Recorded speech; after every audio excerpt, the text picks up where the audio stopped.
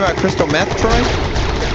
I didn't know that. Alan is not a Third Eye Blind fan. By talking about abusing. Well, no, it's not great. Yeah, like you're one of us. I was one. I knew my bus driver's son hung out with me. The girl being ready to go into the Uber and go back to his house, which we're in. Of course, New Orleans, how was it, 45 minutes from here? But you just had to have mistresses, and then everyone was like, all right, you're cool. So it does affect me. I'm a black dude, but what I'm telling you is just don't say like all this black stuff. Higher bar like this is going to take some time. One half a bottle.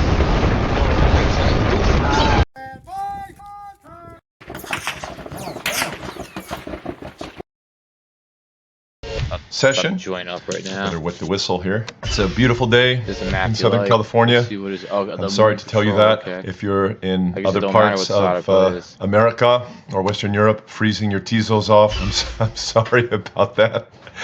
But it's really beautiful, beautiful day. You can see the snow on the mountains from my study window, and yet it's about 75 degrees outside. I'll stop talking. I'll stop talking.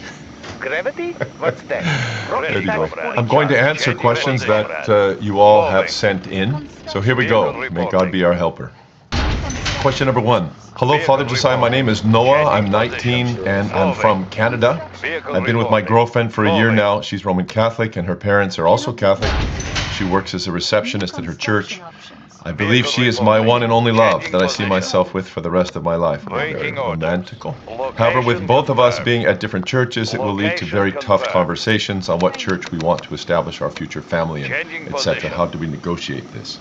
Well, this is a very challenging question. In general, for an Orthodox person, they're expected to marry a person of the same faith. To marry another Orthodox. With an Orthodox Roman Catholic union, there are plenty of precedents for that for the last 800 years. And while sensitive, it is possible for it to be blessed and for the church by economia to bless that marriage and to crown that marriage. But you're going to have big challenges about your children. Typically, in these what we call interfaith marriages, the Orthodox Church asks that the non-Orthodox partner agree that any children born in that union would be baptized and raised in the church, in the Orthodox Church. And that can be, of course, a point of great sensitivity. May God help you and guide you to His will. Number 2, the question of celibate marriages. This is a fancy one. This is quite interesting. The Fathers and some of the lives of the saints speak of celibate marriages. So be careful about that. What you're asking there and what you're saying they speak about. But I have found very little guidance on this, indeed. The priests whom I have spoken to about this do not seem to know of such marriages and do not see it as a calling. What is the Church's view on this? Well, if you are called to the celibate life, that is a call to the monastic life. People do not get married to practice celibacy. That is not to say that there aren't some unique and beautiful marriages in which often after having a number of children, the couple, in their great mutual thirst for the kingdom of God, agree to practice celibacy in their marriage. And that is not a denial of their marital love, but an ambition on their part to step even higher into a more heavenly love itself. But that's not why people get married. People don't get married to have celibate marriages. They get married to make love to their spouse, to become one flesh with the blessing of God, and to bear beautiful children and raise them for the glory of God as Christian persons in the church, and to do good and to collaborate in a beautiful symbiosis between the family, the domestic scene, the churches, with the parish, with the families in their homes, and the monasteries with the monks, in a beautiful mutual encouragement. That's the vision. But if you want to be celibate, don't get married. Want to be celibate? Become a monk or a nun. It's really quite obvious. I would also say that you also have to respect, as a married person, you have to respect the value of sexual asceticism, of course, because even married people are expected by the church to keep the fast. They just don't sleep with their spouse whenever they want to. They keep the fast. We don't have sexual relations on fast days. Of course, when we're preparing for Holy Communion the next morning, we withhold ourselves from marital union Also, when your spouse is traveling or you're separated, of course, you practice chastity. And sometimes if your spouse is in the military and your husband's going to be gone for many months, of course, you're going to practice that form of celibacy while the person's gone. Or if a person is very sick, a partner is very sick, and you won't be able to sleep together. And often it's our custom in widowhood, if the husband or wife reposes first, it's not uncommon at all for the widow or widower who remains to embrace the monastic life, both as an affirmation of the beauty of their marriage and as the embrace of a goal to run the race now that they're by themselves, to run the race, to be with Christ and with their departed spouse without any distractions. This is a beautiful, beautiful Orthodox tradition. All right. Question number 3. 4 months ago, after a life-changing history class, I stepped out of a deaconess role in all ministry at an evangelical church that was very large, between 500 and 700 people, and left the church. I did so after trying to dialogue in love with leadership and many questions that could not be answered. They did not announce that I was leaving, I believe out of fear that I might influence others. They announced due to personal reasons that I was stepping out of all ministry. I had been in that church for 25 years. I'm a catechumen now in a small Orthodox parish. I poured my life into and discipled many women in my previous church, and they are reaching out as they are realizing why I have left. I'm slowly meeting with and answering questions to the best of my ability. Well done. I'm very grateful to the pastor and leadership that I left. I'm doing my best to answer truthfully what I discovered with those I believe are mature enough, and the truth that I've lost my faith in Protestantism, but not in Christ. And I believe that there was one church established, and I am convinced it's the Orthodox Church. Some are new in faith altogether, 1 or 2 years. Some are old. Do you have any advice on how to navigate coming from your own Protestant background? Indeed, I do, Chanel. God bless you. The spirit of your question I find beautiful. Of course, it's very natural and beautiful to share what God has done in your life with those that you love, with your friends and family. It's very natural to do that. And we have a long history of this process of conversion. One family member converts and then shares the treasures that they have discovered with their friends and family, of course. It can be, of course, a sensitive matter, so I would say be humble, right? Your conversion is about your own salvation. Orthodoxy proves itself by fashioning a person in deeper faith and humility than is possible outside the church. And this is the great apologetic, is that your heart should grow in size as you take your catechesis and live your life in the Orthodox Church. It should prove itself on the ground, and this becomes the great apologetic. By this, all men will know that you're my disciples, the Lord says, if you love one another the way I have loved you. So I would say prove your orthodoxy by putting into practice all that you're learning, right? Don't let it just be a head knowledge. Let it transfer into a way of life, a way of being, true orthopraxy. And that would mean a greater respect for love and truth where you find it anywhere in the world, in your friends' lives and even in your enemies' lives. Deepen your repentance, and repentance which produces immense humility is extremely attractive. So be patient, love your friends, and I suspect that that beauty will draw many that you don't even imagine would ever become Orthodox Christians. I think you'll find out that that's not the case.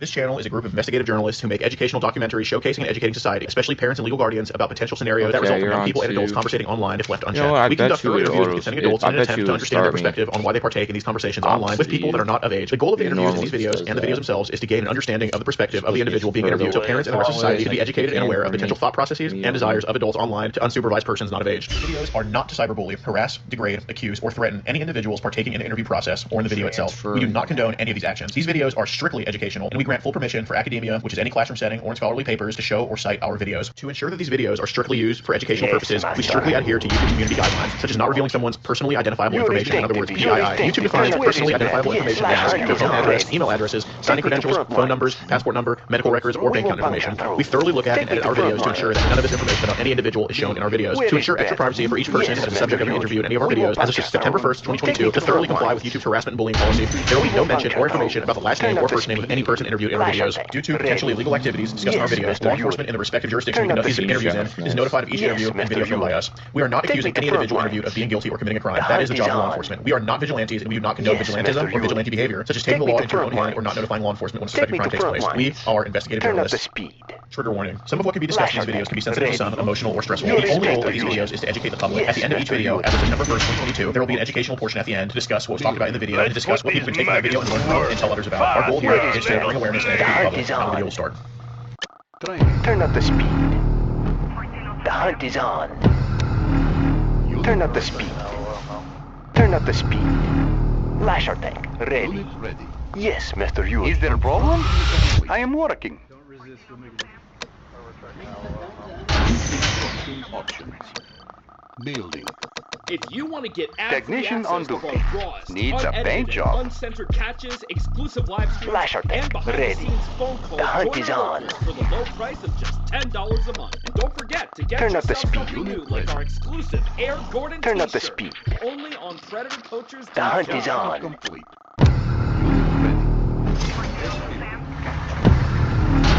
Your remining facility report. We get real dirty out here. We will puncture through. Turn up the speed. I was there for 6 months and I'm back for a year. I mean, back for a month. Got it. Just trying to get sober and everything like that. No drugs or alcohol. We will puncture through. Take me to front line. Hi, Steve. Well, you look good. You're how old? 62? You look tremendous for 62. We look about the same age, but I'm probably like 30 years younger, so you gotta tell me some of your secrets, man. My body doesn't feel it, though. Oh, I get you. Yes, Mr. Yuri. Shit, you just want to have a seat over here? The hunt is All on. right, man, appreciate you. We will puncture through. Take me to front line. Yeah, I just want to talk to you about, so I don't know what they're shouting or anything. Yeah, so I just want to talk to you about some stuff online that's been going on. This whole thing with this chick coming to meet you, don't worry about that. But yeah, I ain't worried about all that. I know you talk to adults too. But you have a Facebook account, right? No, I got blocked. Right. A while ago. Right. So I wanted to talk about that, kind of why I got blocked. Who's been talking? Who talked to you on Facebook before the whole thing got blocked? I don't remember. It's been so long. Got it. I mean, it's got to be at least 4 or 5 months. Yeah, it's been a little bit. I have no idea. Yeah. And obviously, I just want to let you know it's voluntary to talk to me. You don't have to, but I think, I just want to get this taken care of because it ain't too bad. But I want to talk about some of the people that would try to talk to you on Facebook, because I know you're trying to get your shit together and stuff, and I know that, that you have a good head on your shoulders for the most part, and I just want to make sure that no internet bullshit kind of impedes everything good you have going on, you know what I mean? You working now, or way up here? About 3 years ago, I had a major health and mental crisis, and my sister at the time was living up in Paradise, so I stayed there for them for about a year and a half or so. Deep sea vessel standing by. Reading position health. Checking current. Sure. Next transfer. Yeah. And then they moved up to Washington State, and then about a year ago I had another knockdown mental, and then We get real dirty out here. tough and low, and then they sent me down to Sutter Creek down in Sacramento, and then they brought me back up here to Jesus Center last spring. Do you think it's been helping out been working over here? Yeah, Jesus Center helps me out a lot. It's very peaceful, huh? Yeah. Helps me keep my head in line. Got Not all it. the time. Yeah, well, sometimes you go crazy with all the religion stuff. I get that. No, not the religious. Online crap. Yeah, I get you. So some of the people that would hit you up on Facebook, like, I know you don't remember every single person. I know you're not Mr. Encyclopedia here, but what type of people would try to message you on there? I was born ready for full auto. Faster and faster, ready for full auto. Lower the belt. Let's clear the guns for a spin. Well, it's California, of course, we have transit. That's the world we live in nowadays. But when we say young and old, like, what are the age ranges? Like, from what would be the youngest to the oldest? Boomer systems operation in position and checking currents. Rusting forward. Okay, got it. So you don't really discriminate. No. So the 75-year-olds, where the hell would they come from? And the one said she was in Chico. Okay. But I got you. Yeah, he just didn't. So we talked a little bit, and then she started asking for money. He's like, bye. Oh, jeez. Okay. Yeah. What women does not want money nowadays? It's just, dude. I have some that this first text, and I don't even know where they're getting my info, but first text is just like, hi, I'm so and so. Can you send me $50? Boomer systems operational.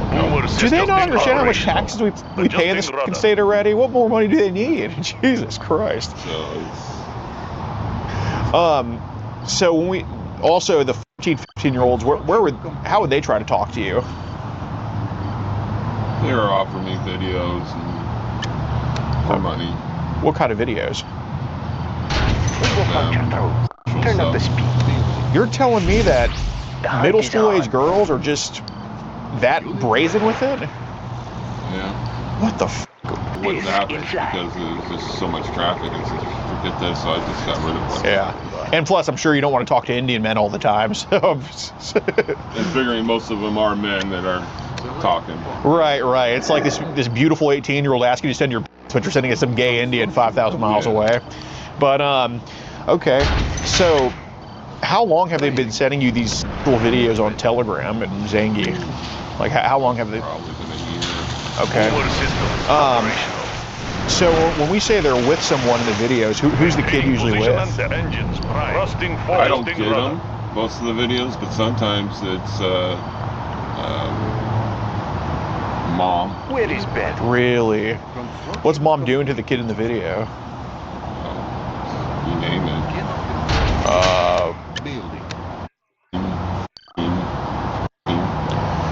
So is mom doing this to a boy or a girl? Deep sea vessel standing by. Mostly boy. Okay, got it. So it's like, but just with the very young partner. Okay, I got you. So what I kind of want to do is, I mean, you're not behind any of these videos. You're not the one filming it, right? Yeah, I figure you don't really want to do any of that stuff. I kind of want to try to identify some of the kids in these videos, and I know you don't know their names, but just description. So when you say mom and son, that's an awesome description, because that can kind of help narrow it down. So how old are the boys usually in these videos? Like, what was the youngest you'd say to the oldest? I'd say probably the youngest, maybe oldest. Ready. Okay. What would be happening in a video, say, like a 10-year-old? Usually the couple that I've seen is All ahead. So like, who's performing on who? Mom onto the boy. Okay. How much do they charge for these videos? Maintaining position and depth. Some say like $20 for 50 videos. No. Okay. You know, it's like, and then some have gone said 200 for 10 videos. Wow. So it's a range, and mostly they're looking for $50, $75. Okay. How many have you bought? Yuri's collection accepting donations. Okay. When they send these videos, is it like a link to the videos, or they just throw them in the chat, or how does it usually work? They've tried links like the Mega, but that doesn't work for me for some reason. Okay.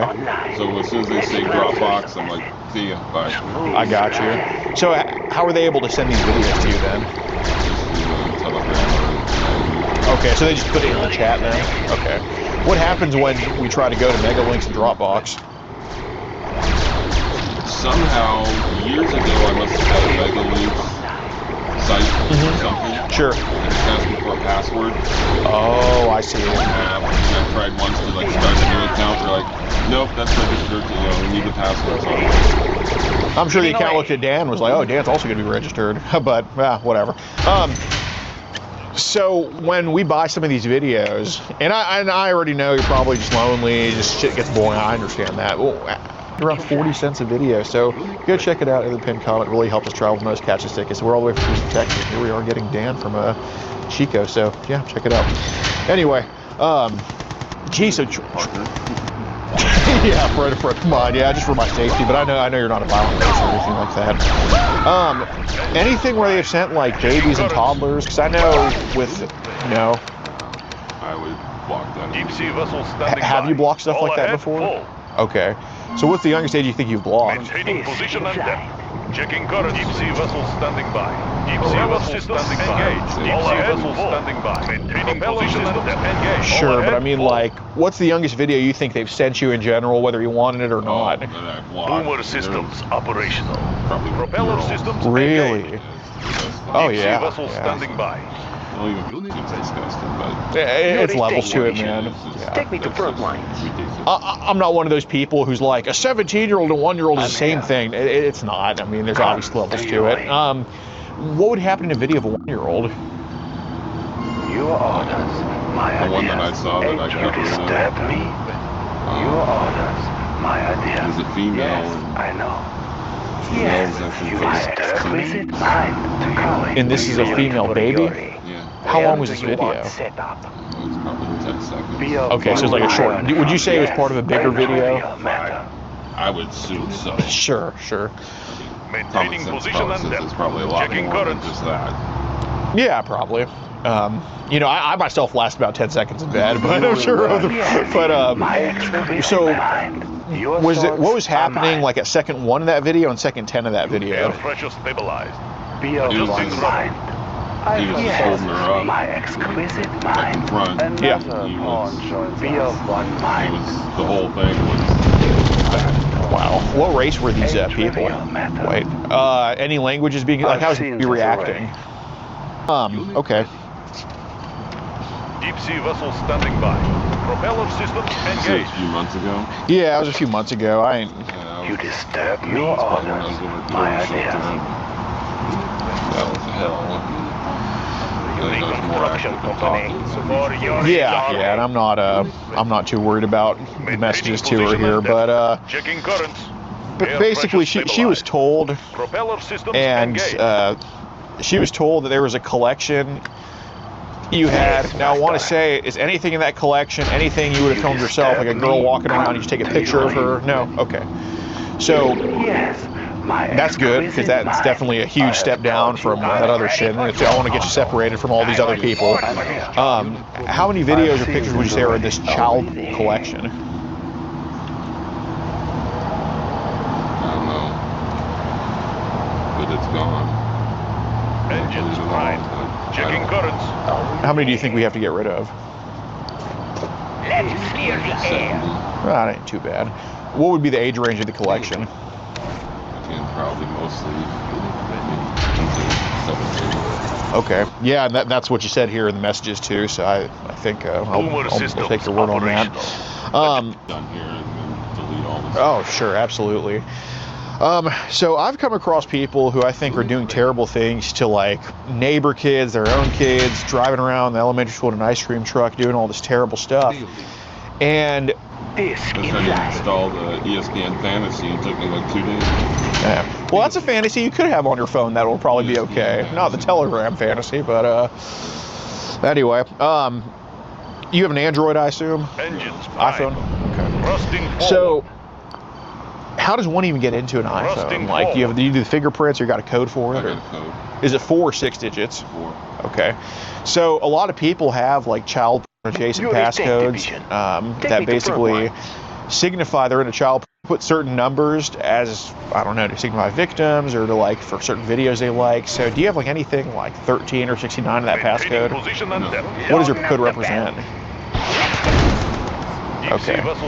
So I mean, I would like to, for my peace of mind, I would like to see if it would be child adjacent or not. Let the missiles fly. Oh.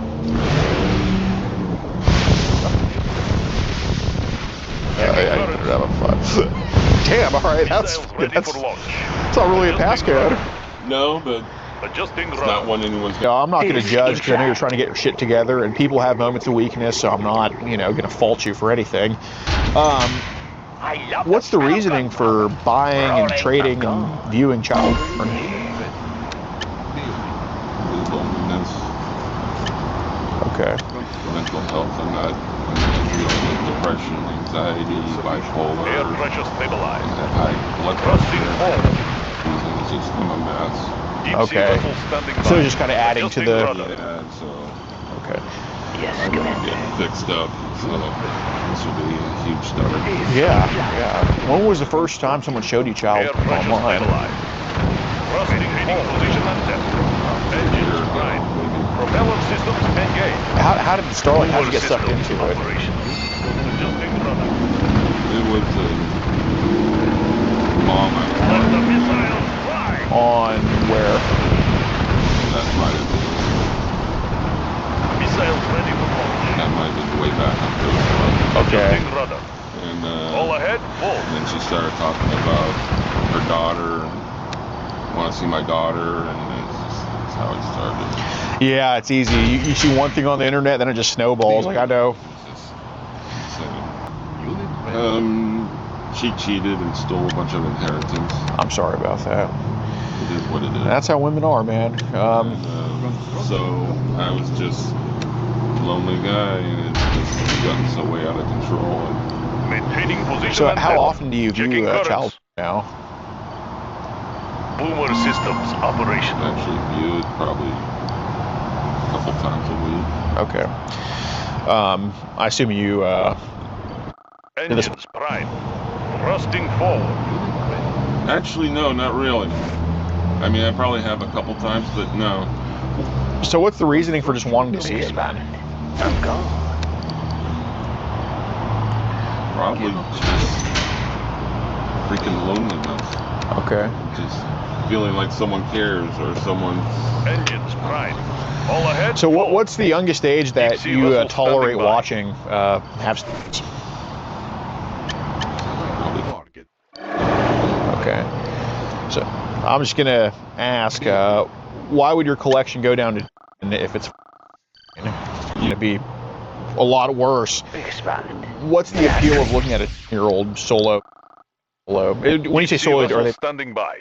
Adjusting. Yeah. Okay. So what would be the appeal of seeing that? To be honest, I don't know. I really don't. Air pressure stabilized. I mean, seeing propeller systems engaged. Sure. Maintaining position and depth. Propeller systems engaged. I can't tell you my reason. I don't know. I guess what prevents you from, because obviously the baby's right, and I'm not saying you like that or anything. But why the 10-year-old and not the baby? Like, why is that like a cutoff for you? Checking currents.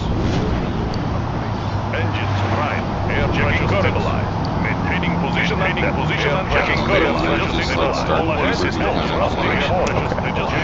Got it. So a little bit of development and stuff like that. That's fair.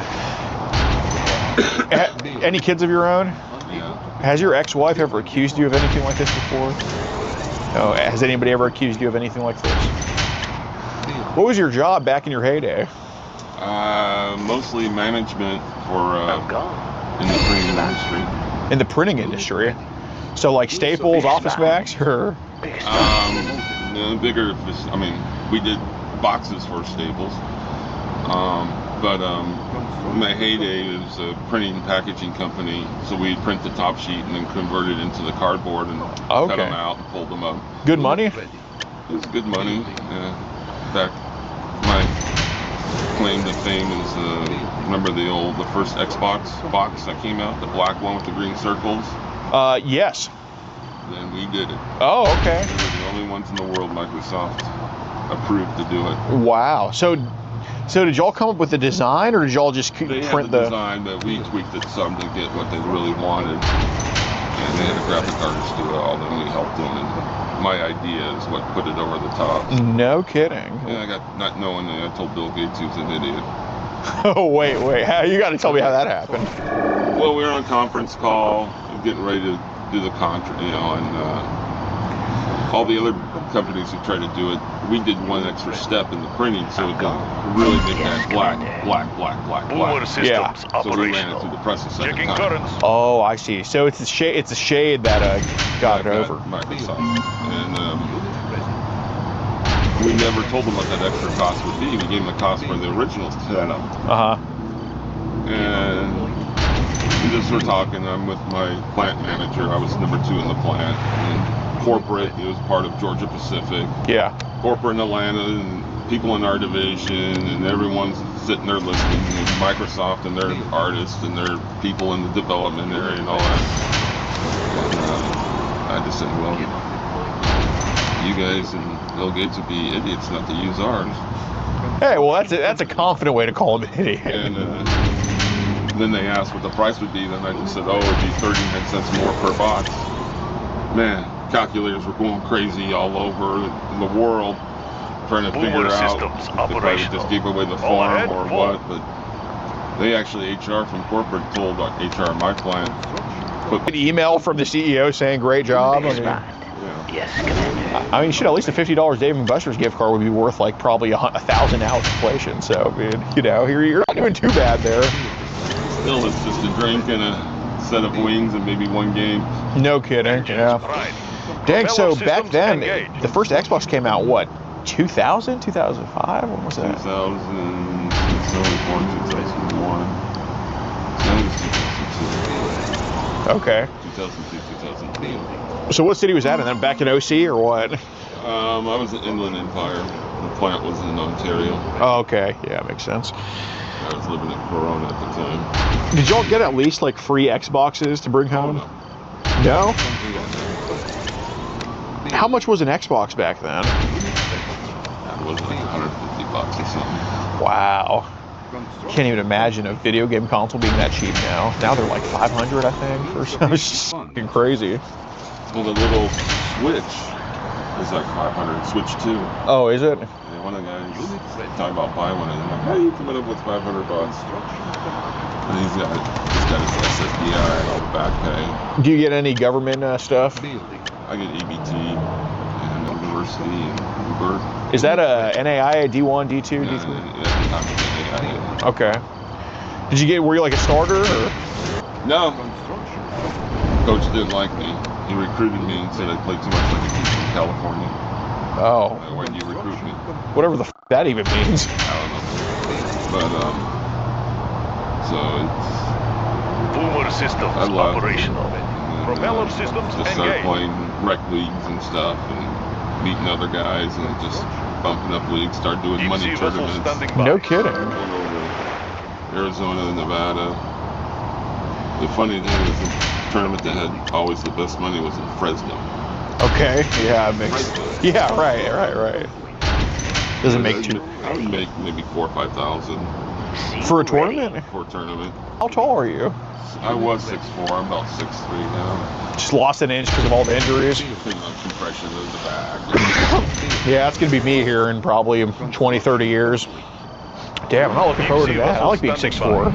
Thrusting forward. Here on the rim, about halfway. No kidding. For a white guy, I could jump. Yeah, were you able to dunk? Oh, yeah. Shit. Yeah, I played college football for a year. You know, at the FCS, Division 1A, and Texas Southern. I also got no playing time either, but I just, you know, dropped. All ahead. Yeah, I can always tell my kids that, you know, like in 30 years from now, yeah, Daddy played Division 1 football. They're not gonna know shit. It was like my mom's boss for a while. She was doing physical therapy, the NAIA, but he went to, I forget what college he went to. He was a wide receiver, and on the first team All-American for the NAIA. Yeah. Walter Payton's the running back. Of that team? Of that team, and he's one of the wide receivers. Wait, Walter Payton played NAIA? Jackson State. Well, Jackson State, that's Mississippi. Well, they're D1 double A. They were in our conference. Yeah, I guess back then. Wow. See, that's the thing too. You play NAIA football now, which looks like glorified high school shit at this point. You just be like, me and Walter Payton were the same level of good in college. Shoot, man. So, what's your day-to-day like at the sober living place? Do meetings, go for walks, talk to some friends. How do you get in? How do you get into a place like that? You get a call and request to get in. You get on a waiting list. It's charity. So sometimes meals get a little short when things are kind of unusual. We had mashed potatoes with lasagna, but that's what they have. Well, that's not But still, the food's pretty good though. They do the best they can, so it's pretty good. So, I mean, is it actually cooked at the place? Yeah. Yeah, I mean, that's you can't fault that. I had a. Have you been to jail before at all? No, I have for. I mean, that's nothing crazy, but just like, you know, I did 10 days for speeding in Virginia because it's a misdemeanor there. And then I've been in a holding cell, and one in Texas, one in Missouri, but you know, nothing ever came of you know, jail for those. But dude, the food in jail sucks, man. Like it just looks like an Indian just shat on your fucking tray and they just feed it. It's terrible. I mean, so at least living in a place like that, you're getting like lasagna and mashed potatoes. I would never have thought that would happen with so who does the cooking there? Like, do you have like a role there you do, or? We have a chore every day, and it rotates it weekly. And then usually once every 2 weeks, you serve in the kitchen, helping with dishes or serving the food. Okay. Got it. So everybody kind of contributes to the place. So what's the so I guess what's like the main demographic of that place? Like, is it mostly senior citizens, or is it like what's the reason people usually go there? Homeless. Mental issues, physical issues. Okay. They have a thing called recuperative care that comes through INLO, guys that just don't need to be in the hospital anymore, but they need somewhere, and they're homeless, so right. They'll come and recuperate, and lots of times they'll get put into the general population when this bed opens up. I see. So how many people are staying there usually at once? Right now, of the general, that we got 29, and in the recuperative care we got 3, so each one has one bed open, so max would be 34 guys. Then on the women's side, I think they have a full 20. Okay. So is it do you get along well with the people there? Are they like cool? Yeah. Staff is great. Really? What about the other I guess inhabitants? I get along with most of them. There's a couple that gets on my nerves, so I'm just trying to learn the tolerance. True. How long have you been homeless for? Thrusting forward. A year and a half. Okay. So they, I guess your sister kicked you out of the... They moved. Oh, right. To Washington. Time I was working and maintaining position and deep sea vessel checking by. Air pressure stabilized. Why did you go to Washington with them? All ahead. Boomer systems operational. Checking systems operational. What were you doing? Stabilized. Tractor supply. All ahead. Nice. Very nice. Just kind of like a clerk there or something? I was a substitute team lead when they were in between people, and then also just in the general, you know, register and on the floor helping people. Oh, that's nice, man. Everyone's a jack of all trades. Okay, so you got to be pretty good with the customers and everything. Gotta be good with people. So have you seen that place, a Sabbath House? Have you seen them basically? God, how do I put this? Have you seen them like just kind of have you seen them like rehab people and just like someone goes in and they come out like ready to go? Or? I've seen people get housing. The main goal is to help you get a job in housing. Okay. You might go into transition where you have a house, 4 to 6 guys, and you get your own room. That's why I'm proposing to get this housing. All qualified for that. So it's just a stepping stone to get that going on your own. So you have like dorm housing now? Air pressure stabilized. The room I'm in has 6 guys. Shit. Are they all like cool or okay, or?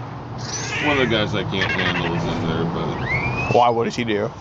Oh, he's just loud, obnoxious. Air pressure stabilized. Fact checked him. Thrusting forward. Yeah, fact checking. Yeah, it's just. He's just obnoxious. I see. I see. But everybody else there is pretty good. I would say between the times I've been there, about 75% of the guys are really good. They're all just trying to get settled in and get back in society. Yeah. And there's that 25% that are going to be in the system their whole life. Right, right. So what's your end goal with being there? Like, what are you hoping to accomplish? I'm hoping to get transition housing or even an apartment, get a job. Well, you should get a job, like a. I mean, that's applied for everything. So, but I'm really hoping this Caltrans thing and Massachusetts all And Caltrans is the. It's picking up trash along the road. Oh, okay. And that's just a government job. It's through Caltrans, but it's this big.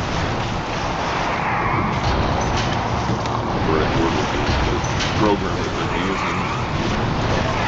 Jesus Center is kind of the nucleus of it, and then branching out to some of the other transitional housing. Do you worry about your needs and back doing the trash pickup thing? I think I will, but I want to at least give it a try. Yeah, for sure. If I get on the 2-day crew, I think I can do that. Yeah. $16 an hour, 8 hours a day. Hey, that's enough for an apartment around here, I'm sure. Are you plan on staying around, or? I wouldn't mind it. I'm new to it. I mean, I love this weather. How did you find these pages on Facebook like that would do this type of stuff? Like what would you type in to? It was all through Facebook dating. Okay. And then I think through that somehow I started getting like friend requests. I see. So, like that mom, for example, like how old would you say her kid was? She said she was 17. Okay. Right. She was like 40, she said. Okay. Do you know where she was from? She said she was in Chico. Really? And okay. And I was up in Paradise at the time. So when you go to Facebook dating, like, how many of those people would you say were into the child stuff or the little kids? I don't know. I mean, it's been a while since I've had it, but I would say probably at least 33%, it seems like. Really? How for friend requests and then have a couple chats and then all of a sudden it's offering them. Maintaining What position. do they offer? Propeller Photos, systems videos. engaged. Of underage stuff. Accepting donations. Geez, so U.S. collection agency. Boomer systems operation. See vessel standing by. I agreed to, and it's been downhill ever since actually. So yeah, it's very easy to get caught up with the internet shit. So when they charge for this stuff, where does it, like, what's the medium that they get paid on? Like, how does the transaction work? They'll never. We usually ask for Boomer systems any cash operation. app site. I don't have any. Missiles ready for I don't launch. have a bank account right now or a credit card. So what do you use to pay them? Oh, okay. So where did you get the money for the Apple cards from? Engines prime. And that's the general. Okay, so the GA is just a lump sum of money. It's not. Yeah, that's a lot of things. Because you can go to your EBT, use your EBT, and it's good for missiles food ready for launch. Right. Engines prime. And, shampoo, soap, and a lot of that stuff. Oh shit. Boomer systems operation. All ahead. I do not call. Well, I mean, they seem to be going over there. I'm not really too concerned about it. Boomer systems operational. All ahead, full. I don't know if they're even here for us. How's it going? Yeah, we're just having a conversation here with Dan. Dan, are you going to get rid of the child on your phone? Okay, you said, did you tell me there's like 70 images on there to get rid of? Okay. Honestly, the cops probably want to identify some of those kids. Can you show the cops this child we're going to get rid of? He's about to show you all the child on his phone. Here, just show it to the cops if you don't mind. Just go to your gallery and... You mind stepping over here? Yes, yeah. Commander. Yeah, just show the cop the child there.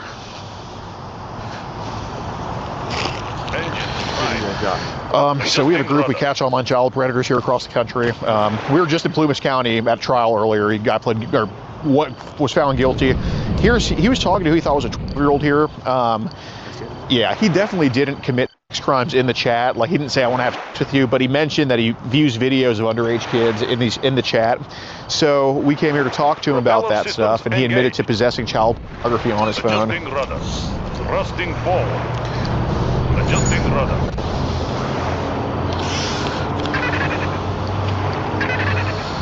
Air pressure stabilized. You guys contact him through Facebook? He hit us up, yeah. And then we haven't talked to him there in a couple months, and the way we found him today is I just texted his phone number as like a 25-year-old and was just like, hey, I want to where are you? And then he like fell for it just so we can meet over here. Air pressure stabilized. And then... So you guys were the count and said that they're 12. Right, yeah, we're reporting him for child. Let the missiles fly.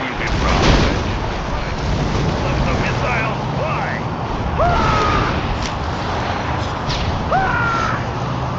Engines prime. Deep sea vessels standing by.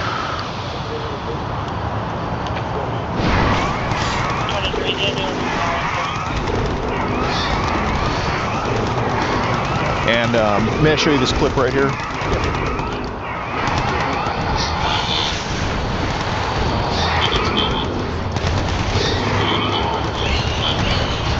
many do you think we have to get rid of?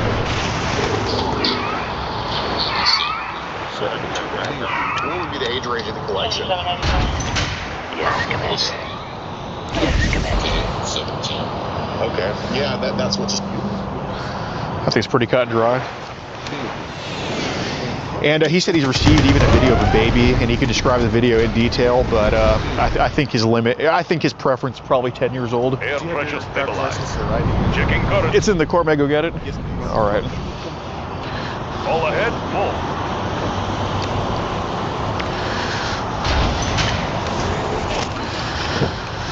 Oh, finally. Did a f***ing cash today. I'm good.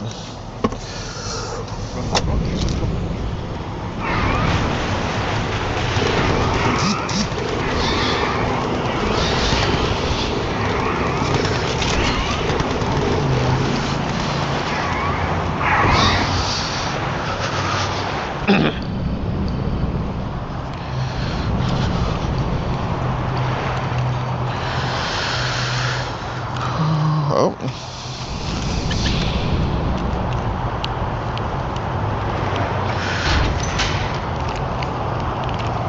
Air pressure stabilized.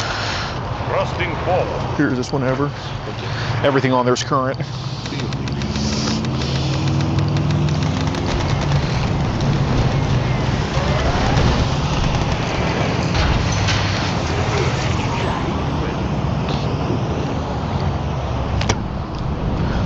Engines prime. All ahead, full. Do a little. All right, what's up, guys? Be sure to join locals in the pinned comment. Like I said earlier in the video, over 100 videos early and uncensored. Nobody travels the most, catches tickets like we do. We are live on locals as we speak, so you could have seen this video probably a month or two early if you just joined locals, and of course you would have seen it uncensored. And yeah, we just got back from a trial for Roderick Bolin in Plumas County. That video is on NBCap.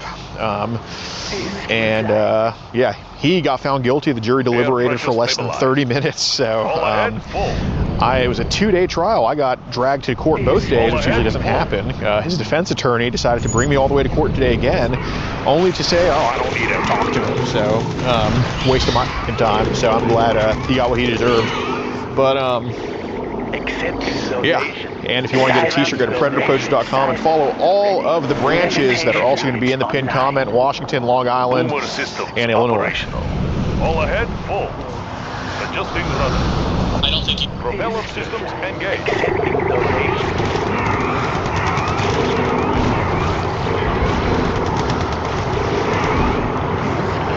Utilities Collection Agency.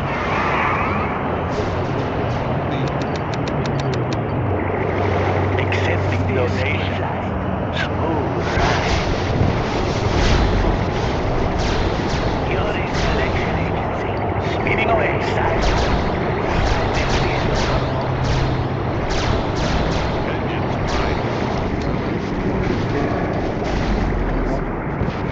Boomer systems operational. All ahead, let the missiles fly.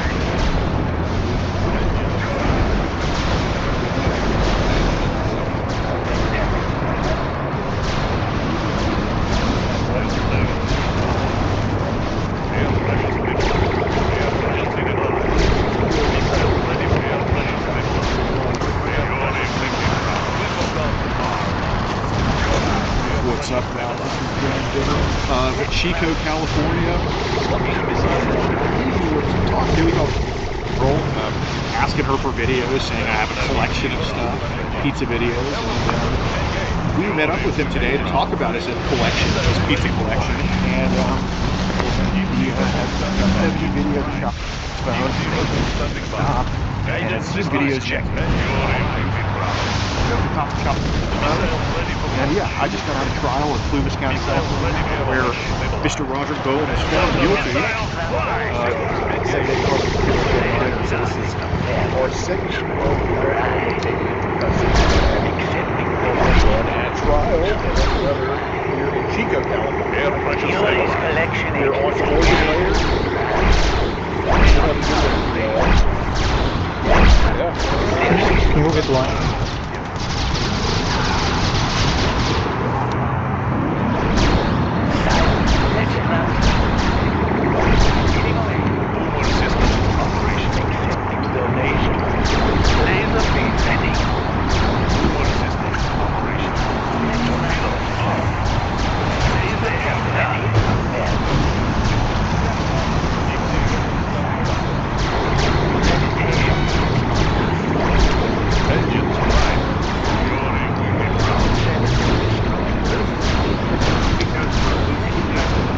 Gave you like one click. Speeding away.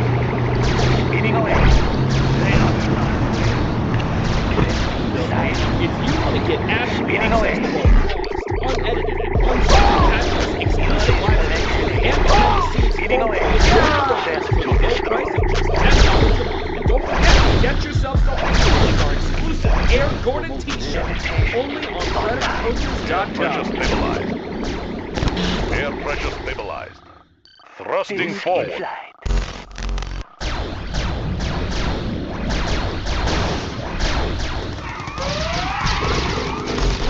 What's up, guys? A lot of you guys may know about the Gordon Flowers hoodie. However, we also have a Fried Pickles hoodie, as you can see right here. And Gordon Flowers sweatshirts that you can get in many, many different colors. Show your support for the Gordon Flowers movement and the PP movement by getting one of these. I can tell you, they are very, very comfortable. Like, in all seriousness, they are. And I actually do wear them, so be sure to get one of these and enjoy the video.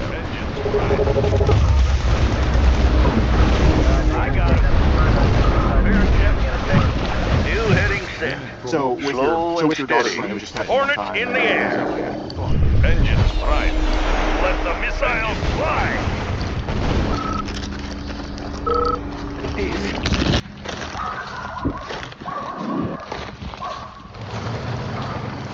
Accepting donation. Speeding away.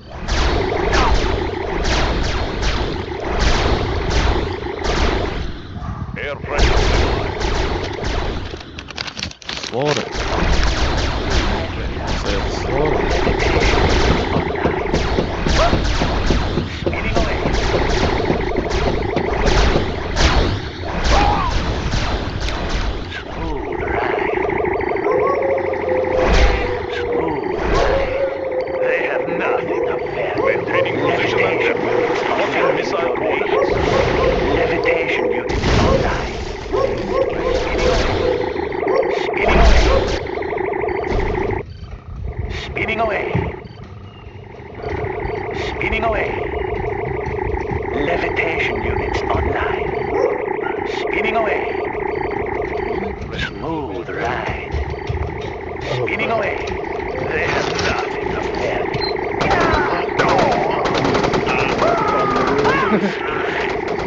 Yeah, for sure.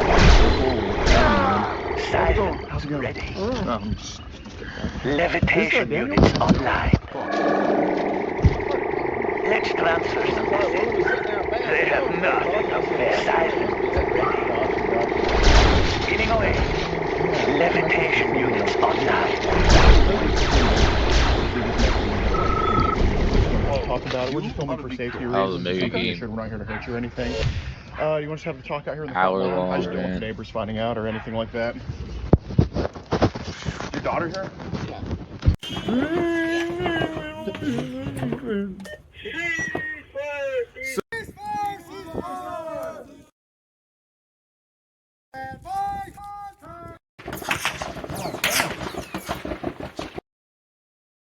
There's always a piece of me going, it's going to be two little creepy British kids. Yeah. Why the fuck are they scary? They're not ugly. Because you weren't They're not expecting it, and they were so creepy and calm. And you realize they were dead and they've been slaughtered, but now here they are inviting a boy to play. I think it's and they're talking, they're synchronized speaking. That's always scary. Like, come play with us. And the music and the fucking Kubrick shot of them. Like, yeah, look, just look. Doesn't that just fuck you up? And what's really weird is you remember them as twins, but I don't think they're not terribly nice. And they were not in the book. Well, they were naughty girls, though, trying to burn the place down. Where do you think these chicks are now, man? That's what I always think. I would love to know what they're up to. Come and play with us, Danny. Oh, God. Yeah, Look, where do you think we are? We got killed by Delbert Grady. Delbert Grady. Yeah, but technically they did steal matches and try to burn them. What was he supposed to do? With that, he had to correct them. Yeah, finding girls now, he wrote. That was a good call, man. This dude who searched the internet a lot. Danny knows. Kubrick got the idea of them from a photo he saw. Two girls that looked like that. That's why he put them in. Stephen King hated the movie because he's an idiot. The movie was scary. Well, that was one of those rare instances where the book is brilliant and the movie is also brilliant. Yeah. But they're two very different things. That rarely happens, you think? Yeah, I mean, yeah, very rarely. Where both can stand there as their own kind of unique entity. Carrie did both. Carrie book was scary and the film was scary, but not as scary as the book, I don't think. But was it close? I didn't read that. I don't remember, but I think so. But in the book... Remember in the beginning, he was always mad that everyone was screwing up his shit, and then he directed one himself, and it was bullshit. It was horrid. Anything he was involved in directly, unless it was just... Maximum Overdrive, which we all wanted to see so bad. Like I said, a green goblin head on the front of the truck, and we're like, this is amazing. Oh, this blows. The dude got killed by a toaster. Like it was about electronics turning on people. He did The Shining. He redid The Shining as like a miniseries, and it fucking ate balls. Oh, with fucking the dude from Wings. That's the dude that they're like, your agent calls you.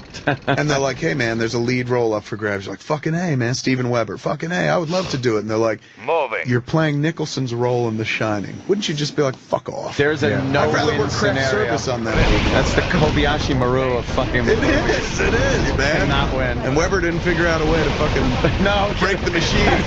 Reprogram the test. In the book... Oh, those the girls? No way. Yeah, they're kind of taken from VH1's Where Are They Now? They're a little scarier now. Yeah, they're hot. They definitely look scary still. Oh, shit. What happened? They must be around our age, man, because I remember being around the same age as those girls. I wonder if they still hang out together.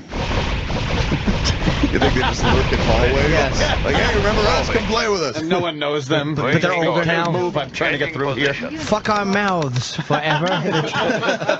They just say dirty stuff. What a great porn. The one on the right looks like the lady that got out of the tub later on in the movie. What a fucking buzzkill that was. You got ugly fucking Shelley Duvall and bag of bones upstairs. You're gonna fuck this hot chick and it's an old dead lady. Oh, drat. I love when I saw The Shining in the movies though. How hot was it when the English chick first gets out of the tub? She's got a big hairy fucking 70s bush. Yeah. Which in the 70s we didn't call 70s bush. No, we just called bush. Look at the pussy. Meanwhile, if you took somebody from today back then, they'd be like, what pussy? Where are they? Where's the pussy? Like it's behind that giant back. Pussy because there's hair on it, dummy. That's why it was called a pussy. Not anymore. Yeah, there she is, a fucking English chick. Do you have a plan? What is the mission? Oh my God, she don't want to see. She probably does look like Now she looks like the older version, probably. That was really creepy too. It was so fucking scary because the door's open. There's a lady in the tub. It was probably Grady's wife. Do you think that's who it was meant to be? No, Grady's wife. No, she's way too hot for Grady was Double fucking Grady. that? Come on. Maybe a young version. Rubbing some avocado on her I just pussy and assumed licking she it off. was Well, probably the person that had been killed there. Oh, you know, maybe she earlier. was. Yeah, that's true. They never said much about the Grady wife, All I except know- in the book he talked about. I put on a little bunny ears and I wanted to blow my friend. Like, that's my favorite scene.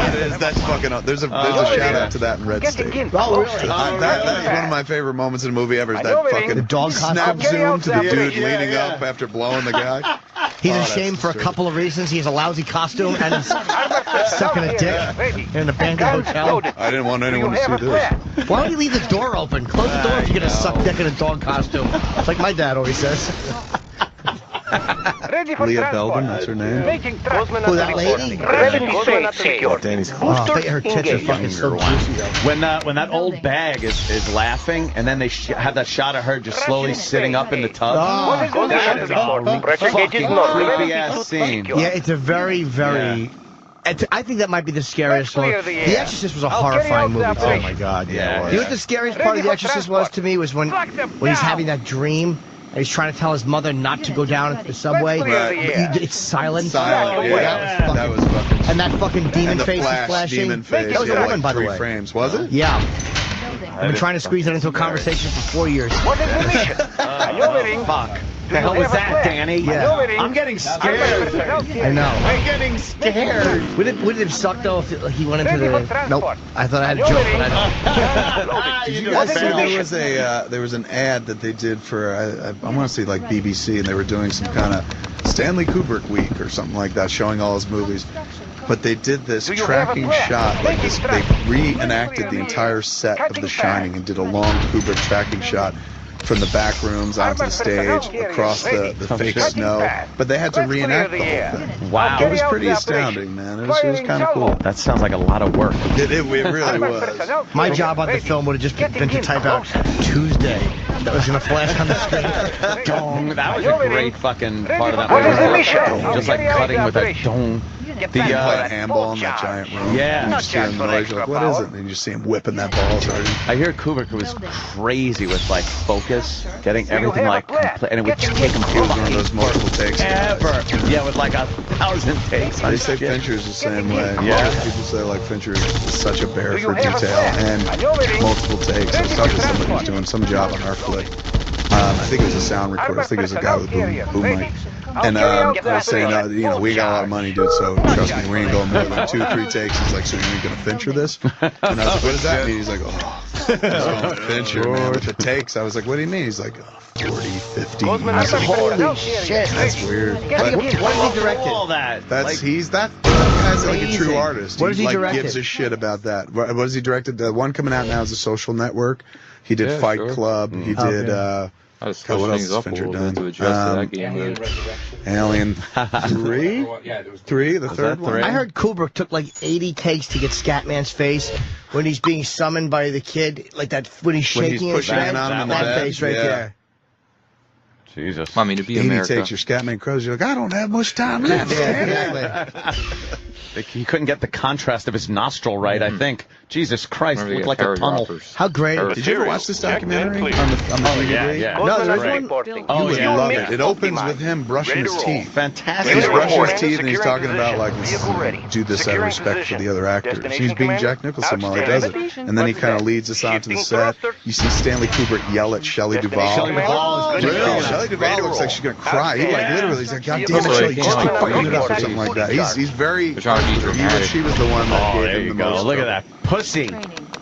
Here it is, man. She's got them long legs. It's like a catcher's mitt down there. Yeah. I love his. He doesn't even care that there's a ghost pussy. He wants to fuck anything with that AIDS patient upstairs. Vehicle ready. Good She to is go. very long and thin, right? Yeah. And she goes right for the kiss. Yeah, she goes right up to him. Boy, look at her now. That looks like my wife naked. Maybe that's why I married my wife. Wow. You look like the chick in the pool in the fucking tub of The Shining. Make sure you specify which one, though. Look at how still she is. That's what's great about her. Her sea scar over her pussy. That's great. The colors are great in the room, too. She does have a sea scar. Yeah. She does. But nice, heavy, droopy tits. Yeah, those are just natural little fucking... She made the first move. Saggers. Yeah, she did. She made the first move. She's touching his coat. She has to just touch his fucking dirty coat. And this fucking music through this whole movie was just so creepy. His heartbeat thing going on behind Proposed it. by a man who became a woman, Wendy Carlos. Same one that did Clockwork Orange. They're dead now. Dead? Wendy Carlos Yeah, died? dead, I believe so, yeah. Grady was in Clockwork. Yes, he was. He played the father. Now she's reaching her hands around Nicholson, and he's doing exactly what anyone would do when you see a fucking ghost. Small of her back. Yeah. I love the kiss, right for the fucking smooch. That sounds very much like Full Metal Jacket, too. Yeah, very much. Same music? I guess she probably, I think she probably composed that. He's smooching around. I don't know what gives it away that he's kissing a dead thing. Yeah, well, maybe he opens his eyes. Now, is she? She's probably still the girl. No, she's the old that looks like old No, bag. that's a switch. They just hid the, they did a whip pan and hid the cut in it. And she's all rotted, and the kid is shaking, of course. This kid does not handle crisis well. He's dead. So creepy. Yeah, she's laughing, and I like the... Yeah, get out of the tub. The thing is, as a 10-year-old, I found this bullshit because I'm like, even if she's laughing at me, I'd still want to have sex with her. We've been making out and stuff. And that's such a nice room. What a suite Delbert Grady had. It's like a 3-room suite. You're going to screw it all up by hacking your kids apart. I'd move the family in there. Fuck the ghosts. That whole getting out of the tub thing with that old lady is the creepiest fucking thing. I know. Once it gets outside in the room, man, that's where I'd be really scared because then you got to get from there to out the rest of the hotel. Yeah. Why did they leave the key in the door? I would have taken the key. He's a little shaken. I'd be down at the bar in a second. I like the fact that Scatman flies Continental to fucking Denver to see Larry Durker. Larry Durker's got to give him the snowcat. Apollo Creed's trainer. Yeah, I just like how he doesn't have the time to explain like the shine. So he's like, oh, the people that are taking care of the hotel are just a bunch of assholes. Unreliable assholes. Yeah, he doesn't want to say the boy is summoning me because the hotel is murdering The guy's trying to fuck. They're just a bunch of assholes. I need a snowcat. Well, technically he's right too, because Nicholson didn't do any upkeep. He fucked out. He took the thing out of the snowcat. The distributor, yeah. Exactly. He's fucking. And they took the transistors out of the radio too. So Took the transistors. He ruined the bathroom door. He was the opposite of a caretaker, man. I love Shelley Duvall. Her skinny ass couldn't get out of the fucking out of the window. Katie K12, Katie K1. And in the book, it was a head. And the cop is just like anything else. Oh, she was babbling. No, the worst part of that is. Everything's fine here. How's it with you? Over. Everything's made to fit. And the whole scene is over, and you know the dude on the other end was like, Commander? And the cop took his dick out because he was hoping it was Tub Lady again. But then he realized it was just her. Those long shots are the best, though. Like when he's on the fucking on the big wheel. Yeah. The quiet and then the fucking noise. That was Steadicam. They're following with Steadicam all around. And that's, I think he was one of the, not one of the first, but he was one of the most. Steadicam is a guy on a fucking. No, that's the camera that you wear, like remember Aliens? James Cameron like took the idea of the Steadicam and turned it into this the gun unit they wore. Essentially, the Steadicam harness is put on by the guy operating the camera, and it's like a jumpsuit. There it is, and it goes around you, and it has this arm that has a gyro on it that keeps it level. It never bumps. So you get all that creepy smoothness. So like when they're following him on the big wheel, they were probably using low Steadicam and low mode. Amazing. Yeah, it's really, really. Was he using that? Anytime you're in a movie and you see like 360, they go around people. That's what they show people like running upstairs with those, and that camera just stays exactly stable. It's so stable. And then you see the actual film of that, and it's the smoothest going upstairs thing. Did he use that in Clockwork too? Because he always has those fucking long Kubrick. You could always tell a Kubrick movie because the long hallway shots and just the greatest. Yeah, the colors, the Impeccable focus. I mean, the dude literally composed. That always with amazed his me. images. I brought it up before. Like some directors, you can watch and just go, "I know who directed that just from the look." Yeah. It's like, how the fuck do you pull that off? Tim Burton's another one of those guys. Yeah, Spielberg. Spielberg's was a guy that kind of had that going for him too. Yeah, Spielberg has moments. If you look at the movie, you'll see a Spielberg moment. A moment, right? And then you're like, oh, this is Steven Spielberg. Yeah. Yeah. The push. Anytime you see me in a movie, you know who directed it. My signature. Exactly. I have to put one fucking Special Olympics contestant in it. We can make adjustments. Oh, Jimmy. Watch my dot, Commander. So what is this that you have on, Danny?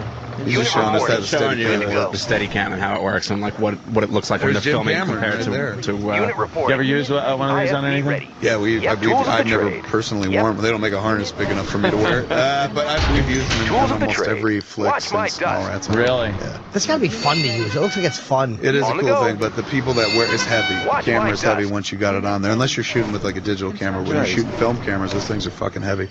So the dude will put it on there and it stabilizes, but after a certain point, he's like, all right, I'm putting it down. There's a big rush to get it off him because he's just reaching. Ready to fucking collapse. Totally. Now with a lighter camera, with like an HD camera, you wouldn't have that problem. You could sit there and probably wear it most of the day if you want. How does it not shake when you run? It's got gyros built into it. Some kind of, what are they? I think they're just called gyros. They got those things that keep you balanced no matter where you are. The thing that prevents gimbal lock in the... Gimbal lock. I love saying gimbal lock. There it is. Yeah, they use it in the snow. See all that running stuff. How'd they prevent their footprints from showing up in the snow? That's why they don't look down at the snow. That's pretty kind good. of keep it up here and don't look back too much. And Danny fills the frame so you're not seeing the trail behind him too much. Otherwise, you see two sets of footprints and you'd be like, why isn't the cameraman helping the kid? So yeah, like, help that boy. His father's trying to kill him. Hit the man with the axe with that heavy camera, you selfish asshole. Stop trying to get the shot. That was a very scary thing, though, when he's fucking backing up and you're worried Nicholson's going to come around the corner and fucking catch him I just backing up remember on being his a own kid footprints. and being like, that's clever. Like, I never would have thought of that. I would have been killed. It made me feel like stupid as a kid. Totally. I'm like, oh, God. I would have just like dropped and cried, like, don't kill me. Then again, you wouldn't have drooled and summoned a Negro from Florida either. You wouldn't have written murder backwards. Those are all the tips, man. Like, parents can't read those signs anymore. When your kid's writing murder backwards, it's time to pay attention. You wouldn't have worn an Apollo sweater that was torn. I might have. That I might have done. The kid walked into the fucking, I guess the tub lady or somebody ripped this little sweater. Yeah. It was supposed to be the tub lady who abuses him. And then he tells his mom, and that's what she thinks. It's Jack Nicholson. Maybe he hurt himself. Jack with the worst suggestion ever. Maybe he did it to himself. His wife's like, you idiot. You shitty book. I'm going to go see Lloyd and have another drink. Shut up. Oh, Lloyd, the good bartender. He's great. He was in Paths to Glory. Get a drink from Lloyd. Hair of the dog that bit me, Lloyd. Hair of the dog that bit me. Lloyd knew just what to say. He was the guy who talked to you. Your money's no good here. That's what you want to hear when you're going to pay for a beverage. Of 1 pen. Bartender from here to Timbuktu. No, Timbuktu to Portland, Oregon. Portland, Maine. Portland, Maine. Corrects himself. Yes, sir. And describes how he fucking broke his kid's collarbone by accident. He does. He somehow finds a way to blame him, too. 5 miserable months on the wagon. Made for speed. But the way he holds that drink and the way he fucking sucks that down, it's like, God damn it, that's what it looks like to take a drink when you're like dying for a drink. Yeah. That was terrific. Watch my I've dust. seen it a lot in Danny's face. He's seen it a lot in mine.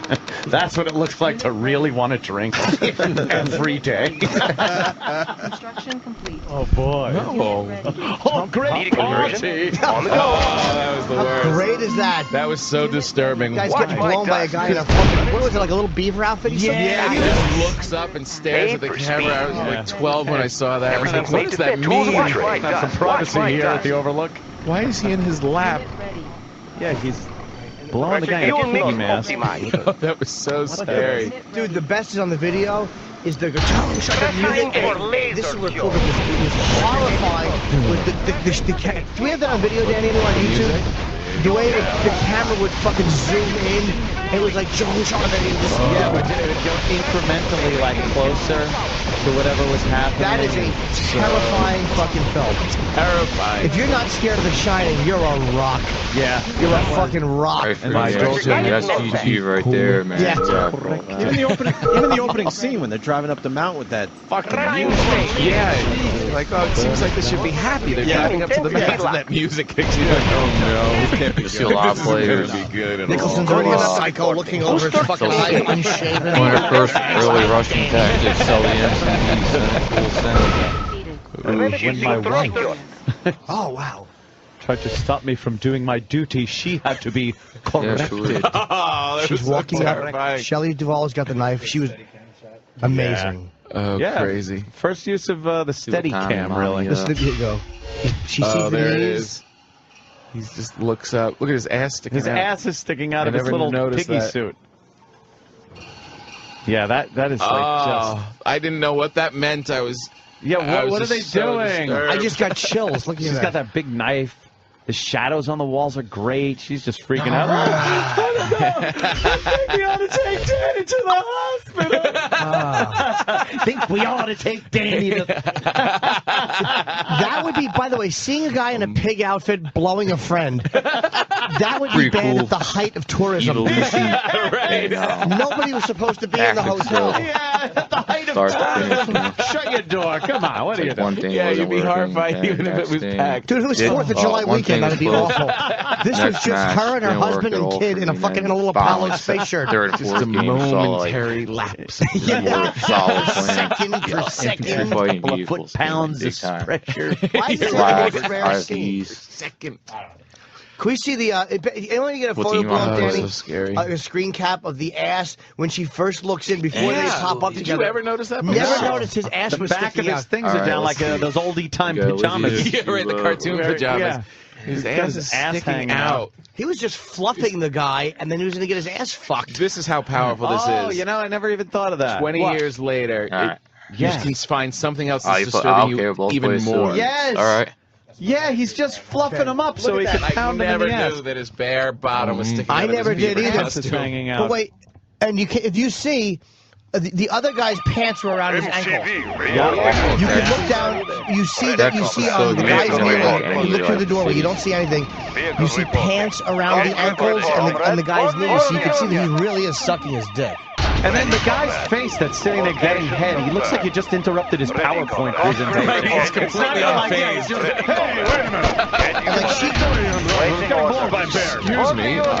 Hey, you. I am being blown by a ghost dressed in a beaver costume. oh, no, his pants are up. I'm sorry, but wait, his pants. No, they were around his knees. I don't think you could see it there. I think that's his chest. I think that's his dinner jacket in the bed. Yeah, she's just sitting on the bed because he's got black pants on. But the He was Look at the teeth, too. what a bad blowjob that fucking fat bunny pig man must have given that. Fat bunny pig man. Who would want to be blown by that big? Hey, we got an explanation. It's a doggy suit. Let's say hi to Pat on Long Island. Pat, you got something on this scene from The Shining? Conscript reporting. For the Union. Conscript reporting. Moving out. Tools ready. Examining diagram. I have the information. Check engineering. Checking design. And I'll let you suck my cock. Really? It's I don't getting more remember. disturbing. Yeah. It's like the never-ending. It really is disturbing. But the best part is that he's sucking his cock with the light on and the door wide open. Yeah. You think They you wanted to be caught. and she's being totally quiet and fucking piggy dog sharp teeth man fucking hears her and pops up. Yeah, how do you hear her? Conscript reporting. You like animal blowjobs, Doc? Yeah, and why does he, is he embarrassed now that someone saw? Like, the whole thing isn't embarrassing enough? He's got his ass back down. He got some woman being chased by her psychotic husband. Saw them. And they're not going to help her. It's like you probably think she'd go, could you guys help me? My husband's coming with an axe. Sorry, he's coming in my mess. She's thinking I thought my husband was a mess. These are the sane people in the house. Oh, I see. His pants aren't down. He's just getting a fucking great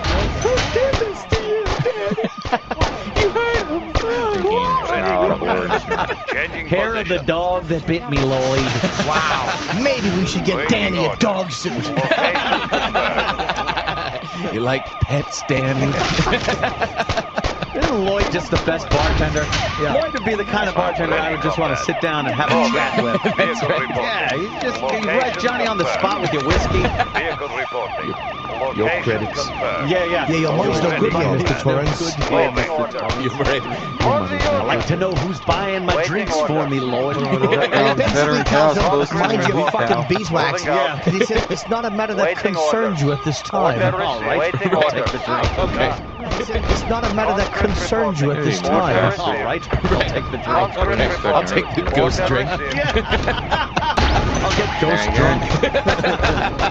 Have you seen that dog guy around? Give some head. Where the fuck dog guy? Do you know how crazy she must have thought her husband was when she walked in and he was just looking in a fucking mirror in a bar and no liquor? Completely drunk. Slurring his words and everything. Yeah. Oh, working no That's great. Boy, was he good in this scene. I'd love a place like that. What a hotel to fucking conventionally kill your family. Why wouldn't mine? You got a whole bar to yourself. That's fantastic.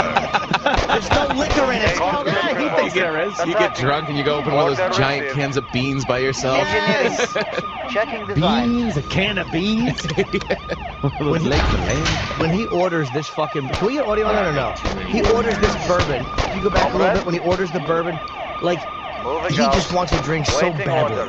Yeah, he's an alcoholic. He hasn't had a drink. Conscript reporting. Da. Can't you, Lloyd? Comrade? Too busy, are you? Da. Comrade? Laughing that he has no customers. Order Thanks. received. Better be a big tipper. I'm having a slow day. Fucking literal Lloyd. He's obviously not busy. Instead of laughing at the joke, he says, no, I'm not too busy. Asshole Lloyd. Lloyd does not have a sense of humor. No, he doesn't. Lloyd's a stiff. And the funny thing is, Nicholson has no money in his wallet. None. Not even Zero. a buck. Location confirmed. Joke that was funny, Mr. Torrance. That's swell. I like you, Lloyd. You're always the best. Best goddamn bartender from Timbuktu to Portland, Maine. That bourbon is He certainly so enjoys good. it too. When he drinks it down, he makes a face of pleasure. That He's at the you 5 realize months. how good an actor Nicholson is when he just does this. The look on his face looks like I looked Friday when I had my first beer in a week.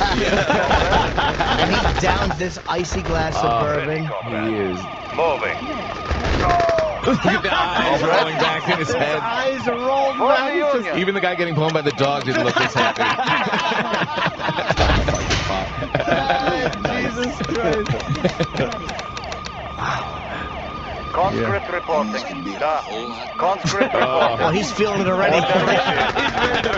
He's ready to trash this bitch upstairs. One drink. Bank, he calls it. The old sperm bank upstairs. One drink and he's ready to go. Yeah, one drink and he's like, all right, where's the axe? I'll kill both of them. Yeah, he definitely has a problem. Oh boy, what an alky. Yeah. He already broke his son's shoulder and then he tries to kill him with an axe. 0 to 60. A horrible father. Comrade? For the Union. Conscript reporting. For the Words. Union. Oh, just the way he turns his head to get wisdom out. He is a Words man. of wisdom. He's a man in a lousy jacket enjoying a drink. That is a lousy coat. Which Lousy coat and tight jeans.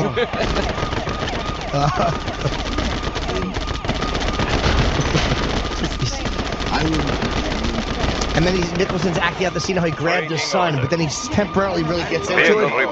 And he just, I like the explosion. Yeah. And he jacked him up. Like he enjoyed it. That's just how a drunk talks. Yes. Any fucking thing. Yeah, just aggressive. A shot and a half, and he's fucking hammered.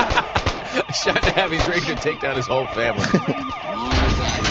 Lloyd's thinking, I gotta refill the orange juices. Yeah, all right. Lloyd's thinking, I'm supposed to be the scary one in this scene. I think I gotta bring another keg up. The fucking The ghost didn't have to work hard on this asshole to get him to fucking kill everybody. Right. Jeez, even Grady took a little ribbing. Fucking trying to burn the place down for him to go crazy. All the fucking Danny had to do is scatter his papers a year ago.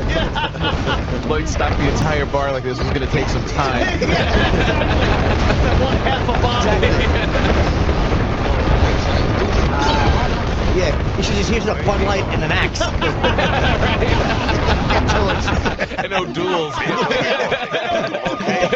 That's all he needs.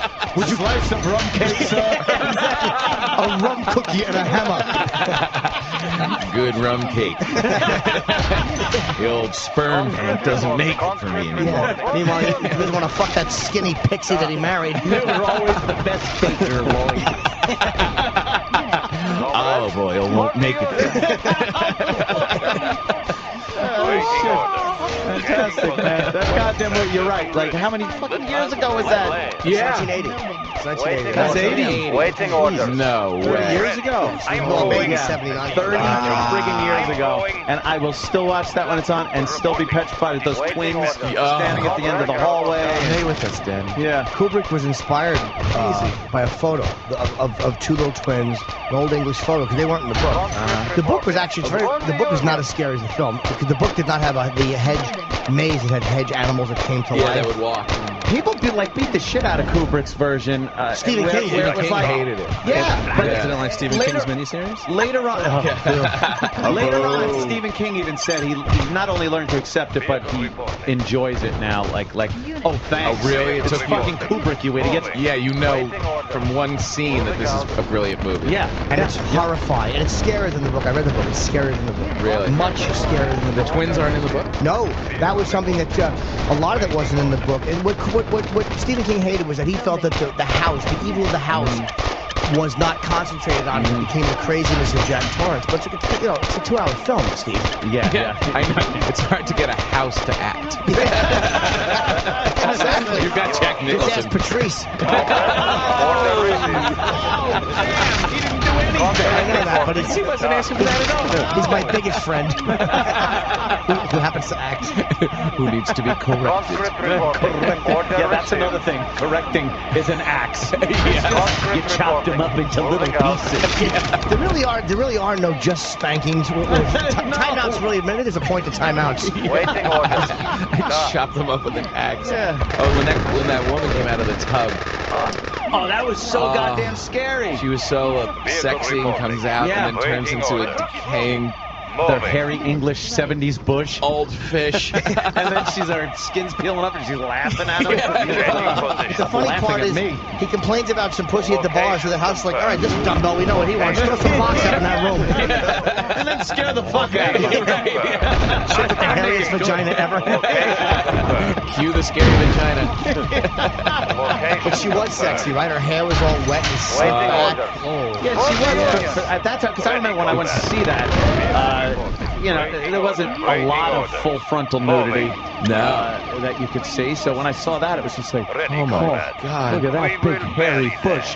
What could be better than a giant hairy bush? He'll be shaving him soon. There was a time that was a turn on. Yeah, that's all you saw. Turn on. Yeah. And the great part is the lady laughs at him like she's acknowledging what an old dead bag of shit she is. Oh, yeah. She's like, like, you kissed me. You thought I would fuck you because I was young and hot, but I'm dead. You thought Lloyd was scary. Harry Bush. Just to find the good part, you had to be like Artie Johnson and laughing. You're listening to Opie and Anthony on the virus. Sirius XM. Waiting order. Rich Voss in studio today. He's playing the Overlook Lodge, Route 9 West, Bear Mountain, New York. Visit bearmountain.com. You're doing the Overlook? Oh, how great is that? The Overbite or the Overlook? Hey, I have a... what? Material. The Overlook Lodge. I hope when you walk in, you're looking for the audience, you're like, is anybody here? Waiting order. Is anybody here? Order received. And a guy in a burgundy jacket puts an axe in your chest. Why is that from a movie? Oh, no, it's not. I'm just creating something odd as I go along. Shining or something? Yeah. I never saw the original. Why? Because at the part where the hallway started lighting on fire, that's when I lost it. It never happened in the movie. What? Yeah, when she saw like the fucking long hallway catching on fire, Shelley Duvall or whatever her No, it didn't. It wasn't fire. Or whatever, yeah. It was blood coming out of the elevator. Blood, fire, he says. He just says blood, fire. The Shining is close enough. Scary movie? It's a horrifying movie. Well, I don't like those kind of movies anyhow. Hey, I have a question real quick. Yeah, Rich. Being this is my third Your year. son. Being this is my third year doing this. Do you think maybe I can get a gift card myself to get some stuff there? Maybe? A little gift card for Richie? Okay, faggot, what's next? Why not? They're free, aren't they? Jew, are you, Mr. Voss? Married man, are you? You took your false teeth and chopped your wife up into little bits. I don't recollect that at all. That's so funny. It's just a guy in a his mask is blowing somebody in a pig mask. I play the Overlook. Fuck. There you go, right? What's that? This is your entrance The Overlook music. Hotel. The music you can't. This is the famous music from The Shining. You should come on to this because it's the Overlook. Yeah.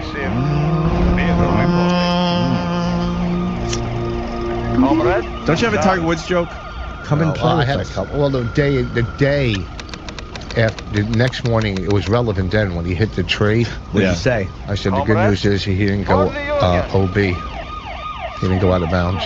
That was the good news when he hit the tree. But he did go out of bounds because he hit a tree. He bounced back in. Oh, he bounced back in. Did he bounce back in? Yes. That's like an inside golf joke. I'd love to trash it, but I don't quite get it. I don't know golf. I'm sorry. Whenever he was getting blown right before his balls hit her chin, he would yell 4. That's a joke I get and despise. Be more funny. That joke was terrible. I know. I just thought of it in the dressing room. Steve's office. Exactly. The green room. You're the moron, Mr. Voss. You've always been the moron. What's that from? Exactly. What's that from? Are you kidding me? It's his high school graduation picture, 1921. I don't want to break the news to you, but I quit high school.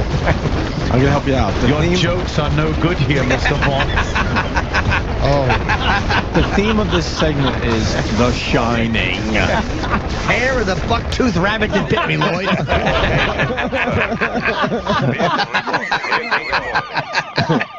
Why don't you drive? Don't wait up for me. See, it's The Shining. Well, I'm going to watch it now so I can... Yeah. I like you, Lloyd. You're the best damn dentist from here to Portland, Oregon.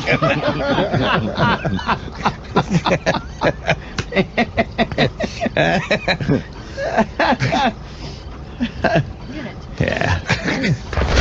You gotta watch it. I can't wait. Kubrick. Frank, I don't like scary movies. Well, it's a classic. It's more like a scary movie. Yeah, it's more than a scary movie. It's suspenseful and scary. Yeah. It's a classic. I watched Days of Wine and Roses last night. You go, Stop saying the name of that movie. I go, that's a classic. Why would I watch that, though? It's not a classic. What is it about? Your life. It's wine. It's Well, I mean, she wasn't 17, but still. Oh. But it's you would love the movie.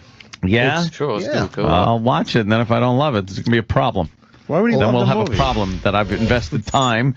I don't like that when somebody recommends a movie and you watch it and go, that guy just wasted a couple hours of my life. I just ordered 3 drug and alcohol movies.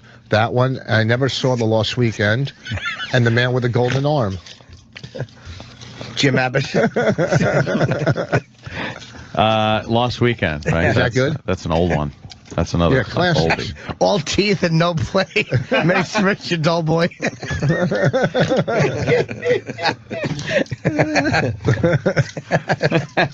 But my teeth aren't even big anymore.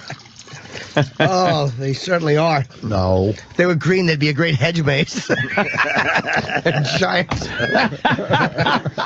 Are you getting any chase of a these? boy through your teeth with an axe. Rich, you getting any of these? Yes. Okay, good.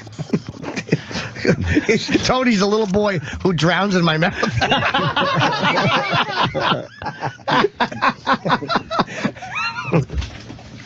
So, Bonnie, when you hear this noise, it means I'm writing a joke. You'll never hear it. Let's see. Someplace over.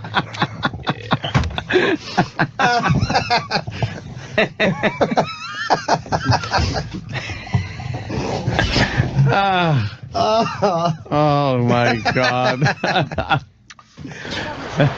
Soviet construction. Vehicle revolving. Ready, comrade. Bonnie. Moving. What's the matter, Rich? You don't know the movie. I don't know the What movie. it is, that's something everybody has seen that. Right. No. Yeah. For the Union. Waiting order. Did it win an Oscar? Location confirmed. Was it nominated? Oh, yeah. Kubrick, it's just a beautifully shot movie. One of the best horror films ever. Yeah. Waiting order. What's the matter with you? Changing position. Good fishing here. All right. I was going to watch it, but I'm not supposed to. I love my boat. See? The quicker the Vehicle better. reporting. Moving. It's great. I'm not Waiting order. I'm not Location supposed to. What was the last good movie you saw? Rising the current. Last night I saw Days of Wine and Roses. No. like a current movie. The water's Good one? warm, yes? We rented it or in the theater. I mean, we rented one the other night. It was pretty good. The Maiden, something with fucking Checking design. Maiden. What the fuck are you laughing at? It was with William Macy, Waiting orders. Christopher Walken, and Morgan Freeman. The Maiden Heist or something, or fucking the Maiden Heist. Well, I don't know what it is, but I know it's not the Maiden Heist. The The Maiden Heist. Yeah, well, heist is I've definitely. never heard of this movie, Yeah, it didn't come but I anywhere. know it's not called the Maiden Heist. The Maiden Heist. The Maiden Heist. Here's Dummy. The Maiden Heist.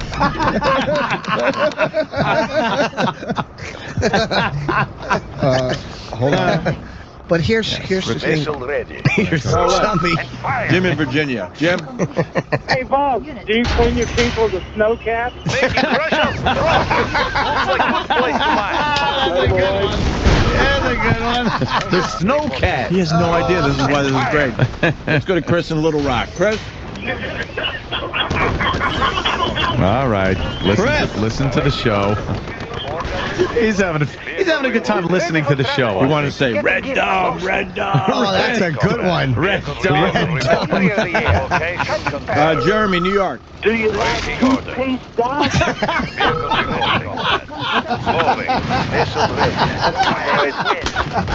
Oh, that's great. Let's go to Mongo the trucker. Mongo. KIKE12 to KIKE1.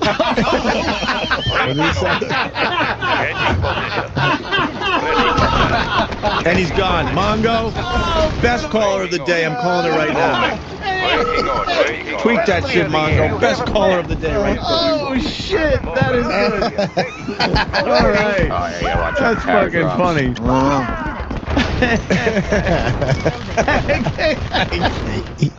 Very creative. Vehicle reporting. Ready, comrade. Waiting order.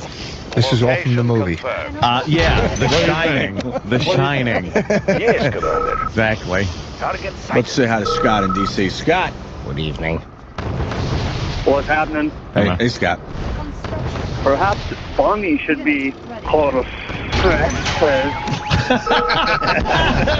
You did it in lost fashion. Chris in Orlando. Chris.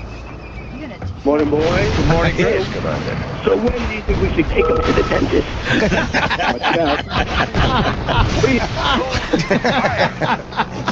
Let's say hi to Gooch. Gooch. He was a very good boy. About it. These fuckers just hang up right away. They know how to do a call. What else is going on, Rich? Do you have a plan? You're right. I got nothing going on. A retard. A retard? A retarded comic. Oh, Dan's got one. Dan? Yes, Commander. Yo, guys. Yeah. How you doing? Hey, my favorite scene from the movie was when Boss's drool filled up the hallways in the hotel.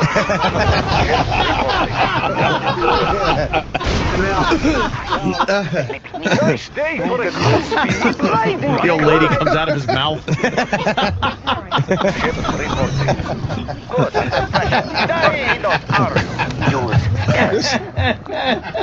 Oh, you gotta see this movie, Rich. I know. What are you doing? Yes, Commander. Let's go to Sonny Forelli. Sonny. Yes, you're too money to know good here.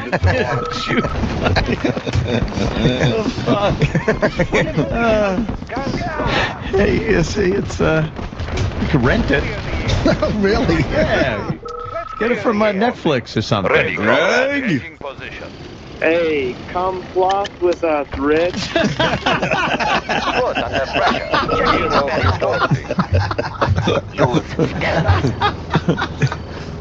Sometimes me and my grandmother would have entire conversations without ever using our brains.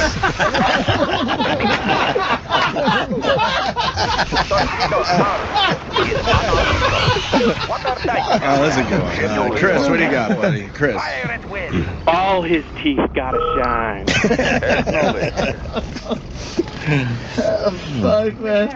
All right, Rich, seriously, what else is up? What? How do you not see that movie? Yeah. What do you got going on? What I got going on? What do you want to talk about? I got nothing. I got nothing. The today. news? Anything in the news? The holidays? What do you got? Can't believe Rich hasn't seen. I know. Yes, Commander. My daughters didn't like my teeth. Took a book of matches and tried to burn them down. Oh, yeah. We got canned fruits and vegetables, canned fish and meats, trees, drywall, electrical wiring.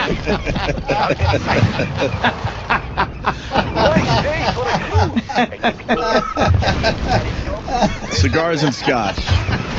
Oh, boy. CS, what do you got, buddy? Years, 8 months, 7 days, and 2 weeks of sobriety without a drop or drink in my body. Incredible harm it has done me. I wouldn't touch one tooth in his head.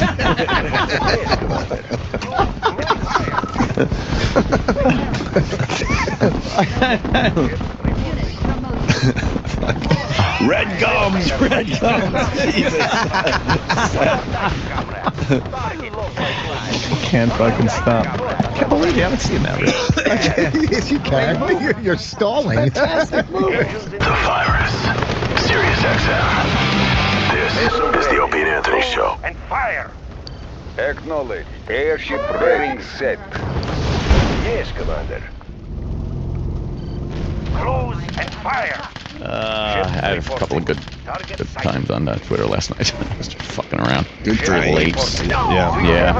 Yeah. Of course, my retweeting of various teens that decided they were playing the knockout game with a 70-year-old man. Put him in critical condition. Wait, what happened? I fucking. Did the Post call them savages like they did the little teenagers that raided the upstate New York place and had a party? No, they didn't. But I was tweeting the fact that like they'll blame a game like GTA for murder, but then they call murder a game, the knockout game. They don't address it as it's fucking murder. They're murdering people. So yeah, this poor 70-year-old guy just coming out of 7-Eleven and gets attacked and blindsided. Where was it? Where was this? Syracuse. Syracuse. Is he dead? Good old Syracuse. No, he's in critical condition, but a 51-year-old guy. They were playing the knockout game. Oh, it sounds like fun. Where the object is to walk up to somebody and with one punch knock him out, blindside him. And they punched this guy, he fucking cracked his head on the ground, he never woke up. That was it. And it's, teens. Oh, they're just playing a game. Yeah, just punching people in the face. It's called fucking assault. oh, they're just unarmed teens. Yeah, okay. So I was going off on that last night a little bit. So my kid has a chance to eventually play the knockout game? No. You sure? No, he has a chance of being a victim of the knockout game, but to play it, what's the difference? Apparently, you have to be young, male usually, but females usually join in after the guys on the ground with the kicking and stomping part of it. And black. You have to be a black person. Why? Black people. I don't know, because they seem to really be the majority, the vast majority, the statistical equivalent of 100% of everyone doing this game. But aren't they playing catch in the backyard with their daddies too? No, because their family structure dictates that 75% of them do not have fathers. They are from broken homes, but that seems to be fine. Instead of talking about how bad that is and how it's affecting society, you just accept it and say it's an alternative lifestyle. It's okay. Have one incompetent mommy ditch the kid off with the grandparents. And, hope. Let's say hi to Jeremy. Jeremy Spoken in New Jersey. Jeremy. Hey guys, what's going on? Hello. Hey, yeah, so recently in the news, I'm from Hoboken. This homeless. Oh, I'm dying! Apparently, he got. The old guy knows that. He got killed the other day from two teams in Jersey City that were playing the knockout game. See? Yeah. It's just, and what happens? They just crack him in the head. He falls down, and it's all funny. There's no concept of right and wrong. And I get into arguments all the time on Twitter about this, and people love to blame it on poverty. They go, no, it's poverty. And so it's like, there are poor people all over the world. And what you're saying is that if you're impoverished, you lose your concept of right from wrong and the appreciation of another human life. That goes out the window. You all of a sudden have no concept of that anymore, because that's what these people are doing. And there are areas of different races of impoverished people that do not act like this. It seems to be that it is very, very prominent in the black community to perpetrate unbelievable acts of random violence that you just don't see in other communities. You'll see violence and stuff, but like the randomness of it, of the black on other races violence, is the scariest part, because then you're susceptible to it. If you're not fucking somebody else's wife, or you're not robbing somebody else's house or something, the odds that someone's gonna fuck with you are pretty slim. But that randomness, that you know, you're a 70-year-old guy leaving a 7-Eleven, you get blindsided in the head for no fucking reason. That's the part that is it's very hard to understand. There's like a and to blame it on other things, I'm sorry. You're saying then, you're in essence saying that the black community is incapable of reason and incapable of right from wrong and knowing that there's a value to human life. Is that what the excuse is? Because I don't get it. I don't get it. That's what I was doing last night. And reading Kitchen Pig. Wow, that's people love the contrast no of my. Kidding, that's a little strange. It comes off looking a tad psychotic. Well, I must say. Little Beavis. Oh, he was so upset when I got home last night because I was away all weekend. So I opened the door and I just hear from upstairs. I'm like, oh no! I opened the door. He couldn't get enough of me. Oh, yeah, crawling up my leg. It's adorable. He was pouncing at my face and he was biting my hand. That's gonna be horrific in another year. When it's literally a tiger pouncing on me through the door. You know how you say that maybe people aren't being raised right in the You're doing the exact same thing in the pet world. Yeah, you are raising. I'm raising a scourge of society. You are raising yes, a tiger, basically. Yes. At 12:50 this morning, last night, all I could hear was, oh no. Scratches at the door, scratches at the door. Uh-oh. Let him in. Who was it? It was Bruiser Brody. It was Bruiser Brody. Well, let him in. Then we won't be sleeping. Why? Because he just He'll find a spot on the bed and you'll be cool. Because he just headbutts and paws you.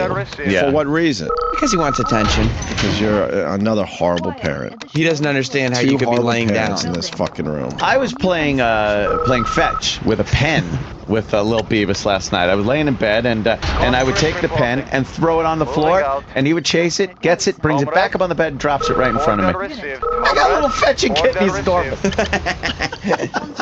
Let me say hi to Pete. Another video if he would do these cute things when I actually hit record. He knows to stop being cute when I hit record, the little fucker. Because I only got limited time. He's getting big. Pete in South Carolina. Pete. Pete. Yeah, good morning. What's happening? Little fucker. I only got limited time. He's getting big. Pete in South Carolina. Pete. Pete. Yeah, good morning. What's happening, man? What's up, Pete? I got a comment, man. I've been listening to our radio show probably for the past couple of months. Ooh. And I dig the show, but man, shit is so racial all the time.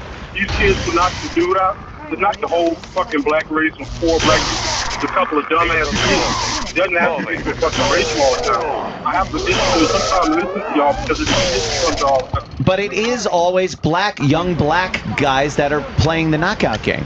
It's every single time. I am a black guy, and I grew up around other black kids, and nobody ever did this. I'm not saying all black people are doing this, but I'm saying everyone that's doing it, the majority are black people. But people. Why do people mix that up all the time?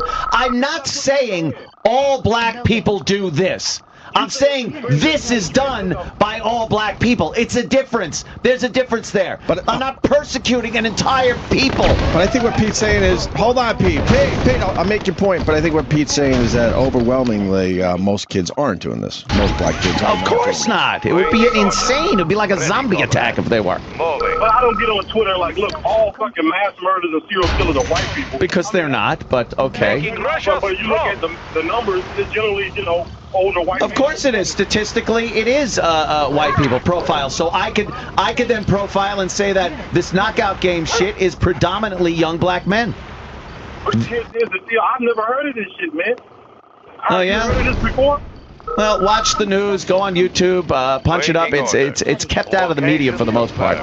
It's I really dig the show. But I think what he's saying is he lives closer, to the black people, and he doesn't see this around him whatsoever. People mix that up all the time. I mean, like Jimmy always jumps in like, got a lot of work. But, it's always like it goes too fucking far, man. Yeah. The truth does go too far. People hate when I fucking spout out actual FBI statistics and talk about things. There's a huge problem with violence in the young black male community. Sorry, that's what it is. It's a problem. No amount of reverence dialogue or hiding it under the carpet is going to fucking fix it. It has to be addressed. People have to be shamed. People have to be shamed and look at their problems and say, why are they doing this? It's a goddamn disgrace. Who the fuck is doing that? I never grew up with this shit. Well, you're a lucky man. You're a lucky man. You must live next door to me. I'm telling you, no, it's not true. I went to predominantly white college, man. Well, exactly. There you go. That's why. No, I said college, bro, but I grew up around black people my whole life. I still have black friends. This shit never fucking happened. Can I tell you the first time I heard of the knockout game? It was I was reading something about, I forget, what's the guy's name? There's a guy who started the Crips. He's in jail now. I forget his name. He's Tukey or so. He's a big dude. Yeah. And they said that this is probably in the 60s or the 70s. Yeah. That in the neighborhood that he was in, they would play the knockout game where you would have to walk up and just see. I don't know if they called it that, but you would have to see if you could knock somebody out with one punch. I just want to say this fucking off, man. Just really, I think it's a small segment, but because the shit is, it's put out there in the press, people think it's a large segment of the black community, but it's really not. It's a small segment. We think they're fucking idiots too. So it's not just, there's a huge problem in the black community. A couple of dumbasses doing it. We are all pride of the working class. I don't think putting people in jail is the answer either. It's amazing to me that people go, well, he was arrested, so it's okay. No, the trick is to not have it perpetrated on people in the first fucking place. I've heard that enough times. Why are you asking for justice for this guy? They arrested the perpetrator. Yeah, big fucking deal. How about you figure out the problem and fix it? Look at Chicago. They're talking about bringing the National Guard. They're talking about bringing the National fucking Guard into Chicago because the police force can't even handle the amount of fucking drug and gang-related shootings and violence that's going on in Chicago. Bro, idiots are going to be idiots. You have to. Idiots are going to be idiots, but when 10% of the population amounts to fucking over 50% of the idiots, there's a problem. Look. You could keep being blinded. Yeah, don't address it. No. I'm addressing what you said. You're talking about a small segment of the population, but in this particular instance, you can't continue to say it's always a black issue, the black problem. It's a fucking dumbass problem. The knockout game is predominantly done by young black males, period. I'm not saying that young black males are all doing it. Me, bro. Yeah, but you are saying predominantly. No, I'm not. I'm saying that. Do you understand? It's so hard to make people understand the simplest concept. I'm not saying that the majority of young black males are doing the knockout game. I'm saying of the people that do the knockout game, the majority are young black males. Do you understand what I just said? Okay, so I'm not saying that because there's all white males in that room. One of you guys is going to eventually fucking flip out and shoot everybody in serious. Come on, man, it's bullshit. You could probably say that about any radio show on this platform. No, but you can say that if somebody does go into a workplace and shoot it up, it will probably be a white middle-aged man. But you can't say that most white middle-aged men go to their workplace and shoot it up. See the difference? Holy fuckaroni! Bro, I'm going to tell you, listen, man. Of course you will. But I will say, too, if I had to be scared of someone, if I saw a black guy walking through this hallway, a young black guy in camouflage, right, or a 45-year-old white guy with a mustache and an army hat, I'd be much more worried about the 45-year-old white guy and the mustache and the army hat. In this setting, yeah, sure. Because statistics show that you have more of a chance of being blown away by that. But if I'm out on the street in a shitty neighborhood and I see a couple of black guys across the street, I'll fucking stay on the other side of the street as I walk by. Now, they could be fucking Rhodes Scholars. I don't know. But statistically, I'm going to play the odds and not have any interaction with them. You know what one of the problems is, and this caller's kind of addressing it too, it's the fact that the press avoids certain things and they avoid certain truths. And they don't say it or they tiptoe. So when you say something bluntly, it sounds really offensive or it sounds racist. But like, no one's offended if you say that most people who fucking shoot up the workplace are white. They are. Most guys, most school shootings as far as random acts of I hate my mom and dad violence. Young white guys. Sure. Without a doubt. Whenever I hear about a school shooting, like where there's a bunch of kids killed, I've never once thought, oh God, that's a black kid. If it's one guy shot in the parking lot, maybe that's a black kid. But if it's fucking 30 people massacred, you almost always know it's a white kid. So nobody's stepping up and saying, it's the problem, don't ignore the problem. But you know why? Because could you imagine a young white guy going into a school or a workplace or something and killing or shooting between 15 and 20 people every weekend? Could you imagine the fucking outrage? That's what's happening in Chicago alone. And in Atlanta, New York City, Detroit. You're going to get a fuckload more. That happens every week in this country. If young white guys were shooting up schools at that rate, we'd be under martial fucking law. Bro, it's still, if that's going on, I'm all for it, man. It is going on. I don't want anybody getting shot, what color, what race. If there's a problem, address it. But if you don't address it... Well, I'm addressing it, but you don't want to hear it. If there's a problem, address it. There's a problem in the black community with young black men and violence. There's a problem. There, I addressed it. Now you'll tell me to shut up, because that's how it works in this country. We address it. We need an open dialogue. We need to do this. All right, let me say it. You're racist. Fuck that. What a bunch of hypocritical fuckwads we are. See what it is, you want to feel sorry for yourself, but here's the deal, man. There's a segment that doesn't happen like that. I'm not around people getting shot up every day. Thank God for that.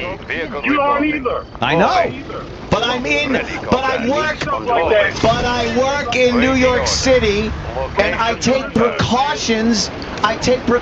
When I walk around New York City to stay in better areas. When I'm in an iffy area, I'm much more alert to my surroundings, and I will profile people based on statistics and keep myself safe in that way.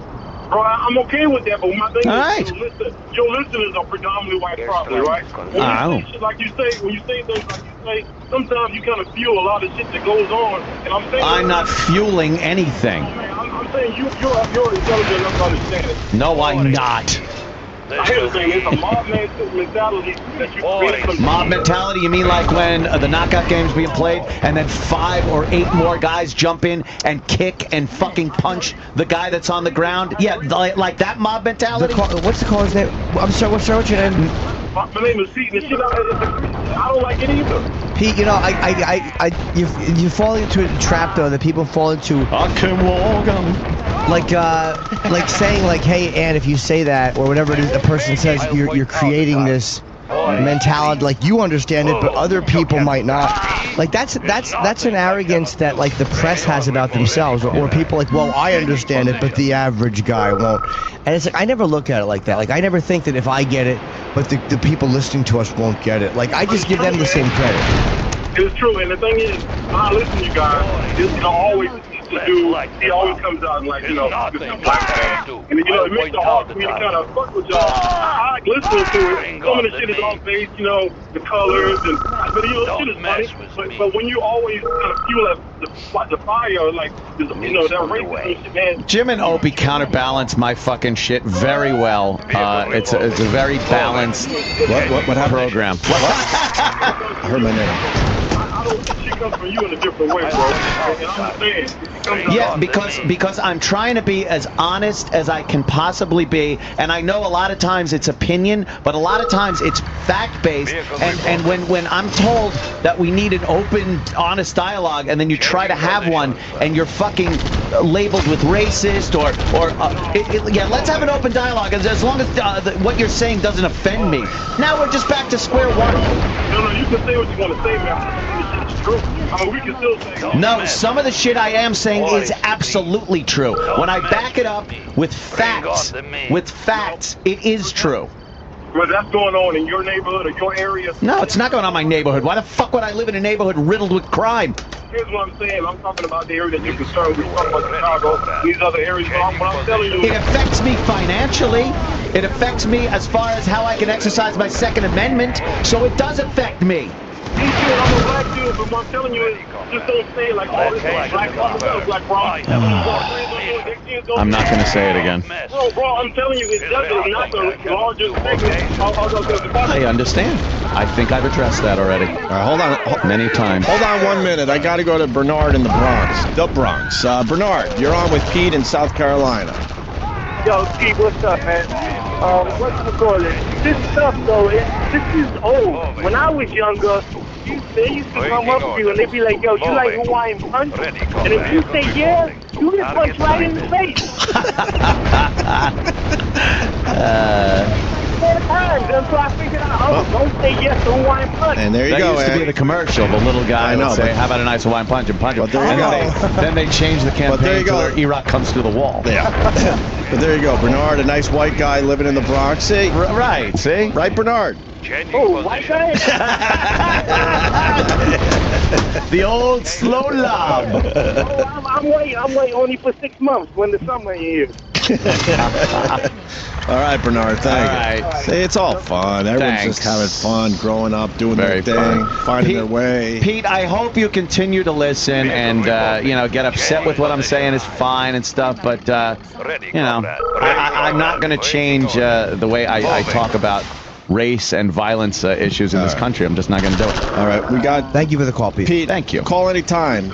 Yeah. Help us. I like that. Help us, please. All right, thank you, Pete. At least you get to sit in the car and enjoy traffic. Right. I have to sit next to Peter Finch and Network. That's why we take such long breaks. It gets way worse when we turn these microphones off. Do you know what it's like to have to walk to the bathroom with somebody following you, yelling FBI statistics down the hallway? We feel way safer as long as these mics are on. Oh my God! If we didn't have to piss, we'd keep these microphones on for 4 hours.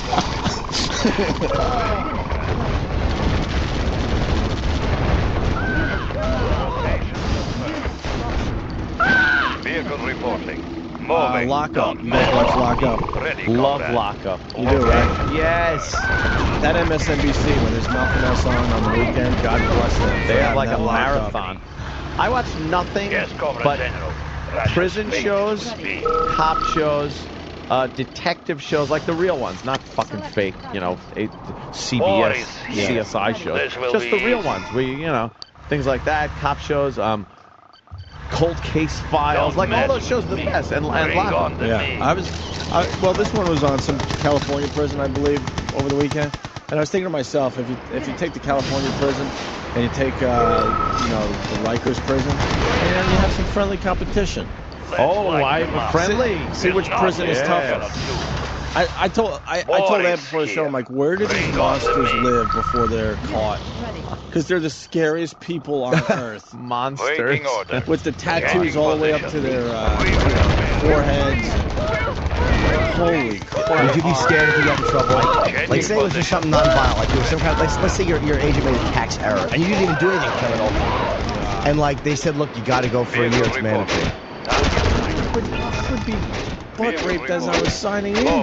Yeah, it would be over. That's the first thing I was thinking. I'm like, how the fuck would I avoid a butt raping? Yeah. Shit while you walk constantly. Constantly walking shit like a horse. Because these guys you know something? That wouldn't even help. There'd be some guys going, I like shitty asses. These guys were monsters, and prison. Take away the crime and how much time they're doing and all that, because that's a different discussion, obviously. But it seems being in prison is just exhausting. Yeah. You have to watch your back constantly, and they have the most mundane rules. Like in the real world, these rules people would just laugh at you. Like in prison, if you use someone's chin-up bar, you're gonna be killed. Yeah, and why not? You're gonna be killed if you work out before they allow you to work out. And I'm not even talking about the prison. Now you go out in the yard and it's time for the workout. Now you have to wait for the gang, whatever gang runs the yard, to tell you it's time to work out. And usually you have to work out in a group. Eat lead. And there's like secret exercises and all this crap. It just seems exhausting. You just can't be a guy that just wants to do his time, go out, work out a little bit, walk around. You gotta be in a gang. You're constantly looking over your shoulder. It's like the gazelle with the waterhole thing. Yeah. You're constantly you look around it's gonna bite my throat out today. They're explaining you gotta be careful how you look at people. Yeah, and everyone knows this, but you're like all of a sudden you look the wrong way. You look up and oh my god, I right into this guy's eyes. I disrespected him. I'm dead. Now I gotta make a weapon. I would walk right over there. I'm telling you guys, it's about staying in shape. I'd walk right over there with my headband on, and I'd get into an Olivia Newton-John type of workout, where I'd shadow box and lay on my side with my one leg, and it'd be really I would get a step platform with leggings and a headband and a pink wristband and do steps. And 1 and 2 and 3 and 4. That's how many dips are going into you. I know. 1 and 2 and... Come on, you sodomites, get up. I like the guys that go, that old cliche. First thing you gotta do, you find the biggest guy in there. Okay. You walk up to him and just kick his ass and punch him in the face. And then he beats you and rapes you, and everybody sees that you can't fight. I'd find a small man and beat him. Find the oldest guy in a wheelchair and tip it over and say, "Now what, motherfucker?" Whoever says that just doesn't know what prison is. They'll kill you for that. You don't walk up to the biggest guy. Biggest guy, you punch him in the face, you knock him out, and then you fucking, walk away, and yeah, that's gonna work. And then you go to prison, you got to join a gang if you weren't in a gang on the outside. And then they interviewed over the weekend a guy, he's a white Crip. Wow. Let that sink in a little bit. No, they were equal opportunity. You're in prison where there's racism. If you're black, you hang out with your fellow blacks. If you're white, you know the deal. Yeah. Here's a white Crip. And he goes, when the blacks get into it with another group in the prison, I have to fight alongside with the blacks. Yep. A white Crip. A white Crip. In prison, of all places. That doesn't make any sense. That lockup rules. Show rules. Yeah. All those shows. What the hell was I watching? I was watching another one that comes on after Cops. After I watched about 3 hours straight of Cops. Yeah. Which is just... I never get tired of that show because it's just hysterical. Their production. And that's equal opportunity also, because you could have fun with the dopey black car thieves that never fess up to anything. Even as they're dragging them out of a stolen car that they just chased. The guy looking up at the camera going, I didn't do nothing! But I didn't do nothing! And then the toothless, mulleted, shirtless, beer in his hand, white trailer park trash. that is constantly in an argument with his neighbor, who is also drunk, shirtless, coming out with his wife. There was one where this guy slashed the other guy's tires because he wouldn't drive him somewhere. Meanwhile, they're both hammered fucking drunk. And then the wife comes out and says, "Get in the house. Come on, get in the house." And the guy's like, "I don't care. Take me to jail. Take me to jail." I'm like, "You want to go to jail?" He's like, "I don't care. I'll be out in 10 minutes." They go, "Nah, it's going to be a little longer than that. Turn around." And then another black guy was in his room. And he's going, "Shoot me then. Shoot me. I don't care. Take out your 9 and shoot." And it's like, how do these cops not just shoot him? Because he's a big guy. And you're looking on, all right, you know this is going to end with that big struggle and them trying to get his hands behind his back. And it did. And this guy had, like, big arms on him and everything. They got him down. There was, like, 3 or 4 cops it took to get this guy down. But you watch this, just go, oh, my, this is fantastic. There are men out there. I love it. There's a guy I saw at a prison show. It was a guy, a black guy, and he used to break handcuffs. Did we talk about that guy? Oh, shit. I think we might have mentioned him once, but go ahead. He did again, yeah. Push-ups. No, but I mean, I think you and I off air talked about it. He's the guy who did. He was mentally not. He was not a bright guy, but he was trying to be like pleasant. But he was just a murderous guy. Like they said that you couldn't cuff him because he would literally break cuffs. He was just like, it's like, how do you deal with a man of that ilk? That's like fucking Kong. It's just breaks. Those are high tensile steel chains. No worries, no worries. I was gonna say, I mean, the cops, I'm amazed they're not shooting more. I know. Because when you come upon one of these guys that can break handcuffs, why wouldn't you just like pull out your piece?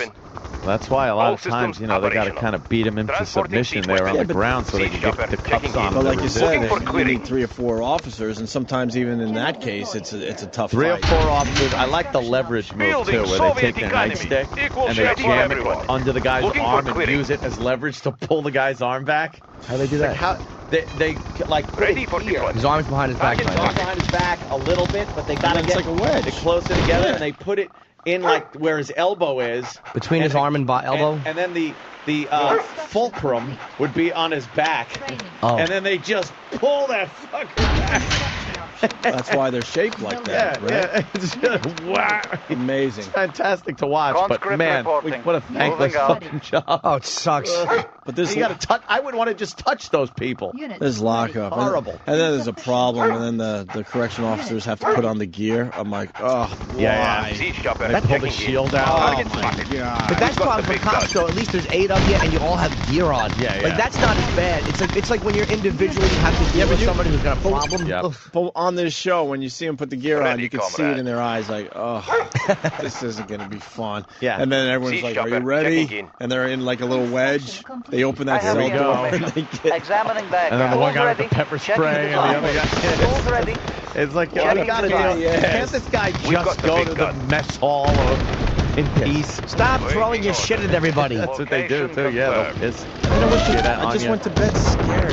Where are these monsters? Before they're in prison, they're out. They're out doing their thing. Here's a retired correction officer. Sir, I don't have your name.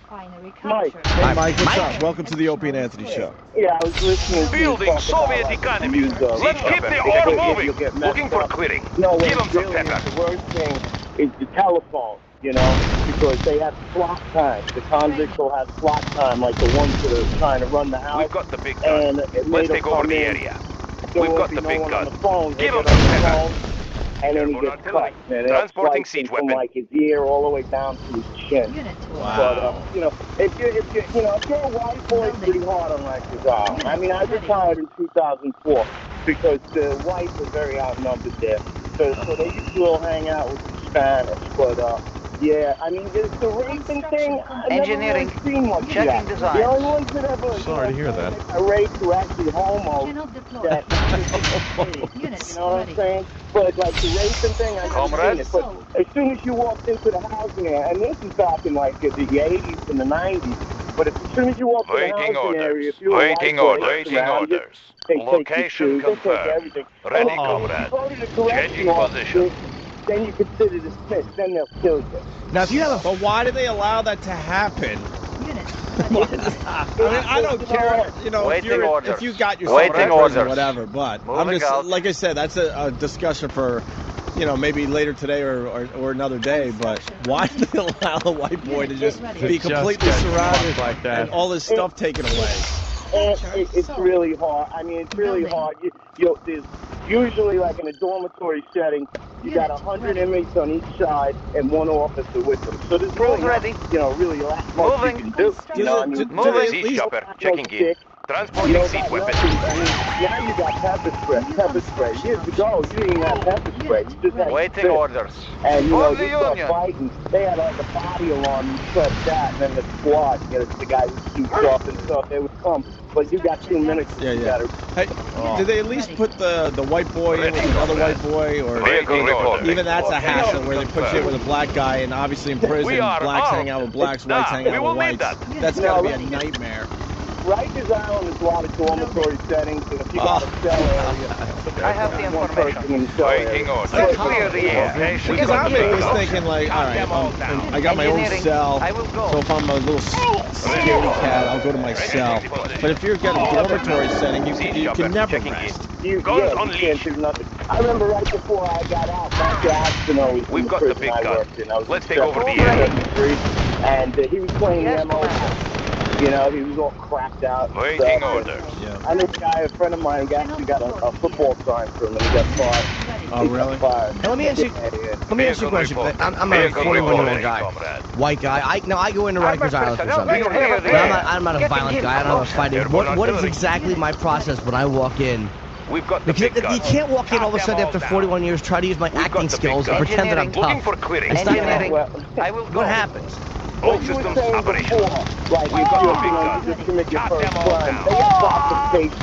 Years ago, they just threw you in with the rest of it. But now, it's like a classification system. So if you're like you haven't been arrested before and it's a non-violent crime, you won't be with murderers. Because what was happening is you would have a guy that, just got busted with a pound of pot. You would have to do 6 months, and they're putting him in with a guy that's doing life, So it got a lot better. They took care of Carrick, Bernard Carrick. He fixed a lot of stuff. No, but I mean, if I have to confront that situation, you're gonna have to have a fight probably at least once. But I say by the phone, if I gotta make a phone call, and I have a fight with a guy. Now, if I fight that guy and get the shit beat out of me, what's the process?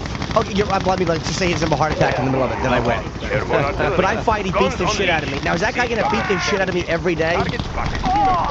No, what they'll do is they'll move you to a different housing area. Where another guy can beat the shit out of me. You can request protection custody. But if you get, like I said, if you just went into a housing area, white guy 41, and went to that phone, you probably get caught. They're not just beat up. Just exhausting. I mean, and at least in the real world, They would what? Very excited to be on the air. You for nothing.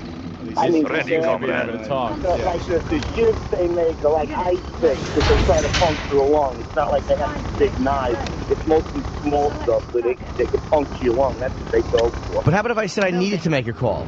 Well, you'd have to pay somebody. If I said, look, you don't understand, it's important. Vehicle reporting. Changing position. We've got the big gun. Transporting seat weapon. All systems operational. Load up the belt. It's very hard. The officer to protect you. I mean, he's not there all the time, or she's not there all the time. You're highly outnumbered, So, Building Soviet economy. Looks like good place to mine. You got to deal with it afterwards. Are you protected in protective custody? Waiting orders. You could sign in, but they don't let everybody go. But are you protected when you're there, though? Is it pretty safe? Ready, comrade. What, Rikers Island? No, in protective custody. Jesus. Oh, yeah.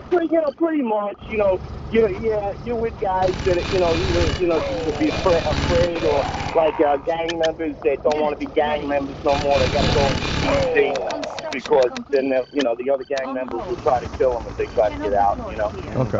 Or you can go to the homo house. That's like PC too. Pride of the working class. Hello, welcome. Yes, PC, it's a plethora of welcome to my home. Year of reporting. Thanks. Punch out. Thanks a lot, man. Very informative. There goes Mike. Let's say hi to Dave in New Hampshire. Dave. Oh, man, that's building industrial. Hi, I just driving to work in a prison, and you're trying to scare the shit out of me. Do you work in a prison? Yeah. What do you work? Like, what do you do? You a guard, officer? No, I take care of the alarms and the video systems. Oh, so you're just... all right. So you're just going in there for a job. Oh, yeah. Pride yeah, of the but working class. I go in and we will I spend need a lot of time in and out of the yard. Gear of I get to look at all the videotapes of things Airship and ready. make copies of them and send them to court. Maneuver props engaged. Can I tell you, I watched, at your recommendation, actually, Thanks, Dave. I saw Tyson when I was away. It was on the hotel pay-per-view. When you were in Atlanta? Fucking blew me away. It was so Fucking of it, though. I didn't even mind that. Did he go over the top of the filming or not? Maybe a little, but it wasn't as much as I expected. I expected it to be a lot more than that. Right. A couple of little tricks I could have done without. We are out. But it When all of a didn't sudden there was 3 or 4 Let's keep the Tysons on the order screen talking at the same time, and then he's fading in and out. Yeah. The filmmaking, I thought... Sorry, I want your... Sorry. That's right. I think the filmmaking annoyed the piss out of me. I thought the movie itself was amazing because Tyson... We saw Tyson in a way we've never seen him before. I think it was... I was expecting that. So I was like, I think I expected it to be more than it was. Right. He probably did that just because he didn't want it to just seem like a boring interview. I could have done without it, but it didn't bother me. But Tyson was... It was so fucking good. I couldn't believe that just interviewing this guy and the clips where it was moving, but it talking about prison, and he admitted that he was scared when he was in jail. And he's like, you see things that you just can't believe one person's going to another person. He was talking. I actually now believe that he didn't rape Desiree Larson. I always believed he did it until I saw him. Really? Until I saw him go in that wretched, awful. The way he talked about her, I'm like, no one rapes a girl and gets convicted and then just talks about it. He really hates her. I'm with you. Yeah. I firmly believe that he can do it. How he talks about her, you're absolutely right. I firmly believe he can do it. What an amazing movie. Groups after you. Well, you realize that Tyson... Too bad. I think he's into that. Tyson is a smart dude. Yeah. And a lot of people are looking at their radios right now going, what? Watch Tyson, the movie, or whatever the fuck the name of the movie is. He comes across very intelligent and knows where he was, where he's been, and where he is today. Yeah, it was a movie. It was really. It's like you really do see Tyson like you never saw him before. You see him as a regular guy. Like even though he was this furious heavyweight and a feared guy. What about the close-ups of his face, where it's just all beat up now and kind of scarred and bloated, and they shadowed it. Remember the young Tyson that was like a fucking lion in there, man. They shadowed it where you can see a little bit of his face tattoo, but I think that he did that so when he was talking at times, you would only see the right side of his face. So you would just see him as a man, like just as a guy talking about his life. It was well shot from the sides, like he had really weird angles on it. What do you say about the tattoo again? He had something. He just wanted a tattoo on his face. He was gonna get a bunch of hearts, and he said that his friend said, "Let me find you this." And it's a Maori thing. Like there's a movie called Once the Warriors, right, Maori, in New Zealand, and this is kind of like that type of a Maori. It's a warrior tattoo. I mean, it fits Tyson's face. You got him for a warrior. Sure. But he was actually very sad at times, and like he got choked up talking about Customato and this guy who saved his life. It was really a fucking great movie. The phone's still lit about lockup. Brandon, Atlanta. Changing position. Good evening. A couple quick things for you. I don't know how it is in New York, but in Georgia there's 2 different types of prison. The first one you got to do is diagnostic and classification prison. That's the dangerous one. Then you get your and that's not so bad except for the COs, the correctional officers. Well, when you do diagnostics, that is the most serious thing you'll ever do in your life. Location confirmed. But the first day I was there, I had a tattoo on my arm that was a stupid Nazi symbol, and it resembled the symbol that the Colt gang uses. Oh, no. Because I had a previous or a mental problem, classify that as a mental problem. So when you get there, they throw you into a cell block that is provided for people who have mental disorders. So I took him up with all of the complete lunatics on my first day. And a lot of the passengers are also in that area. When they see the little symbol, and I wasn't particularly given a course to join. It was you are going to join, and it was in the shower area. We had double cells, and once I went down to take the shower the second day that I was there is when they saw it. And they we'll work for food. You join or you Airship ready. Airship ready. Closing on target.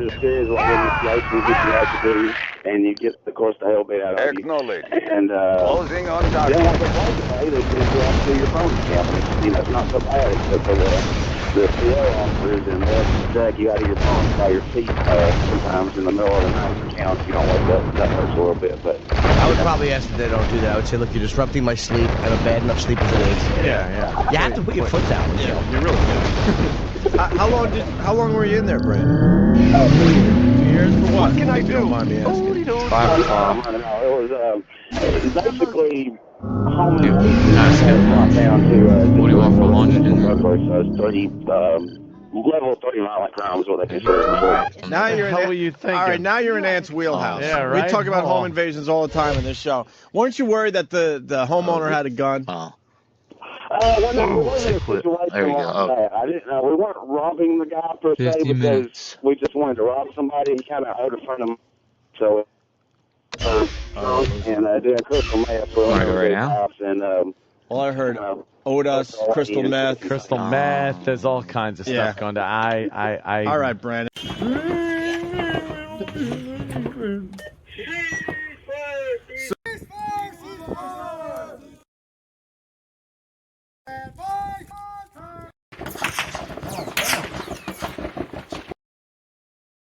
Said, all right. This is like just a guy reading like, this is what they did. Just the facts. Yeah. So this is like the Colbert Report opposed to Alex Jones. Yes. Okay. Yes. Gotcha. Colbert giving you straight Not facts. Colbert. Corbett. Corbett. It's What's the that? Corbett Report. What's that? It's just a guy who rambles the facts. Oh, okay. There's no like Alex Jones goes like. Alex Jones goes more over the top, I would say. Yeah, he's a good showman. He's a big showman. Colbert is the facts. Not Colbert. Colbert. Which is funny because their names are like close enough. I'm sure people are like, I want to see what Colbert's all about. Some dude's like, they actually never killed Baghdadi. He's been killed 17 times. He's not real. Like, okay. Yeah. Yeah, I don't know, French Revolution's pretty fun to listen to. Pretty wild. What are they getting up to? They just, they really acted like a bunch of pussies. The revolutionaries, like, there was just, they just really overreacted. They fucking, they could, it was, they needed to do it gradually, and they freaked out. They went too far. Like, we're fucking liberal. We don't need fucking religion. And this is like we don't need kings or religion and all that shit. And they kind of, and they just got out of control. They all started beheading each other. Tight. They turned, eventually they're like, it was an argument to see who's the most like revolutionary. Would you be able to maybe plug that into modern day times? Yes. Who's Very the most woke? easy. They just called it revolutionary instead. I mean, one of the things that's really funny is fucking kings. They had this this meeting. Basically, their Senate got together, and it was like in the wake of like revolution was happening. Mm-hmm. So the Senate got together to be like, here's the changes we need to make, and they thought it was going to be like kind of moderate compared to what, but everybody kept one-upping each other to be more like. Well, you know, no more fucking. There's one thing they had was royal hunting grounds, so like only the lords or kings could hunt.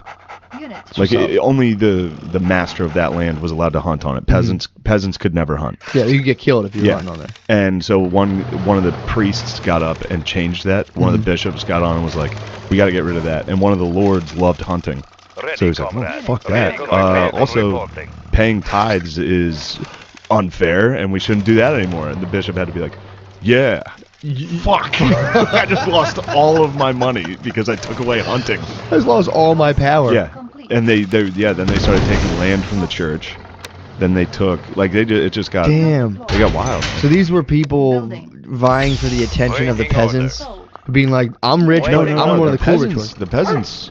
Conscript reporting. I don't think gave like I mean they cared, but they didn't give a fuck. This is all like Parisian cunts. Oh, this is them fighting each other. It's funny that I don't like these revolutions. Well, they aren't very like.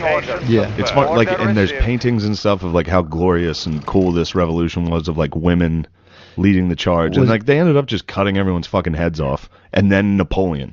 Yeah. Like they just shit the bed, and then Napoleon burned Europe. Was there? So you're telling me there's people like hundreds of years ago who had pictures painted of them protesting? Yes. Like Facebook profile pictures. Yes. And the Damn. French flag too. That's Oh, funny. that's so fucking funny. Yeah, we've done this before. They support France, so they're like they stood with France. Yeah. Oh, that's so tight. Yeah. That's so fucking funny. Which, it's just the whole thing is like, it's scary to listen to. Kind of. I mean, not that I think we're going through that, but you can see where that cycle came from. You can go through baby versions of it though. Yeah, I mean, we don't have exactly. the guillotine, but it's like, what do we have instead of the guillotine? It's just the fucking the press, dude. I got guillotined, yeah, exactly, dude. They drug me out in the town square and cut my fucking head off, dude. Yeah, that is funny though. The idea of going through those jobs now is like that's as close as you can get to killing someone. Just It's like, well, destroy their livelihood. And it's like, fuck yeah, dude. Destroy their livelihood and shame them. Yeah.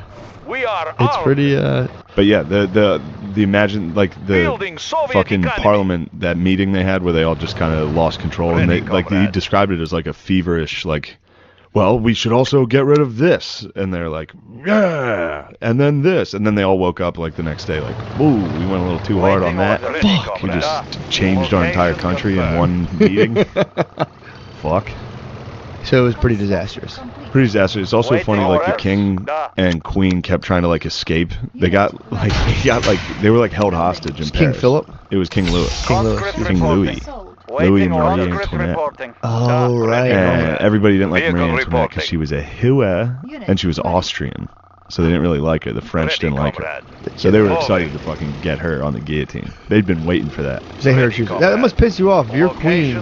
First of all, if your queen's Austrian. Yeah. That'll piss me. That'd piss me they off. didn't. Yeah, they had been like at wars with Austria forever. Call me what you will, dude, but I do not like Austrian fucking royalty. Yeah, that's one thing I'll be willing to throw that out. I'll throw my hat in the ring on that. Yeah. Austrian royalty. Austrian royalty pisses me the fuck off. Yeah. And then they're being slutty too. Slutty Austrian. Now you're slapping me in the fucking face, dude. Changing position. I support that. Yeah. Didn't they like hang her by her nipples or something? Yes. And she came. They're like, this will teach this slut a lesson, and then they hung her, and she's like, oh yeah, keep doing it. So the king get out? No, they got. Oh yeah, he got beheaded. Everybody got. They got everybody, bro. So everybody. Marie Antoinette got guillotined. Well, they kept trying to escape, which is really funny, and they couldn't do it. They always fucked up. They all fucked up. Everybody's retarded in the store. Everyone across the board just fucks up nonstop. Did they like go? Did they do like a classic like cloak in the middle of the night? They tried to have like servants dressed as them go out. They had one guy. This was a good idea for King Louis to escape. They had a guy dressed as like this diplomat coming in and out every night of the palace, just wearing a ridiculous outfit. Sure. Every night. And then finally it was Louis the last night, and he got out. But then Marie Antoinette fucked up, and they had to cancel that attempt. But so the whole thing. She called him back, like. So they were in Versailles. She was like. Yeah, she just like I don't know. There's a lot to it. She ran into Lafayette on the way out. Got scared. Was late. There was no communication. Oh, so he couldn't leave. He left separate than her, and then she was late. Gone. Louis was out. He was like, yeah, we did it. We can get out of this fucking shitty country. And then his bae was, I don't know. I fucking was late. What? God damn, we're gonna get our fucking heads cut off. You gotta fucking get out of here. Oh, so you're blaming this on me? So it's my fault again. Yes, dude, I was outside. I didn't know you were fucking Austrian. Get us fucking killed. That sucks. There's also a dude named Lafayette. Lafayette, that's a fucking man. What'd he do? He was part of the American Revolution. He like was boys with Washington. He came over to help with that, and then he was like the head. I mean, he was in the French Revolution too. Did they do that to strictly piss the English off? Help us? Not to piss them off, but to beat them. To be like, fuck you guys. Yeah. To be like at war. Like, yeah. That's tight. Yeah. You think the English may have fucking popped down and been like, yo, you guys, you know what you guys need? Just cutting the fucking heads off of them? No, because they have a monarchy. Gotcha. They had one too at the time, so they were a little like, right. They weren't too happy about the French Revolution. The king was like, holy shit, what are they doing down there? They're cutting their fucking heads off. He's probably doing new law. He's like, new law. You guys can't cut my fucking head off, dude. I'll cut your fucking head off. It's fun to listen to like really like cool historical things that just ends with people getting their fucking heads cut off. It's like awesome. It's funny that it all just divulges into just like, oh yeah, and then we just fucking killed everyone. Dude, I just love how it all starts with like a couple people were in a bar and like, you know what's fucking bullshit? Always, yeah, like a beer hall, somebody stands on a table and is like, I'm not paying this fucking salt tax. Just that conversation ends with some guy cutting a lady's head off in a square. Some dude puts a hot status in the beer hall and everyone's like, dude. fuck yeah, dude, fuck yeah. They would really like they would cut people's fucking heads off and like parade them around town. That's fucking rules, dude. It's crazy. That's so funny. You walk around like, Yeah, we got that motherfucker. Fuck, we did it like to guards. We just captured 2 guards, cut their heads off, and run around. Was the guillotine new? I think so. That must have been tight. I think so. It must have been tight when they came out. There's newer and newer issues of them. Did you see them? Yeah, they were using the guillotine recently in France. Not like now, but they would like execute prisoners. That was the death penalty. Yeah, didn't they do that like? I think in the 20th century. Yeah. Which is tight. There was the last guillotine was. I think I would go guillotine. What is the mission? Yeah, the guillotine was also a woke thing. It was like really, it's supposed to be like kind of an immaculate, clean, like humane way to kill somebody. Yeah, who knows? Maybe lethal injection hurts like fuck. Yeah, or back then was like whatever the fuck. Back then, yeah. Firing squad would suck. Yeah, they were like I guess they like just were like, you know what? No, it's cool. Mouse traps. Yeah, mouse trap. That book I'm reading now is some really interesting stuff about the military and how like civilian and military. There was never that changed in the 19th century. There was never a separation between the military and the population. Like civilian didn't even mean non-military. Really? Civilian meant like you studied law. What? Yeah, like you knew civil law. That person's shit like civilian. that. Yeah. And like the military wasn't ever regarded the way we regard them now, as like with so much reverence. It was just kind of like, we gotta go. Yeah, the people that were in the militaries were a lot smaller back then. Yeah, at least in Western Europe. And like, it was like, you basically just served the king. That was it. So you were like a mercenary. Yeah, it wasn't. It was like thieves, soldiers. There was a lot of armies were compiled of dudes from other countries. Yeah, as I'm saying. So it was like thieves, soldiers, sailors. Yeah, it was. It was just a job. There wasn't this like, this is my country, I'll die for it. How did they fucking trick everyone? Money. They would just pay dudes. There were generals that were generals for like 6 different countries. I'm saying, how do they trick everyone now and be like, I love my country? That's what this book's about. It's about total war, and it's about amassing the entire country as a weapon. And these apocalyptic wars that are like, this is the war to end all wars. Instead of back in the day when it would be like, this is a war for this small territory, these 2 kings want it. Wow. We're gonna have a gentleman it was part of life. Wars were considered just like a natural part of life. Yeah. Like, we fight gallantly, like all this bullshit. Now it's like, we hate war, but when we do it, it's to end all wars. Yeah, that is fucking and weird. Like, we need to end all war. Like every war, so like Napoleon, somebody gave a speech like, this is the last war. World War I, they were like, this is the war to end all wars. World War II, they're like, finally peace. And then, wow. I'm excited about these books I got. That's fucking awesome. Fucking sick. Like Napoleon, dude. I was starting to talk about it on the Patreon. Yeah. Listen to the Patreon. Sorry, I missed it. Patreon 2 is out, dude. Patreon 2 is in the air. Patreon 2 is gonna be sick. It's fucking lit. But I was talking I talked a little bit about Napoleon's parents because I don't know anything about Napoleon. True. Me either. For some reason in our history, we don't talk about it. He sabered. I know he sabered champagne bottles. I think he invented that. He was wild. That was part of his clique did that. But he was his dad was this French dude that was just fucking wild. The stories are fucking sick. What'd he do? He was just out fucking everybody. What? He was even linked to Marie Antoinette. Like there was a lot of like, who's that? She was the queen of France. Damn, he fucked her? He was fucking everyone. He had like sorcerers. His dad fucked the queen? Yeah, allegedly. But listen to this story. When his dad met his mom, Napoleon's parents, they were both married. Napoleon's mom was some 18-year-old. Napoleon's dad was at war. They met while he was at war. Okay. And they like were writing letters back and forth, and then finally she basically said like, yeah, we can fuck. So he went down and fucked her. And her husband, she was 18, this guy was like 40. He was some lawyer, some French lawyer. His letter game was that strong? Yeah, Napoleon's dad's letter game was strong. How did he? So he was like, "Yo, let me get." He's like, "But you got an address though?" Yeah. And he was like, "Alright, I will succumb to you and fuck." So he went and was fucking her, and then the guy who suspected that she wanted to fuck that guy wanted to find out if she liked him. He wanted to find out if she loved the guy that was cucking her. So he was like, he was cucking someone? Yeah, he cucked this lawyer. This Napoleon's French lawyer. dad. Napoleon's dad was cucking a French lawyer with Napoleon's mom. Fuck. His 18-year-old hot mom. Damn. And then he was, the guy came home and was like, I hate to tell you this, but that guy you've been writing to, he's fucking dead. He died in battle. To see if she would like cry, and she was like, well, I must have brought him back to life because he's in the room over and we just had sex. Damn. And then Napoleon's dad fucked his lawyer up? No, then they might have had a menage a trois. Stop, they had a devil's threesome? Yep. Then, God, then damn, that guy came French home. thing I've ever heard. Yeah. He was like, I am so outraged, I must fuck you Yeah, with then him. him and Napoleon's dad ran a train. Wait, so on Napoleon was Napoleon's basically created by two men, but maybe he might have two daddy. He might have two daddy. What? Yeah, dude. Yeah, we weren't Damn, supposed dude. to Yeah. What a sick origin story. Yeah. He was a product of a devil's threesome? Yep. And then I think they split up.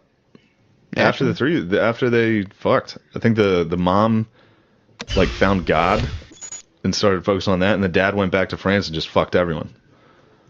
Yeah, but and he was this lady also raised Napoleon? Yeah. And the dad, who was like a war hero, or he was fucking everybody. He was Yeah. also like a war hero. He was like the man in battle. Of course. Yeah, dude. He was Napoleon's write letters dad was and the fucking so man. that guy would just like battle, write letters, and someone would be like, all right, you can fuck me, and he would just, this guy would come across the French countryside as fucking like blue balls, just like, oh my god, I have so much coming to me. What was funny was the author of the book was like, and I can't even state enough how much of he was such a philanderer that by 18th century French aristocracy standards, they were like, that guy's a piece of shit. And back then they were fucking everybody. What? Yeah. Holy shit, Yeah, dude. and it was weird the way that he describes the military as like the officers, because they would only fight between like May and October.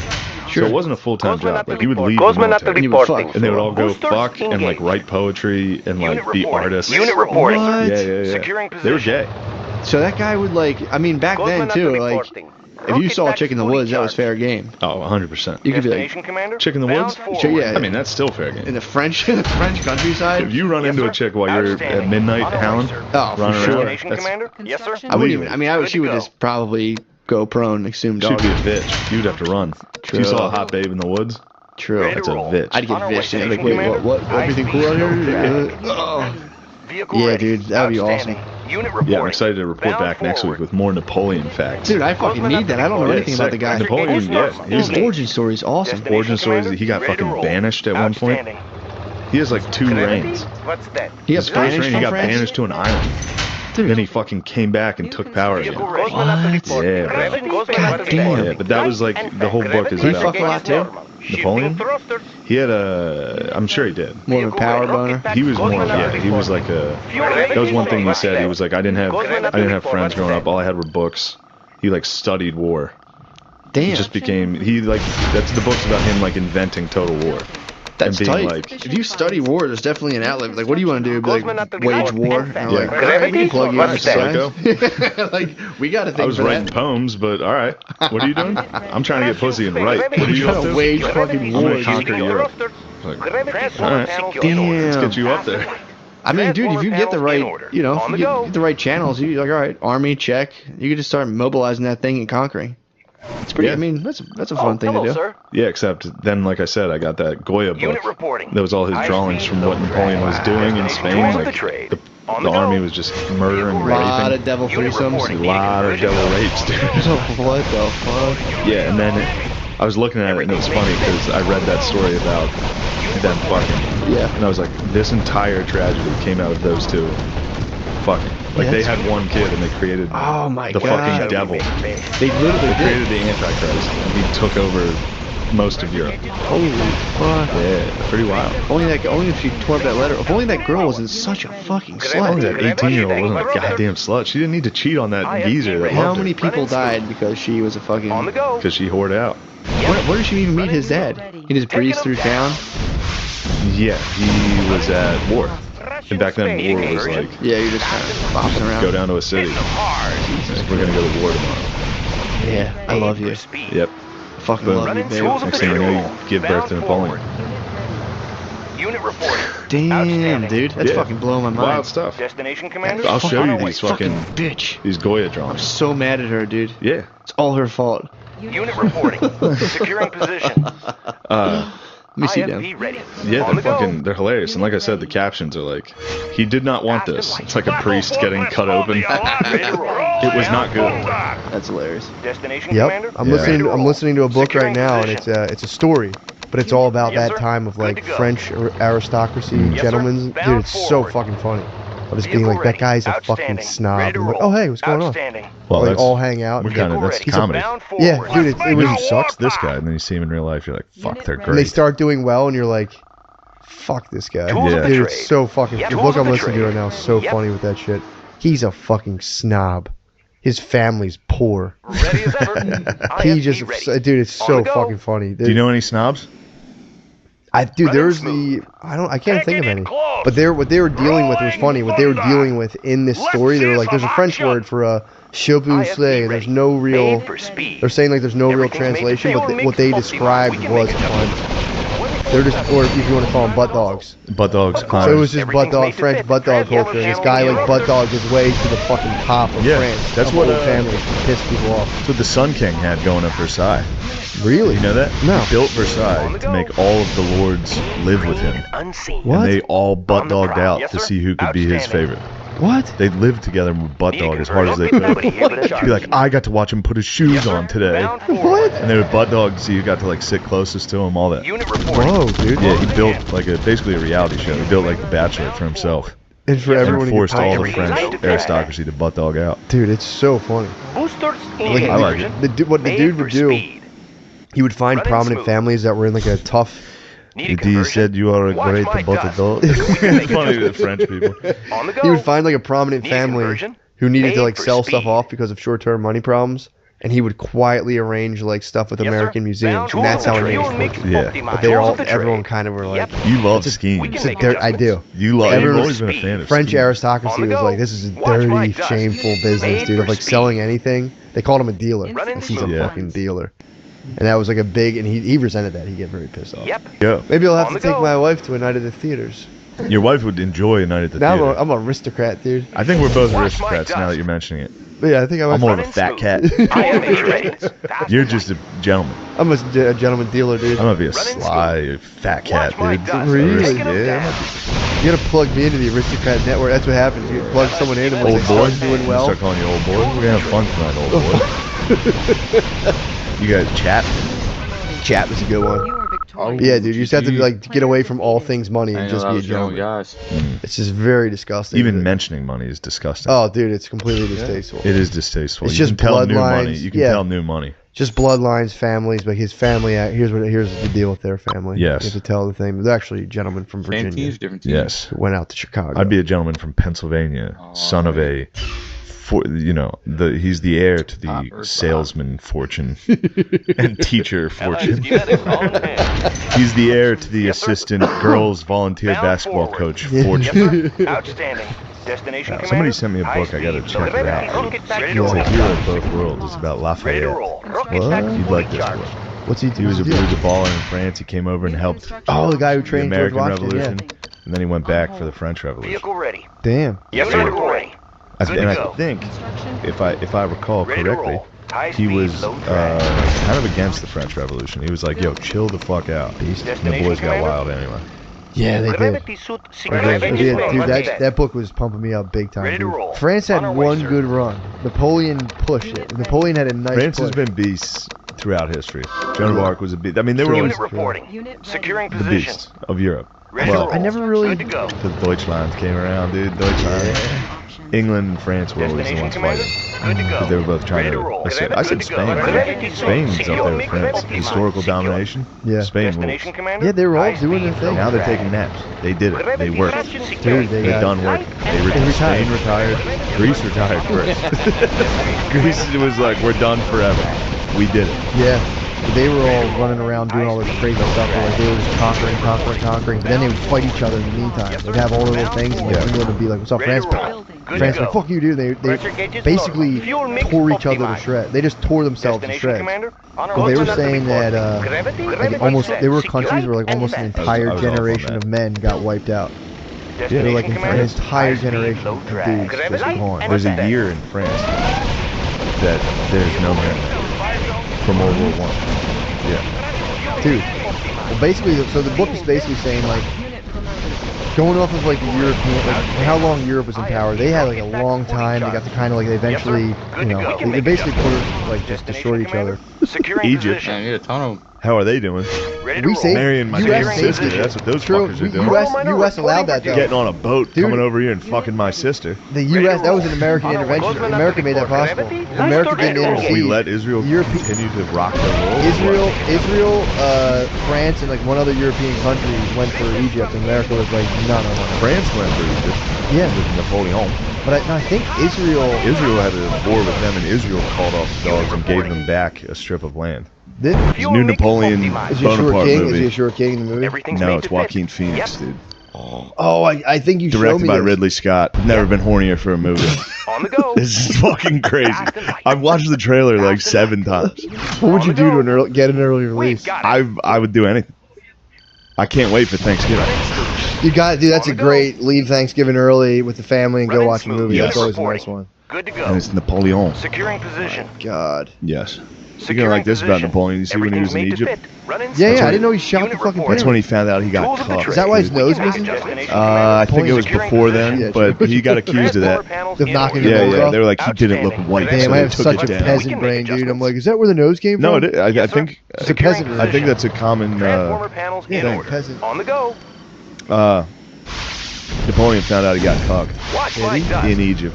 Who cucked him? Josephine, that chick with the cut hair. I'm saying, which dude cucked him? A fancy cavalier man. A dandy cucked him. Ooh, with his, he probably cut a bottle of champagne in half and cucked it. Oh, it sucks. Because when he met that lady in the trailer, Josephine, the reason her hair was like that, she was just arrested during the revolution. She just got out of jail. He freed her. I don't think he freed her. He just met that babe at a party. Oh, he could tell she was a bad And bitch. he was like, fucking... whoa. Tools of the trade. But she didn't love him. Yes, sir. At first. Outstanding. And then she cucked him while he was Unit in Egypt. reporting. He's taking over the world, and she can't keep her fucking legs closed. But back then, if you were a French general, the worst thing you could be is a cuck. Everybody got cucked, but you just had to have mistresses. And then everyone was like, all right, you're cool.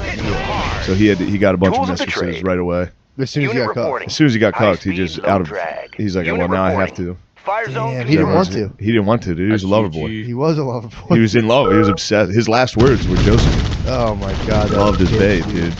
Imagine, did that. it's got to be crazy too, though, to cuck your husband and then like hear that he just conquered Egypt. And you're Be like, oh, he's coming home. Sure, let's do another one. Guy just conquered the world. He's coming back here. I cheated on him. Well, what a brat. What a brat she was. She was a brat. Dope. Although to be fair, dude, chicks with no cell phone, they were sat and just waited for years, dude. And then some fucking cavalryman comes in and a fucking just walked by and went, yeah. She was like, what's so funny? Your britches. What's the word? Take off your britches, madame. Oh. You my Jew be. Unit reporting. Destination commander. Bound for destination commanders. Good to go. I don't know. If you get cucked and then you're like, fuck it, I'm blowing up the pyramids. Yeah, that's You fucking do rule. sick. That's sick as hell. But imagine that. Yeah, true. That does rule. I'm gonna But shoot a also cannon at a bunch of guys riding camels. that could be from, he could have Well, that goes on today. He could have sunk into his cuckness. Instead, he was like, blow the fucking face off that. Our boys, the Marines go overseas. They get cucked. They're like, Constantly, bro. fuck it. Well, dude, it's your girlfriend's your chia pet, dude. You don't fucking. You don't water it. I'm thinking of a Tamagotchi. It's all right. The Tamagotchi gets sad. Destination Someone picks it up, like, I'm Outstanding. gonna sing a fucking pellet. And they're like, Destination commander. High speed, low drag. I saw those boys I saw the boys in the trailer hitting the square formation against the cavalry, which is what you do, dude. Yeah, I never saw a square formation before. If there's a cavalry charge, you hit them with the square. Securing position. On our way, sir. Well, that's what cell joke, dude. That's how you defeat the circle. The square. You hit the square inside the circle, and now it's a shooting galley. Oh, Jesus Christ. Yeah. Napoleon Thanksgiving is gonna be insane. If this movie sucks, It's not, dude. it can't suck. Ridley Scott. Ridley Scott fucking rules. Have you seen a bad movie with Joaquin Phoenix, by the way? I don't know of one.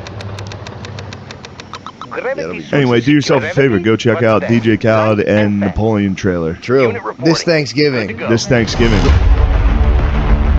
Remember Napoleon. this for months. forget the summer, dude. Yeah. 24/7. Get out of the sun and just hold this in your head. This Thanksgiving, Napoleon Bonaparte.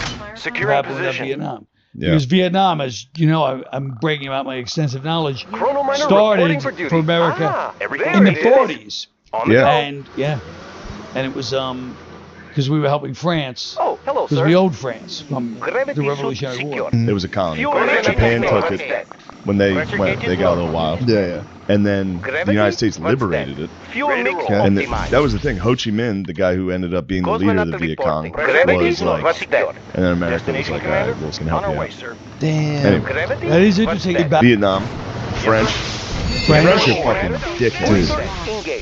Brutal. They were dickheads. So they dragged us in. They absolutely dragged us in. Hit the letter. They dragged us in, but we wanted into. I mean, we could have left. We could have left 10. We could have left. I mean, I read this book, A Bright Shining Light. Just happened to be reading it. By the way, whenever you read a book, especially on Kindle, try to find out how many pages it is. Oh, yeah. This book's 800 pages. So I was reading it like, oh, this is A Bright Shining Light doesn't sound like a long book. Yeah. It's the history of everything. But France, they left. We helped them. So there was what turned Ho Chi Minh. One of the things that turned him is we decided we supplied France with all these all the mortars and everything where they destroyed a lot of it in Vietnam, and that turned them against America too. Ho Chi Minh, yeah. It was there was a battle. I forget the name of it. So I was just watching the Ken Burns on it. What is it? Yes. So the French were kind of fucking up the Vietnamese. I mean, it was the same as us. They had superior firepower. But again, just like time and time again, the Vietnamese were very good at guerrilla warfare because we trained them during World War II. Oh yeah. Yeah, a little, Mujahideen type shit. Yeah. And they were about to come to talks. France and Vietnam, they were about to come to the table. Before they went to have talks, they both tried to get one more offensive in, so they had leverage when they went to talks. Nice. So France sets up at, what's it, Bien Phu, yeah. They just put themselves at the bottom of this valley, and they're like, we're just going to build an airfield here, we're going to fuck them up. One of the French generals was like, I have too many guns, we're going to fuck these dudes up. Damn. And the Vietnamese surrounded them in this valley and just destroyed them. The French guy, the general that led that, killed himself honorably. Because he was like, we're going to wipe the floor with these guys. Why'd they go in a valley? Isn't that a bad? I'm not a military tactician, but isn't that like not the good idea? So then when the Americans liberated Vietnam, and the British, whoever, they were like, we love America.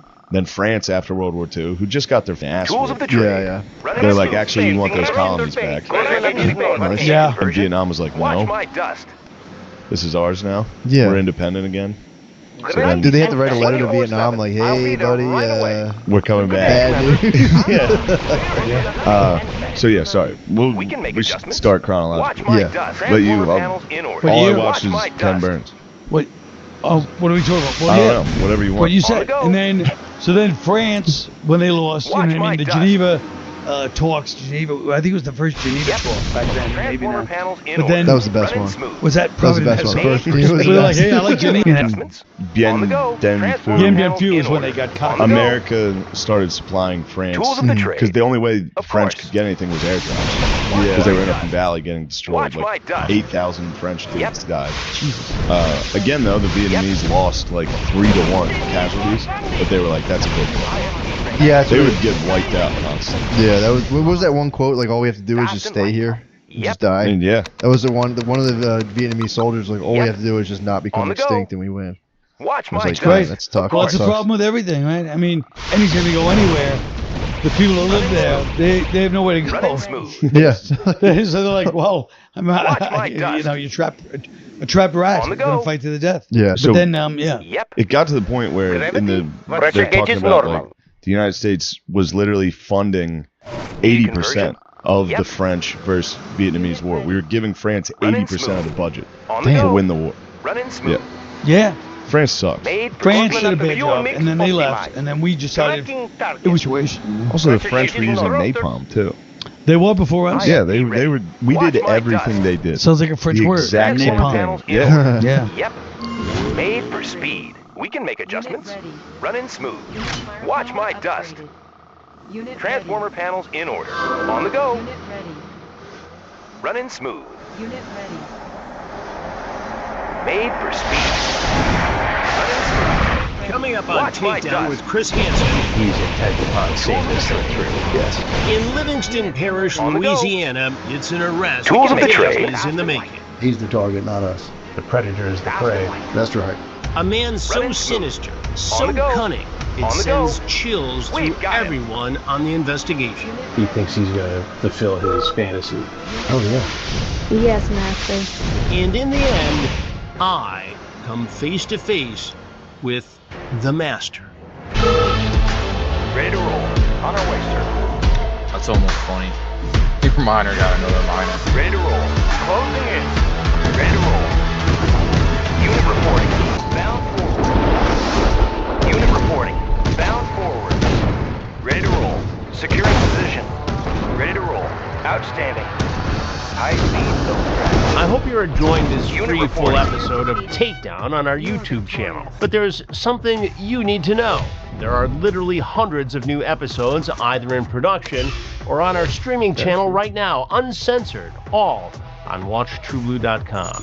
Use the code YouTube26 to watch all of the episodes for $2.50, or for an annual subscription, use YouTube Year for $20 off. Also, and this is very important, hit the subscribe button, and we'll see you on True Blue.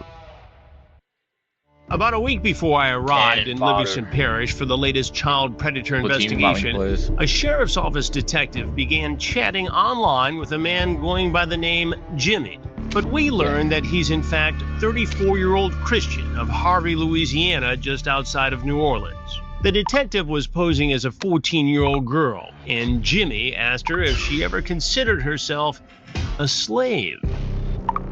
The detective, posing as the girl, asks if she's too young. Christian tells the girl she'll be his property and that she will need to be trained, but he has no problem with her age. The detective asks how the girl will be trained. Christian says there will be rules and that if she doesn't follow them, she'll be punished, and that from now on, she must address him as master. Moving construction. For days, the text messages back and forth get more graphic and disturbing. Construction center. Relocating. The detective reminds Christian that the girl is only 14, but that doesn't stop him. And he goes so far as to tell her he's buying a collar for her, like a dog collar. He tells her he won't have to choke her if she follows the rules, and that he's going to take her virginity and stomp it into the ground. Christian, aka the Master, makes a plan to meet the girl in person, but Sheriff Jason Ard has plans of his own. Sheriff, this fella has talked online for days now. Meet a master, being his slave.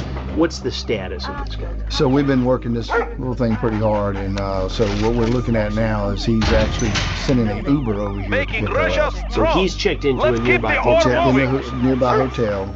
Sending an Uber here to pick her up to bring her back to him at this hotel. Right. And so what is our plan at this point? So right now we're actually going to make sure with the hotel room that he actually is checked in, identify him, and then we're going to, once the Uber driver gets here, we'll probably have a little conversation with him, and then we'll go from there. So he may have somebody Uber to him, but it ain't going to be what he expects. Okay. We shall see. Yes. Sheriff Ard, his team, and I make a plan for when the Uber driver arrives to pick up the underage girl.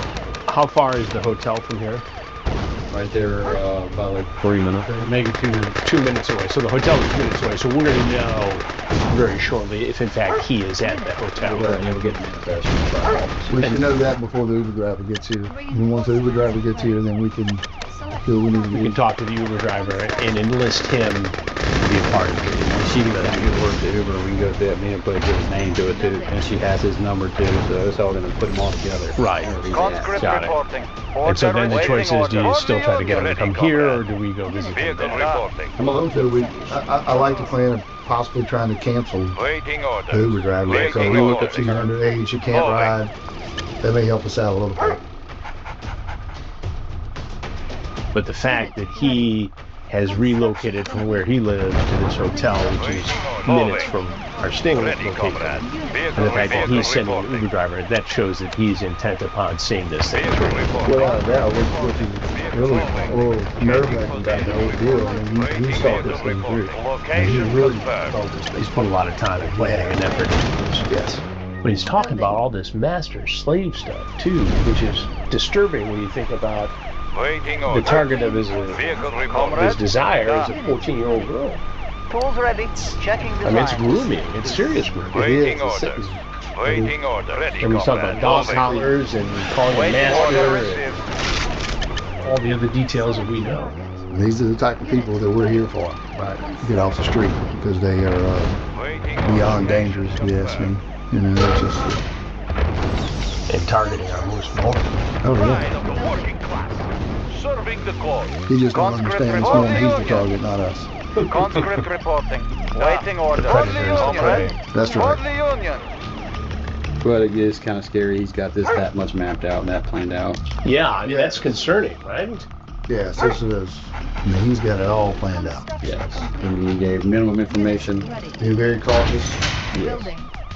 You think he's got any idea what's on the other end of these chats? Not at all. Making Russia he thinks he's going to fulfill his fantasy. Making Russia strong. Equal share for everyone. War miner here. So you can go down and looks like good place to mine. See when we can get him come up here will be ideal if we can get to him. The Uber driver shows up on time and calls the number provided. It's answered by the dealer. Yuri, it's your Her name is Snow. Hello? Hello. Yes. It's in the back apartment. You said the back apartment? Yes. Okay, that's where I'm at right now. Ready, comrade. Moving. You have to go behind. You have to go behind that. Waiting order. Moving. The detectives head outside to talk to the driver to gather more information on the man who booked the car service. The driver then comes into the sting house to talk further with Sheriff Ard and me, and she gives us some troubling information. So we're going to try to get her to make a phone call to him, and basically we can't pick up minors, that kind of stuff. Right. However, he's wanting her to bring the kid back to Harvey, which is near New Orleans. Yes. Ready, comrade. Waiting orders. So he was not, in fact, going to bring her to the nearby hotel. He wanted her, the girl, to go into the Uber and go back to his house, which we're in. Well, New Orleans, how was it, 45 minutes from here? An hour. I took this an hour and 26 minutes. Hour and 26 minutes. So he wanted to put her in an Uber and travel her an hour and 26 minutes. Yes. To bring his slave to the master. Location confirmed. The driver then makes a call to Christian. Hello, this is Christian. Hey, Christian. Yeah. Hey, I just spoke with you not that long ago. Look, I won't be able to pick up an underage minor and bring them that far out. Oh, okay. No problem then. Alrighty. Thank you. Okay. He just canceled. Making Russia strong. So he canceled. He just canceled. And we heard what he said. He sounded pretty casual about it. Yeah. Looks like but good the place fact to that mine. he was trying to bring her an hour away. It's scary. It's very frightening, especially given, I mean, it's frightening no matter what, but given the scenario, the master, the slave, the whole thing. And he's thought this thing out so much. I mean, look at what he's done. And I'm going to be at this hotel room. Right. And look, he's been very upfront about, I'm the master. I'm going to do this. You're going to do that. And so now he has an Uber driver coming over here to pick up this young lady. And actually wants her to think that she's going just a few minutes away to a hotel, so but he's going to drag her an hour plus get away. That car, she was going to turn around and have to bring her all the way to Harvey. If he was going to bring her back. Mm-hmm. He wasn't going to bring her back. He was going to to me, he's been lying the whole time about everything, and he's trying to basically get her where he's comfortable. What do you think would have happened to this 14-year-old girl had she gotten in the Uber and traveled over to his house an hour plus away? It's very frightening to even think about what would have happened. This is scary. These are people out here preying on our children. This guy right here. There's only one true Yuri. You will learn. So this is far from over. Far from Yes. Yeah. And it was very far from over, because 30 minutes later, the master reaches out again. So bring me up to speed here. He has now continued the conversation with the decoy person with the 14-year-old girl. Yes. And he's sending another Uber. He wondered why or how the Uber knew I was underage, and I told him I got scared and told her because that makes him want to check my ID or something. And he got kind of mad. I asked him why he wanted me to go to New Orleans, because I'm not coming anywhere near your house, and you're not going anywhere near my house or my car. And kind of from there, he said, I don't really trust you, but then sent me another picture. So what do you think his plan is? Maybe me not telling my age, I don't want to tell her age, so I'm going to make some up with his new Uber driver. Right. So now you got to go through the whole investigative process again with the Uber driver. Yeah. And tell them, hey, I'm going to try to get him saved as a kid, you know, we got to get an ID. Something. So you're going to bring the driver up here and have one more time call Master. Yes. But what is the bad thing that's going to happen? I mean, the girl didn't get in the car the first time. He's hoping I don't say my age or I'm underage this time, but we'll just play it up as to she sees how young I look and that's an ID. But he is persistent. Very persistent, yes, he is. The master sends another Uber to pick up the underage girl, but the sheriff's office has a ruse of its own. Decoy makes a call to the master. Hello? Yeah? They're not here anywhere. Hello? Pride of the working class. Wielding Soviet They're not here. Looks like good place to mine. Okay. What if they ask for my age? Tell them your ID. What if they don't believe me?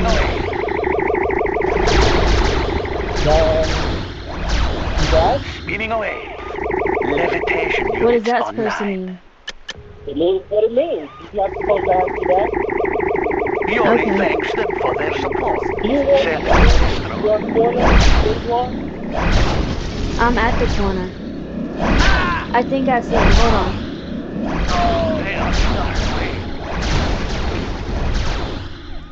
on. Waiting order. He's not here. Confirmed. Yes, Comrade, don't mess with the secret. Where are you? Bring on the mix. I'm outside. Alright, what is your position? The block. Yeah. There's not a name for the block. Well, go to Aspen. I'm on Aspen. I just asked you that. What do you think? No, you said the block. Not the road. Yeah. Oh, thanks, man. Nothing. What kind of phone do It you have? happens even to the best. An Android. They go, What kind of phone do you have? oh, I forgot to build. Oops. Apple. And the next thing you know, they're getting crushed by an entire army. I'm gonna go back inside before somebody sees me just walking around. No, stay outside and look for the driver. I've been looking for the driver. I don't see them. Well, keep looking. I can only look so long. What team you want me to You'll play look as? for as long as I tell you to. Yes, master. I don't see him. Are you in front of your apartment? Alright. Yes. Go out to the front of the building. Very Britain versus I Iraq. I Almost like am. RA2 Blitz. I'm gonna call you right back. Okay. Christian does not give up easily. He sends a total of 4 Ubers to pick up the What's the word? 14-year-old girl and bring her to his apartment near New Orleans. A warrant is issued for his arrest, and another sheriff's office picks him up and puts him in custody. Destination, Commander? Following his arrest and booking, Christian agrees to speak with me at the sheriff's office. Good to go. What you'll see next is the full conversation between myself and the self-proclaimed Destination, Commander? master. High speed. Hey, Christian, how you doing? Orders? Got it. Vehicle ready. Good to go.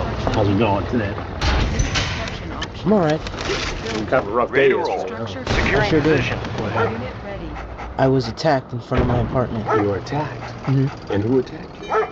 I would love to know. Yeah. Well, what can you tell me about it? What can I tell you? Ready. On my way. It's not right. Construction. Okay? I don't know what's going on. I'd never committed any kind of... What were you doing when they all came up on you? Walking into my apartment. And you were just on your way in? Yes, literally into my apartment. Right. And did they say anything?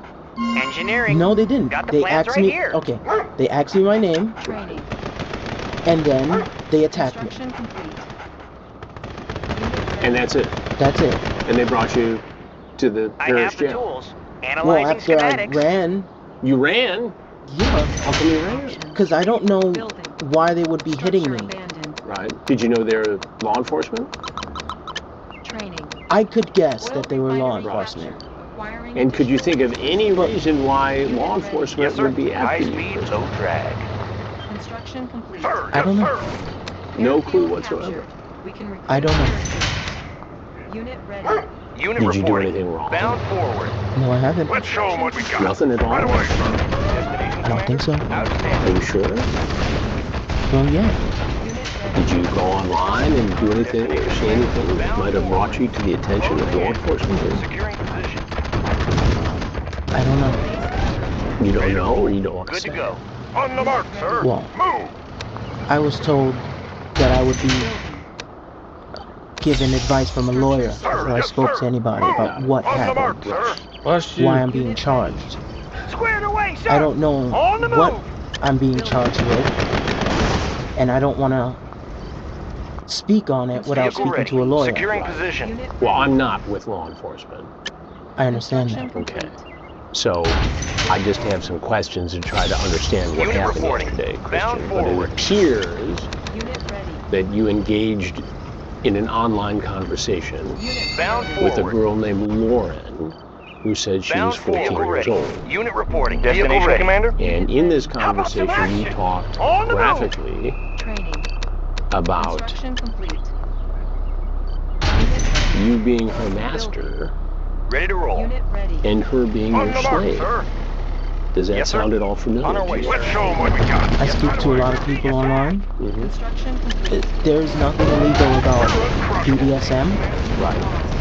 And whatever age she says she is, what age did I say I was? Well, we know you're 34, right? You know that. Right. Unit reporting. High speed. And I know that. Yes, sir. Got it. And what did you tell the Commander? girl? On our way, sir. I don't know. Destination, Commander. I'm 14, Orders. she says. Destination, Commander. High speed, low drag. Okay, send a pic then. You talk about her being your potential slave. Unit ready. Have you ever considered yourself a slave? You will be my property. You will need to be trained, but I don't see why not. What did you mean by training her? Yes, sir. Construction complete. On our way, sir. Basically, Securing position. in the bedroom, how two people speak to each Ready to other roll. Good to go. and act around each other. Well, there will be rules that you must follow, and if you don't, you will Settling be in. punished. Give me a target. We're uncrushable. How else are Vehicle ready. you expected to learn pain? We'll teach you Unit reporting. obedience. Orders. Your obedience is my pleasure, Yes, sir. my pleasure Securing is your position. pleasure. Just get me close enough. You can start by addressing me as master every time you speak to me. I expect this from you. Sure thing, Commander. In no time at all. Where does this come from? Cancel. How did you get into this? I don't know where it comes from, but it's what I like to do. It's what you like to do. And I don't force anybody to do it. How many slaves have you had? I don't really know. You don't know? No. At least one. At least one. Give me a clear view. And how long was this woman? Yes, a woman. How long was she your slave? Maybe a month. A month. Maybe. What did she do for you as your slave? Like I just mentioned before, we talk and we play in the bedroom. On the mark, Master, sir. slave, you know, kind of relationship. Unit ready. We would do things sexually, of course, but you know, nobody got hurt. You say, so I'm sure you will forget plenty, but hello, if sir. I was in person, I would have slapped you across the face. It's all right from the moment on. If you forget, you will receive a slap. When I see you, you will be given your punishment. There it is. Just wait for me to call you to serve. You talk about physically harming a 14-year-old girl if she does not serve you. I don't know. Physically and sexually. I don't know if she's 14. And she told you she's 14. Why would you believe anything else? Why would a 14-year-old because she told you. Talk to me like that? It seems like you're grooming a 14-year-old child into your bizarre fantasy of violence and sexual exploitation. That's what it sounds like. It sounds like I'm talking to a person that has their own fantasy and wants to play with my fantasy. Give me a job. But she's 14. Sniper ready. How do I know that? She told you. Why would you even? Why would you take the chance? Is my point. You know that having this conversation with somebody who's 14 would be illegal, correct? You know it's wrong. Chrono Miner reporting for duty. I do know. Okay, you know it's wrong. Yes. And you know it's against the law. Destination, Commander? So why take that chance is my question. I guess the chance never really felt like it was being taken because I had already understood that this was the person that wanted a fantasy. I also wanted a fantasy, so we would play together. You will serve me in person, and I'll teach you how to worship your master properly with your mouth, your body, any way I tell you. Your mouth. I'll teach you long, slow licks all around and kissed all over until we're uncrushable. I decide to use you in any one of your 3 holes. Affirmative, sir. Is that any way to address a 14-year-old girl? Well, no. Well, no, then why did you do it? I didn't. You said I have you were no idea if this person is guilty. Training. She told you. What age did I tell her I was? Not underage. Okay, so I'm 17. No, you're not. You're 34. And how old is she? 14. Well, how is it that you can believe her, but you don't believe me? Because I'm looking at you and I can see you're 34, and I'm reading your transcripts and they're creepy AF. Okay. And they're illegal. Okay, they're creepy, so? They're exploitive, and it's illegal what you're saying here. They're creepy, but... And it's illegal. More important, it's illegal. I'm not here to make a moral judgment. I'm here to make sense of you breaking the law by talking about abusing. Well, no, it's not breaking the law. It is breaking the law. If I don't... There's a reason why you're wearing an orange suit and wearing those bracelets. If I don't know who I'm talking to. You said you're looking at me, you've seen pictures of me. Right. I've seen her. I've seen pictures of her. Yeah, she didn't look 14 to me. And so now it's okay for you to believe her whenever she says whatever age, but not believe me when I say when I'm whatever age I am. Vehicle ready. And I don't think that's right. Okay, so first thing I'm going to do is inspect you. First, clothed to make sure you are clean, undamaged. Second, I will inspect you naked and you will undress in front of me while inspecting. Yes, master. I'll be asking you questions about who you are and what you will be doing. If you are dirty, unkempt, or answer me wrong, you will feel pain. That's probably a person. That's assault. That's battery. So I'll be checking your teeth, nails, scars. If you have any underarm, panties, no hair except for on your head, no holes in your socks, you will be treated as properly. Understand? Assault and battery is against a person who is unwilling.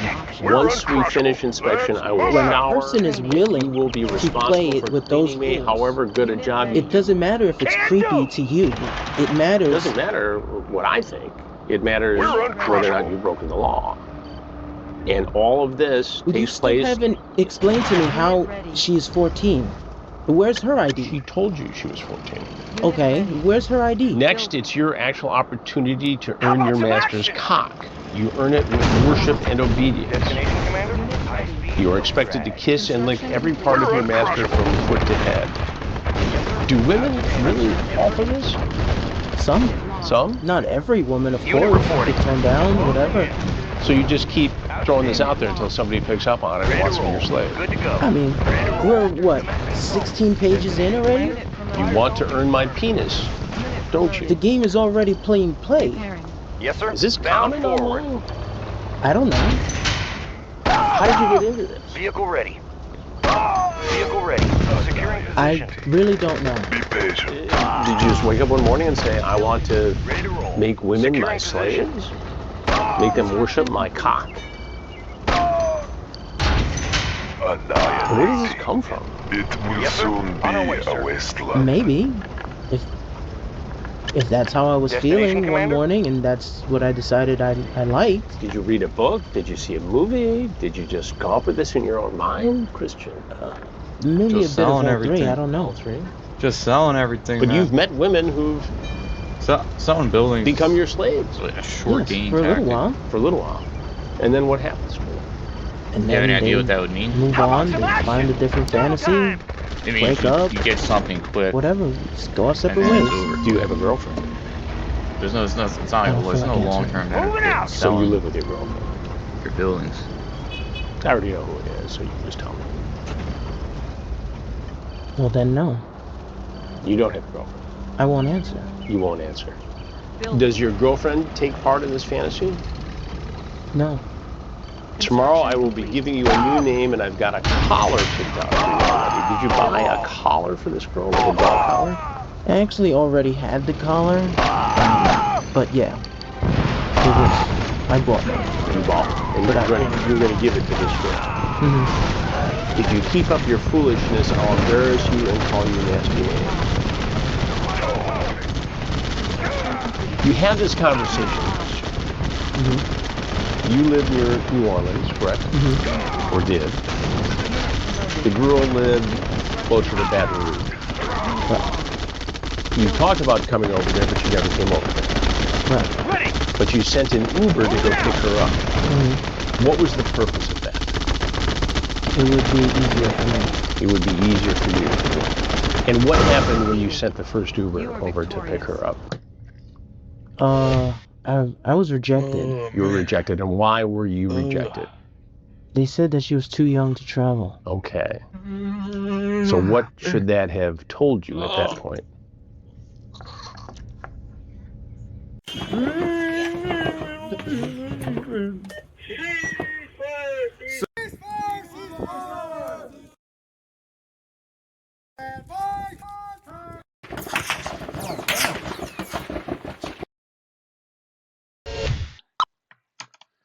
Almost ready.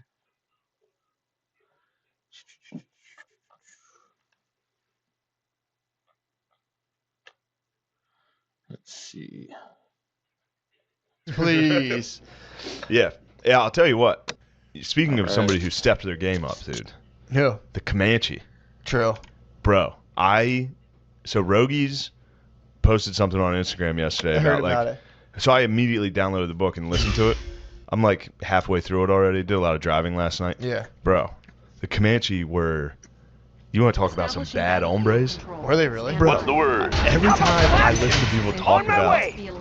It's crazy. If you do any research into actually what Native Americans are doing, it's nuts. Destination, Commander? Well, the Unit Celts reporting. were- Securing The position. Celts were fucking... Celts were here before Native Americans were gone. No, the Celts were actually mentioned in the book as also being complete savages. Really? Yeah, so it's a pretty simple explanation for why Native Americans were fucking fired up, rowdy boys. Yeah. They got agriculture about 4,000 years after Africa and Asia, and therefore Europe.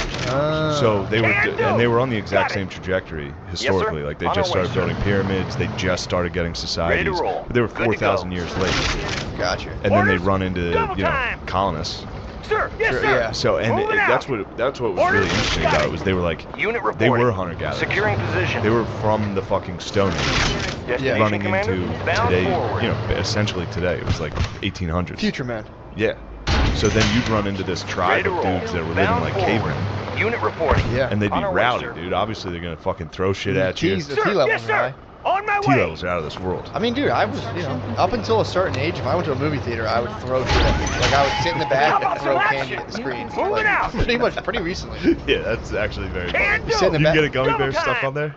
Oh, Come dude. on. Or if you sit in the back and it goes all dark, you just go, boom, and you wheel, it goes whap, and you hear it just go pop, pop, pop, pop, pop. I would always try to fart as loud as I could at the quiet parts in a movie. That's the Like if you best. can anticipate a silent part. Dude, it's the best. That's very Comanche of you. That Pretty is much Comanche. enemy of everybody, dude. I've been enemy of everyone. Lord of for the a long Plains. time. Lord of the Plains. Dude. Bro, let me break this down. Break for down you. the Comanche. Comanche fucking rule. They absolutely rule. They're ugly, short, shitty people that everybody crushed. So they came over, you know, historically on the land bridge. That's where, you know, how all people came to North America. Bering Strait. Yeah. So they were up there. Securing position.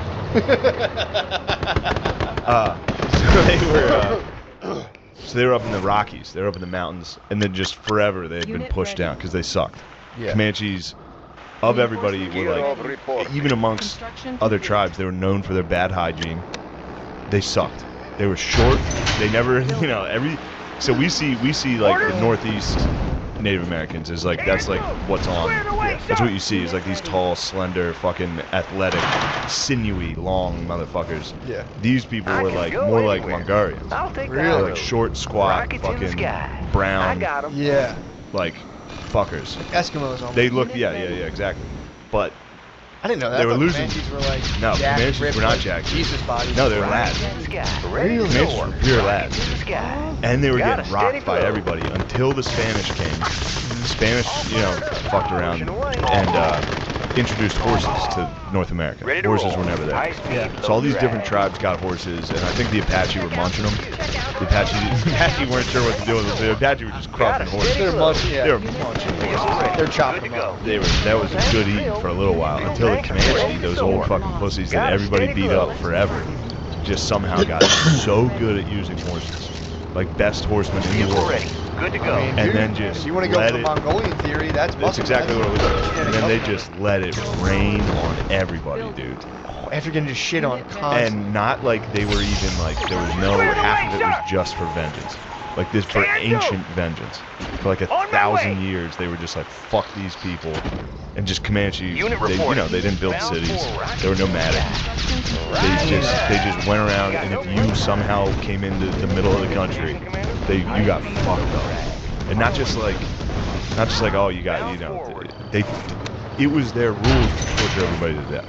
If they were women, they would gang rape them and then torture them to death. Jesus. Dude, they took this one lady as a slave, and white slave, and they white slave, and got a clear view, sir. Have a little scoreboard. What's that about? 18 million to 1. Here we go now. A little comeback, little rally caps. Here we go now. We're having a little chatter over there. Having a little chatter in the dugout, whites.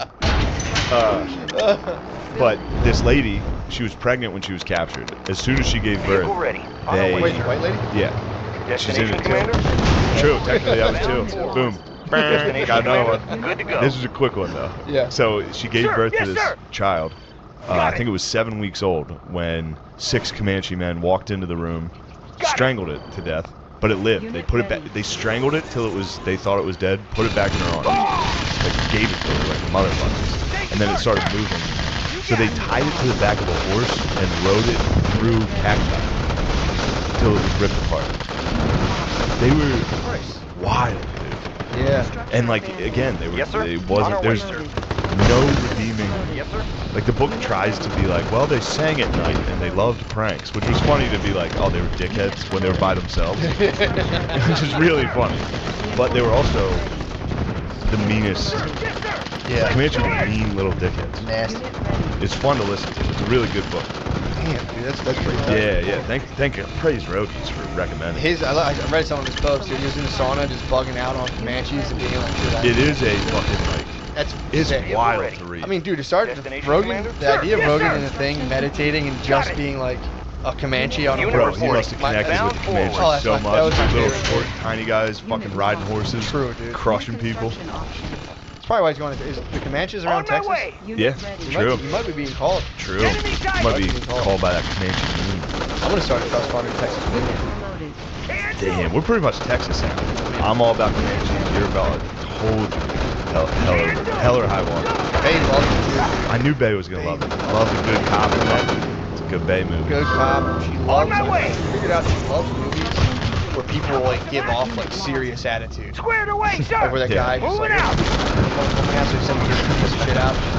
Have you been tucking your t-shirts into your dungarees since you watched it? Sometimes. I know you always have. I tuck in every now and again anyway, but yeah, now it's like for sure. You have to. You gotta I'm losing weight right now. You gotta get a holster. I just, if I do a crime, I want someone that, what do they look like? They're cowboy.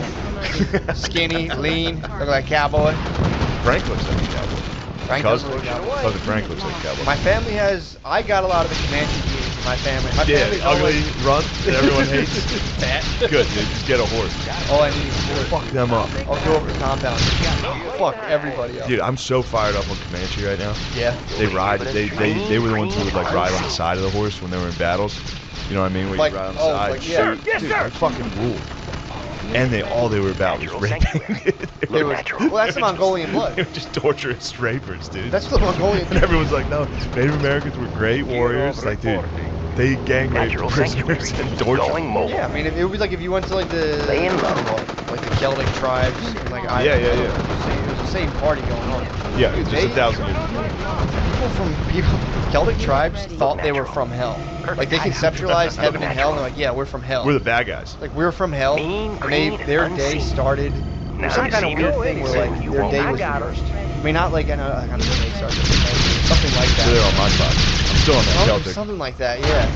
They were kind of munch dinner right away. Wake up and eat like a chicken by himself. Yeah, when you were born, they would just cry for you. They would all do it. And when you die, they would fuck you. Get out of here. Back in the netherrealm. Yeah, dude, they were like nasty motherfuckers. Yeah, the Comanche. Okay. I mean, dude, there's literature that says that they try to claim the Celts were the Native Americans. It's pretty funny. It's a pretty that's like Irish spasm. I like that. No, we're Native. We're actually slaves and Native Americans.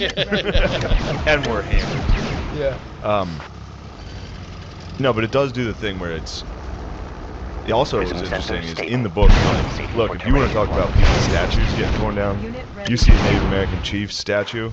You can pretty much count that guy first off had slaves and then also led like war parties that raped whoever they caught and tortured. Really? They said it in the book? Yeah, I was like, damn, dude, this guy's going hard. What is this? Damn. Must have been early in time when this guy wrote. I don't know when the book was written. Yeah. You better not have written that recently. Or he's out of here. I don't like it.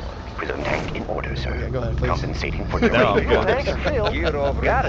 You want to derail my awesome Comanche talk? No, I'm not derailing it. It's too late. We're talking audiobooks. I kind of forget the Comanche talk now. I had some other good points. It's in the field. It's in the ether. You have to have that channel. Any idea you ever have? Oh, they did the same thing as. So I was reading fucking. Yeah, I was listening to fucking. War on the Run. Very dry. Very like. They left camp with 3 satchels of blueberries, 6 gunpowder sacks, 8. It's a lot. It's a lot to listen to. But then this one is just purely. They did the same thing. The lady who was a slave in the Comanche, she beat the fuck out of one lady and made the Apaches or the Comanches just surrounded her and were like, sick. And then she beat the shit out of the old lady who was also a master. They were all like, alright, you're pretty chill, you can come and hang out with us. Dude, they did have that. It's like a common material. Like if you were a Native American slave, all you had to do was wild out. So you're saying if I were ever you had to risk the worst torture. So I wonder, if I ever come now, and again, I don't think this would happen to me if I got lost on the reservation, but if someone else... If they get you. If I was to be accosted on the reservation... You get hammered at a casino. I should just start fighting. If you're in a casino and the lights start disorienting Mohegan Sun, yeah. and then you get captured. You get captured. You could technically get captured. Yeah, bring you downstairs. So I should just start swinging. You should immediately swing. And if you're in a casino and you're drunk and you happen upon a security guard, swing upon him. They'll do nothing but respect. That's awesome. Here's 500 chips. Yeah, like you're one of us. I knew my bus driver's son hung out in the Indian reservation, and I used to always want to go there. Really? I heard they were dumps. Really? Nah, our bus driver told us that his son was dating an Indian chick with huge tits. And I was like, damn. He's like, yeah, they go all there. Fucking bus driver. Smoke weed on the reservation all day. He's like, my son has it made. His girlfriend has big tits. She's a Native American. I was just like, fuck yeah. Wow. Our bus driver. I suppose you have to die then. It's the rules. Sorry, you're actually dead now. Yeah, man. That's sick. I like that you're back on your historian. Bro, a lot of people don't think about this.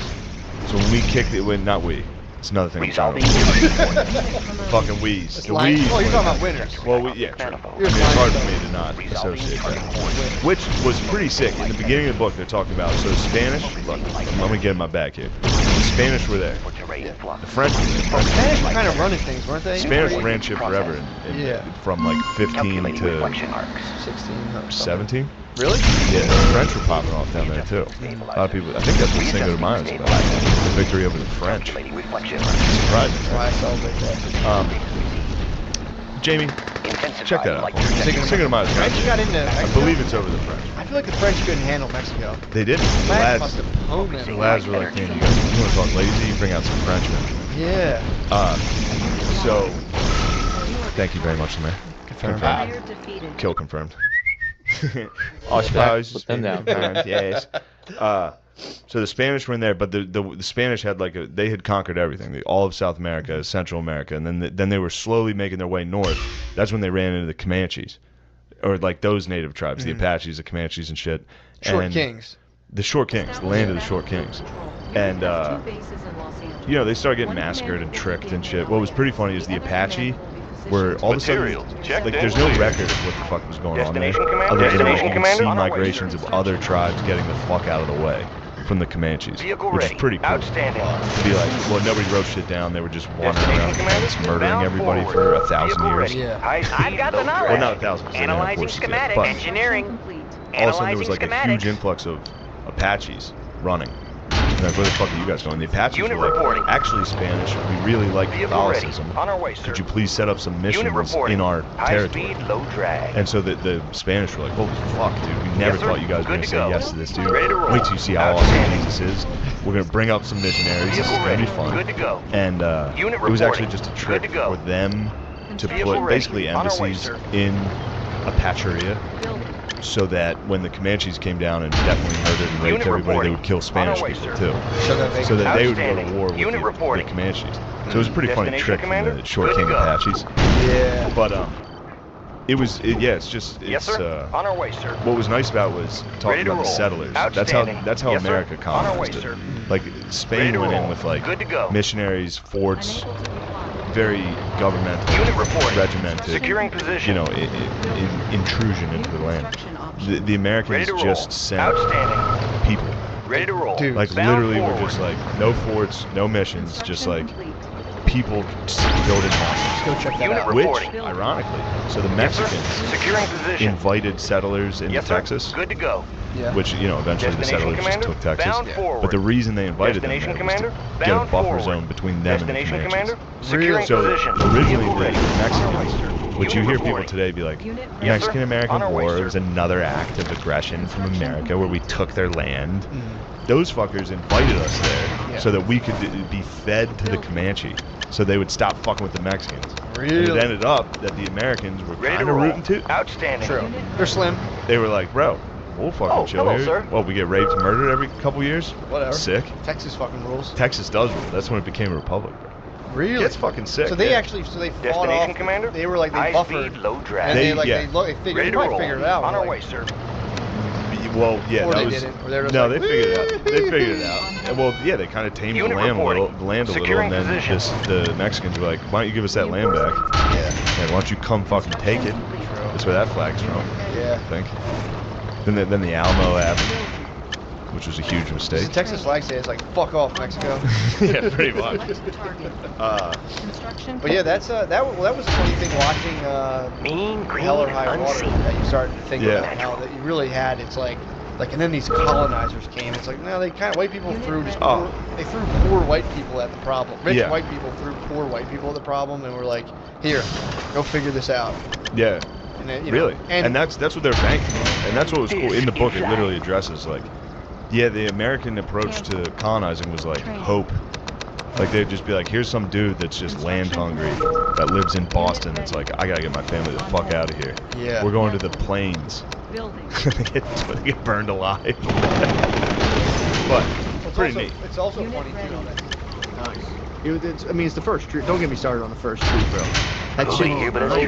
He was showing us all the shit there. I didn't get. So apparently there was a tree in Philadelphia that predates the country. If that makes sense. The colonies, the American colonies, as like an independent American state. Yeah, there was a bunch of them. 17. These were the first one. This is the first one. They were being employed by the king. Dude, imagine the fucking balls of them. Just be like, fuck those guys. Take somebody, the king back then's flag and throw on it and be like, nah, dude, this is our country now, fuck you. Yeah.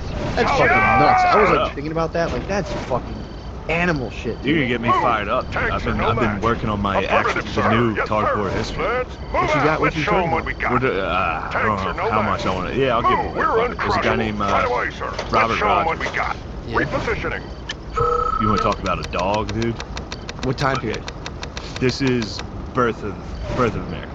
Destination, Commander? French and Indian War. He was serving the crown during the French and Indian War.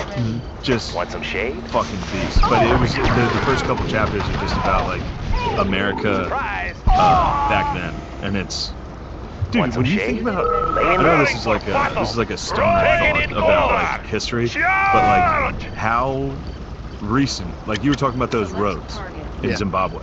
Like, dude, our country, people were not here. And we have like the amount of infrastructure and all the shit we've done to this huge continent is fucking insane in the amount of time we've done it. Like it's crazy. Yeah, also, dude. like if you think about it, like as long as you've been alive, from like this is how like quickly history goes. It's like from your birth until right now was basically the same distance as your birth to World War II. You know what I mean? Alright, so like from right now to 1980 is the same amount of time as from 1980 to World War II. Like it's a lot shorter than you fucking think. So when you think back to like, so when you think back to like, you know, 1750, it's really not that long ago. It's very weird. It's very weird to think how far we've come. Dude, they were he was showing us pictures of when in Philadelphia when this thing was started, it was just like this big castle, and then there was land everywhere, all the way to the Delaware River. And it was just like he was showing us pictures. I was like, what the fuck? Yeah, it's crazy. Yeah, there was in that Thomas More book. There was like maps of New York from back then. It was just like north of 50th Street was just in 1860. God, that must have been sick. Imagine getting pussy back then. New coordinates processed. Yeah, it was terrible. Getting pussy back then? It was probably awesome. What are you talking about? I mean, it's still fucking great, but it was definitely like disgusting. I don't know, man. I mean, I guess, you know, I'm not going to compare myself to somebody living in like the 1700s in New York, but like, and it's funny, the reason I'm even comparing. No air conditioning. Rarely showered. No porn. No porn. No porn. I know, don't get me wrong. It's going to feel good, and you're probably used to horrible smells, but the ladies' parts are going to be toxic. Well, back then you could just. And your dong is going to. Dude, it must have stunk. They weren't like 69 back then. They were just like on a haystack with their eyes closed. I think if somebody was hitting it from behind. Does the pothole open up? There's no toilet paper? Everybody's walking around like Tibble, like cat. Shit. No, boning back then was, that's why people were so religious. There was nobody out there like fucking to fuck. You were fucking to procreate. No, it was a problem. People would fucking be like, oh, that was horrible. It was fucking like, no, religion makes sense. That was horrible. That was a horrifying. Yeah, that was a terrible deed we just committed. Positional data received. Yo, you're gonna love this. No, alright, here, let me, this is funny to wrap up Thomas More. Maybe I should just wrap it up. Dude, nothing happened. No, some dude sent us a yeah, I got it. Scroll. Yeah, it was all stuff I knew and left out for the most part. It was like after the Civil War, he just kind of went to fucking Montana. Intensifying that's cool. So he was just Kanye.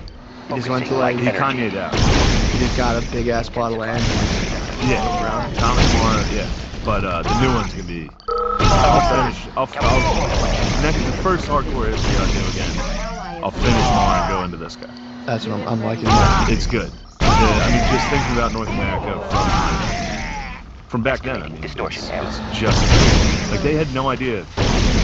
They had no idea what the fuck was out there.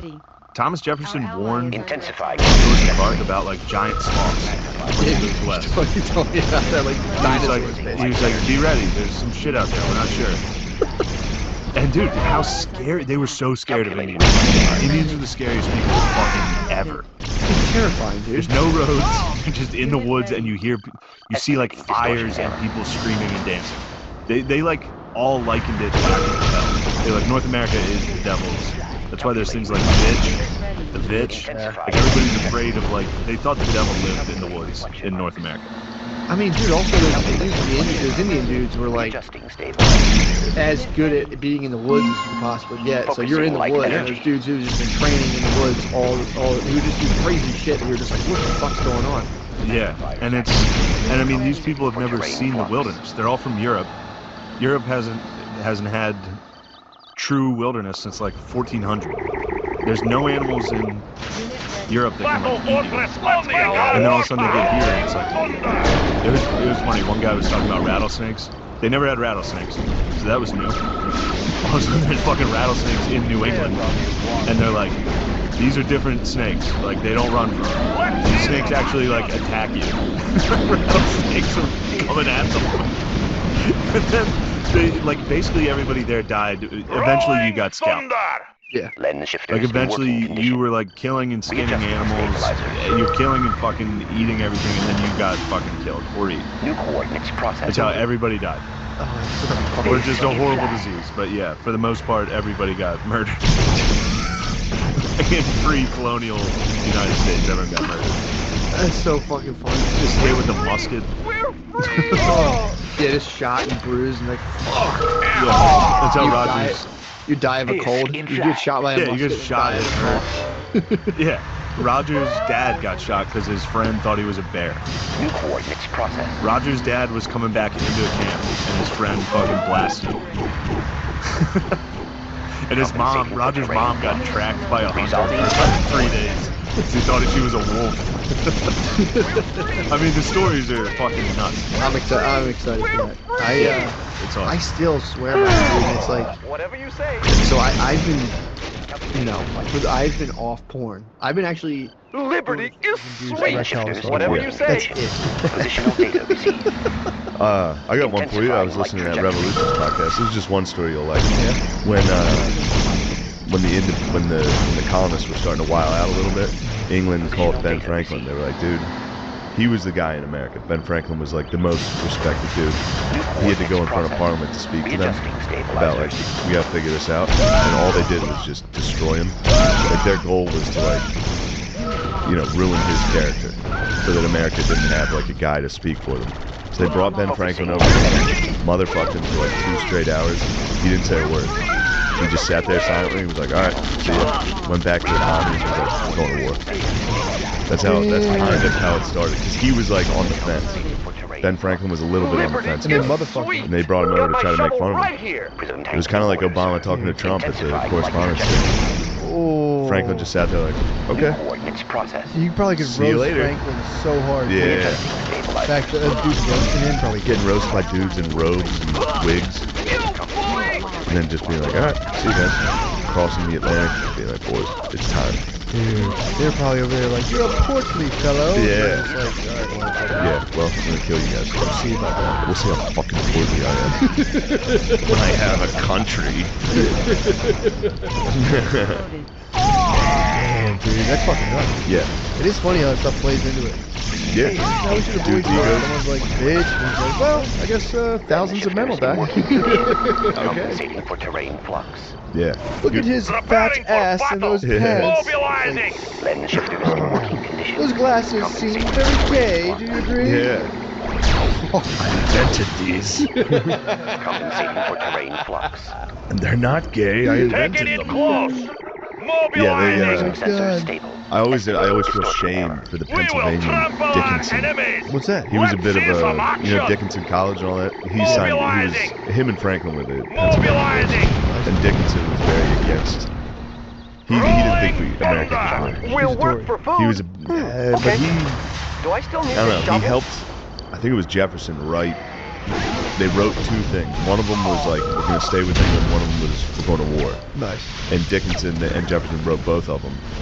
And Dickinson helped to like make sure he didn't look like a bitch. Like when Jefferson was writing, this is why we're becoming independent. He was hype man a little. He was like, yeah, we are independent. And then he was like, guys, for real, we shouldn't do this. We can't do this. We're going to get killed. Imagine how scary that was. Yeah, they were all going to get beat up. True, yeah. One of the congresses, they got a letter from the king that was like, you guys can stop this now or we're going to kill all of you, just so you know. And they were all like, Yeah. Was that the invention of guerrilla warfare? There was some of that, yeah. Were they still doing like shoulder to shoulder? Yeah, they were. And there was guys like the Swamp Fox. Basically what the movie The Patriot's based off of. Like, a guy named Swamp Fox down in South Carolina. He was hitting with that. Really? Yeah, but boom guerrilla... Style. He was boom style. Guerrilla's Spanish. Okay. The Little War. When did the Revolutionary War start? Like, didn't they learn from Native Americans how to like hide behind trees and like kind of some of that stuff. Sneak attack? Yeah. Because in Europe they were still doing like battle bots basically. They were doing battle bots because it was like wars were smaller. Yeah. It wasn't like total war, and it was like gentlemanly. Like they would like surrender forts and be like, "Yes, this is yours now. Thank you." It was they were paintballing. Yeah, they were paintballing. And then the Americans did get a little wild. Yeah, they started guerrilla warfare a little. But that was all from the French and Indian War. Okay. It was all dudes that were veterans from that. So France came down with, we'll help you guys. France teamed up with the Indians and started doing some nasty stuff. Yeah, they did have some. Yeah, they would cut everyone's fucking heads off. Yeah, dude. France dirty is frogs. nasty. The frogs would sit back and be like, dude, what's going on? And the Indians were like, we got this. We'd start skinning people and they'd be like, oh, chocolate bleu, no. Don't cut their skin off. Yeah, I was reading that book when you called me. I was reading Indian Boyhood.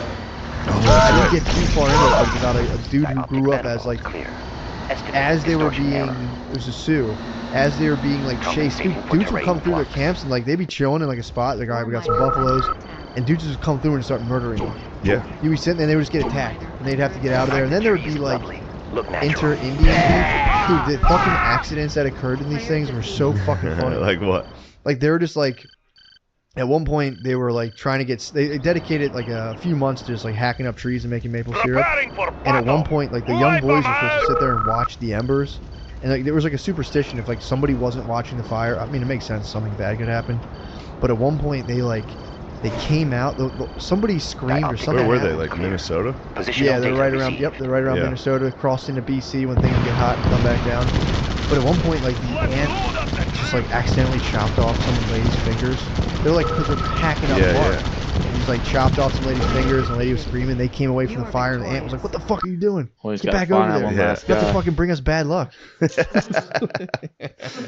like you already did that. And there was a part where, so like they were chilling in their teepee at one point, and dude, like, it just got like lit. Some of the Indians started getting guns and shit too. Yeah. So the one guy was like, he was trying to hunt some buffs, or he was trying to hunt a deer.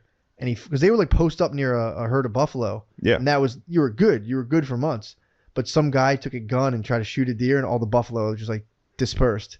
So like back then, the Indians would come, they would kill you for that. Because like, you know, people are going to starve to death. Oh. So then they came up and they fucking just like littered up this dude's tent. They got gats and they just they'd go to your teepee and just be like, bah, bah, bah, bah, bah, start shooting arrows. So you had to like get away from that. You were just getting attacked constantly.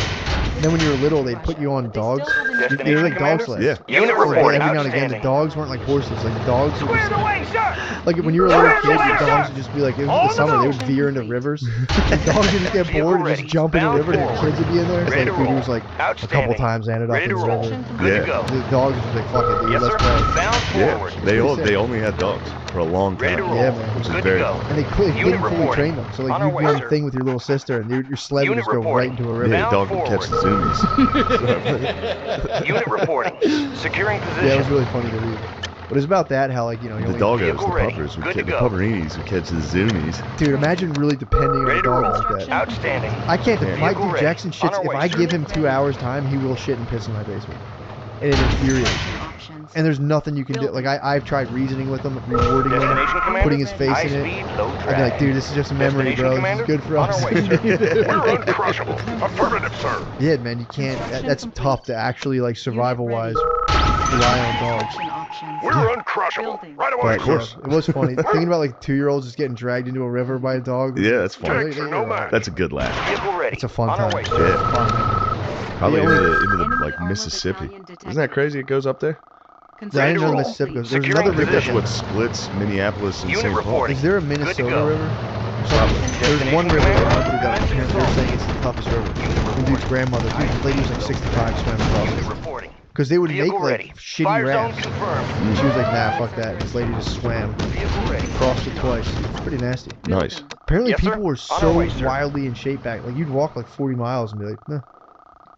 So Unit That makes reporting. sense. yeah, but he was saying walk. he lost it all. He was like, dude, now it's like Now he's a Destination soft commander. bitch. Outstanding. Writing books. he had Indian Chrono miner boyhood, but he was reporting for like he was duty. tight. It's in the bag. Ready to But he roll. was talking about the lacrosse Bound games. They forward. were sick.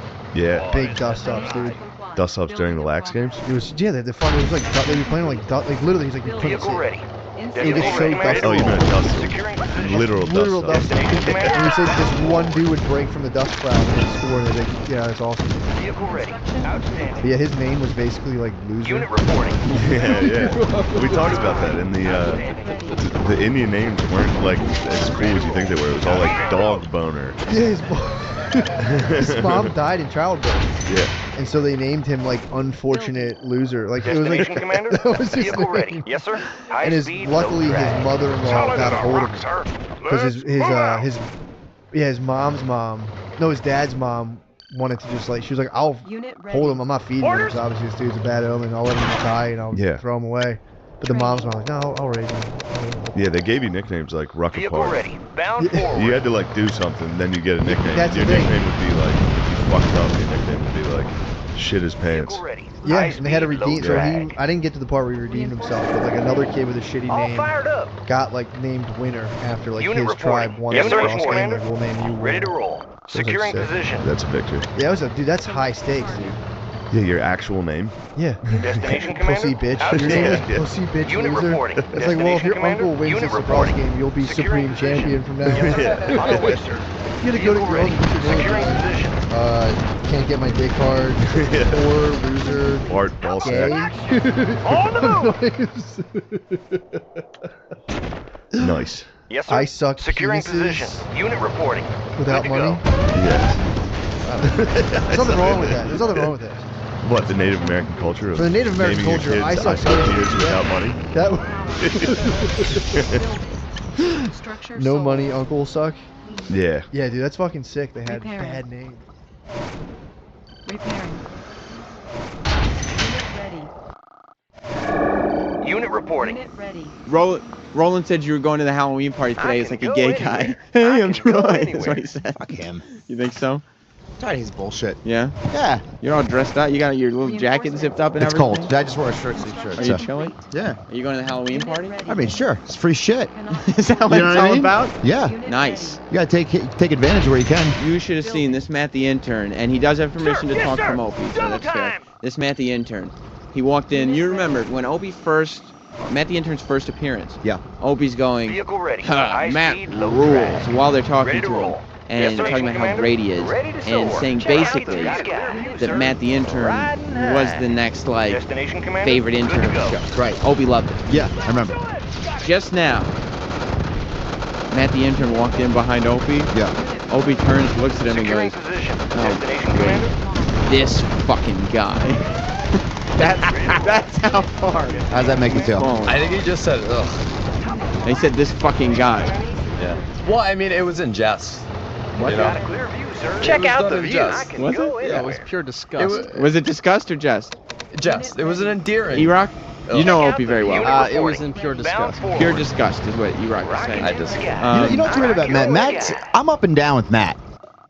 Like Bobo's erection. Kind of. Nice. Yeah, because as soon as Matt got here, first day, he annoyed the fuck out of me. And everyone. Commander. Yeah. Outstanding. Like right out of the gate. Then Matt goes on the air and has a great first appearance. He really did good. I thought he was well spoken and did a good job. So I was like, oh, maybe I'm missing something. Maybe there's just something not there. Then I went back to not liking Matt, but now I'm like, he's all right. So by up and down with Matt, you mean you hated him, he did good on the air once. But I thought to myself, Twice. well, maybe No, you were good once. You were on the air twice. You were good once. version. Maybe I misinterpreted who he is. You know what I mean? Or maybe I'm missing something about his personality What did you interpret? from the appearance. In general. Unit You said maybe I reporting. misinterpreted Unit who reporting. he is. Vehicle Well, ready. because Good to sometimes go. people's personalities clash right out of the gate, but then once you get to know somebody, you're like, oh, you know what, that person's not too So bad. you like Matt. You guys are friends. I don't know if like. How did you take is him? the word? What did you not like about him? He just came in here very arrogant, Yeah. didn't want to work, Right. didn't, thought he was above it, just wanted to be on air and Yes, sir. thought he was going to make a name for himself that way. And then he was just trying to be outrageous and pick fights with people. Sure. It was just like, dude, really? You know what I mean? Like, shut up. Matt? Yeah, I mean, I admit I came on a little strong, I guess. I mean, I did want to try to be on air a little bit. I'm with you on that, buddy. But I think you're slowly starting to learn. I think so. I didn't say what it was that you were slowly starting to learn. You just answered affirmatively without knowing what I was talking about. Well, I thought you meant in general. In like general. I'm learning. Like before, there was no learning happening. But since you started this internship, there is some. For instance, your reading skills have improved. You can count past 10. Right. Things like that. I'm a very good reader. No, what I was going to say was, I think you've learned that this thing we call life, Always on time. and Sure thing, being sir. part of this You'll radio get the cash show in a flash. Yes, sir. doesn't work if you try to sprint. Right. You gotta put the time in. Can't rush. 26.2. Vehicle ready. What's that? Miles? Yes, sir. Yeah. Got a clear view, sir. You can't rush. You know what I mean? And it seems like you've done I'm not gonna say good job, but a fair job of standing back behind the scenes for a little while. I don't know if the people still hate you or not. At one point they loved you. When you were last on the air, they hated you. Well, I think it goes both ways. Rolling with the chrono. I mean, like anybody.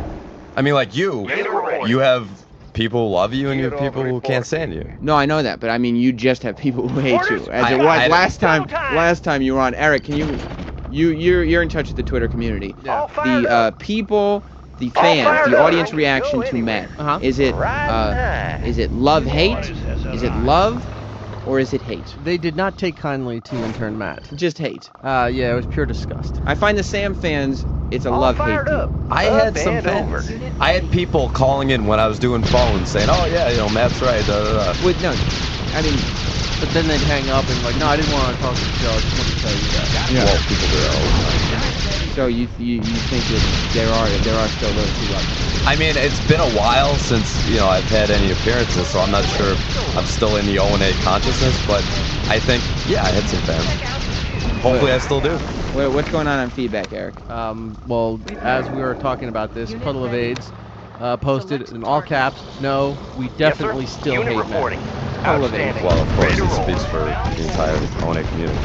I mean, it is just one man. You can't, base an entire population on that. And we've all had our ups and downs. It's not to say Matt won't be able to now that the ugliness of Pat come up.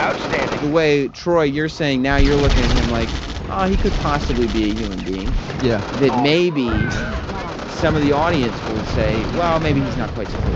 Right. Well, I mean, with the audience, you can turn around. If you have a good appearance and you come on and speak your mind and have a good opinion and can mix it up and... Where's the audience at with you right now? I don't know. I haven't really been on the show much. Right. Yeah, So- I think more good than bad. I think... Yes, sir. But I think you're more of they like to smash you, but they like you because you come on the air and you're yourself, and you have an opinion, and you're not pretending to be something you're not. And at the end of the day, people like that. For Matt, it wasn't the case. I don't agree with that. I mean, so you're saying when I was on air, I wasn't being myself? Well, and I totally disagree with that. I think I was totally being myself. All the opinions that you gave on the air about were my fucking opinions. All the opinions that you gave on the air about Wall Street and politics and stuff, you've since told me off the air that you rescind all of them. Yeah. Okay, well, you're pissed off at all of them. This is the problem. That would mean that your opinions are not educated or thought through enough to take seriously. Or it means that for this Wall Street thing, the more I went down there and talked to people and did a little investigative research, I found out that it's a load of shit and it's a big scam that people are just making money off of. And all right, listen, like, let's say you like an athlete or something, right? I don't like athletes. All right, a wrestler. Okay, I can relate. You like a wrestler, and he's your favorite wrestler, and then you hear in the news that like, he's a drug addict or like he's fucking young children or something, and then your opinion might change because you found out new information, and that's exactly what's happening with. Yeah, but I think that you weren't really looking for information that was conflicting your thing. Like people were giving you arguments to your opinions, and you didn't listen. and then you came back, and now you agree with the people who are arguing with you. Well, I don't think I necessarily agree with the people who were arguing me at that time. I think I found out more things about this that made me rethink how authentic this whole movement is. And that's what it comes down to. I found out that it's not an organic movement. It's been totally funded by the exact people that they're protesting against. Are you going to the Halloween party? Yeah. What are you dressing up as? Of course. I'm dressing up as me in a nicer sweater that I'm used to wearing. I need you to find another costume. Like what? Well, I'm not going to... I mean, that's kind of... What am I going to do? Everything for you? Well, any suggestions? Sure. No, I need you, before the show's over, to find a better costume. So I need you to go and... Let's do it! How often do you shower? Securing position. Once a day. Yes, sir. Are you sure? Well, I stink? Everybody complains of him stinking. I didn't shower last night because I was at a Red Bulls viewing party being a soccer hooligan. Then I was out all night, so. Well, it's usually once a day. These people aren't bad. They're not being kind? No, What are they saying? What are they saying? Make no mistake, Matt, we hate you, flip-flopping looter. Matt sucks ass. Intern Matt can eat a big fat cock. All interns suck ass. I like Troy, hate Matt. I hate Matt. Matt is still totally hateable. No one likes Matt because he's not genuine at all and unfunny. There's got to be one positive comment. One more for Team Hate Matt. This twat can't admit fault, no self-responsibility. And that is true. You're not good with admitting fault and self-responsibility. I mean, I admitted that I came in a little strong and it was kind of a douche to Troy, so. You ever notice Matt's walk? Let's do it! Matt is an attention whore. Fuck you, Matt, douchebag. Go ahead, Troy. He has like a weird sachet. Does he? Yeah. Is it like a strut? Here, should I imitate it? Yeah. Would you? So Troy's imitating the walk. Coming back. I wouldn't Oh, is it say like a that's very feminine? accurate. It's a little effeminate. Yeah, there's some hip moving. Wow. I don't know if you ever noticed that. I don't Do you sachet when you walk? I don't think so. I mean, I barely know who Matt is, and I hate him.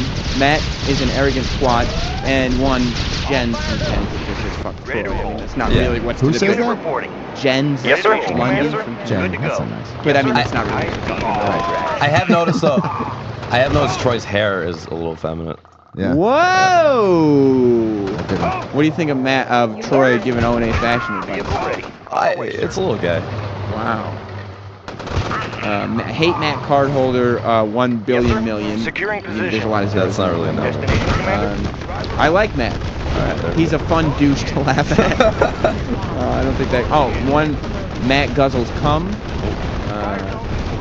Matt rules. Yeah. Having said that, I hope he drinks a cup of Ace. Might be slow down. Love Troy, hate Matt. Matt is a nut pumping. Well, I'm not gonna say the F word. Matt's a jizz bag. So is Troy, but that's again. That's not what my people. Stay on topic. Matt's a poser. Here's something positive. He will only be around for a short amount of time. Matt the Rat. That's what I call him. So yeah. All right, Matt. Well, I guess. I mean, enjoy your time here. Yeah. You know? Yeah. I mean, I don't know if I see it coming back. I mean, I may be wrong, but and then just like all the other interns, it's just sort of like you just vanish off into the sunset. Right. Wow. Okay. Do you watch? Listen. Do you watch Late Night with David Letterman ever? Occasionally. It's a big show, right? Sure. The head writer, one of the head writers and executive producers, one of the Stengel brothers, but that's the last hint I'll give. I won't tell you which one. Just texted me. Do you like Letterman? It's a giant. It's a pretty giant show. You gotta admit that. In terms of entertainment, I'll watch it like if I'm in a hotel room or something and there's nothing else. I pay for Sirius. I do not pay to hear the intern Matt. So, on that note, I'm gonna have to ask you to. Any attention is good attention. I mean, Incorrect. They say that in the newspaper business, and it's true. How's Mel Gibson doing with movies? Well, he has a little bit of money, and how have his movies been doing since the Beaver movie? Who cares? He's richer than any of us will ever be. One person just writes cunt, cunt, cunt, cunt. That's a good comment. I'm assuming that was directed towards me. I'm gonna have to ask you. Well, thank you, Sam, for the time. I think it's fair to, you know, give you your time, and maybe, you know, in a few weeks or something, we'll see if we can win over the audience, because I don't like that they treat you like this, Matt. Yeah, I don't like that. And we all have our hurdles to jump over. What do you think might win the audience over? Good to go. Good appearance. Unit reporting. This is a pretty good appearance. Securing position. I'd give it a 7. No. Yeah. I like Matt. That's what Ryan and Buffalo said. All right. To set on fire. Oh. So that's again. So yeah, we're done. We're all done, Matt. All right. You have good timing, Sam, by the way. Thank you for that. Thank you very much. Enjoy the hat, though. By the way, go Bills, go Sabres. Go Bills Ryan. and Sabres. Just go. Like, he just doesn't know where to just stop. How about go Matt? Go Matt, go away. Like, you know, take off. You see how slow he was just in case there's more Just he in can get case he out? could turn around. What? Did you say Matt? No. Yeah. Destination, Commander? No. Yes, sir. Securing position. It's like enough, dude. I said that's enough. Go. Eric, Unit reporting. you're the boss of the interns. Yeah. He's on the phone. Destination, He's Commander? not worried about that. Oh, Outstanding. what do you I was call him? actually on the phone with the other intern. Sal, Are you actually in contact with him? yeah. There was a fight yesterday, which I wasn't going to bring up, but Troy is very pissed at Eric right now because he doesn't think that Eric takes responsibility. Because Eric's the intern boss. Yeah. Okay, we have 2 interns, Sal and Matt, here on the Opie and Anthony show. And I mean, I want to talk about the Halloween party. You know, Mark Wahlberg was on the show today, had an amazing appearance. And we hopefully will get to more John and Jeff stuff tomorrow because there's still more clips. And I know that we don't want to put Jocktober on the back burner of all things. We missed 2 days. We'll surely get more. But Eric and Troy, Mars, I don't even know if you heard this was going on. Mars, the engineer, just walked in. Troy got in a fight with Eric yesterday because Eric's the intern boss, okay? We have Matt and Sal, the 2 interns, and Eric is in charge of them. Troy doesn't think that Eric takes that job seriously. Is that right? No, he doesn't give a shit. He doesn't. I don't think so. I mean, I don't think. Just from yesterday?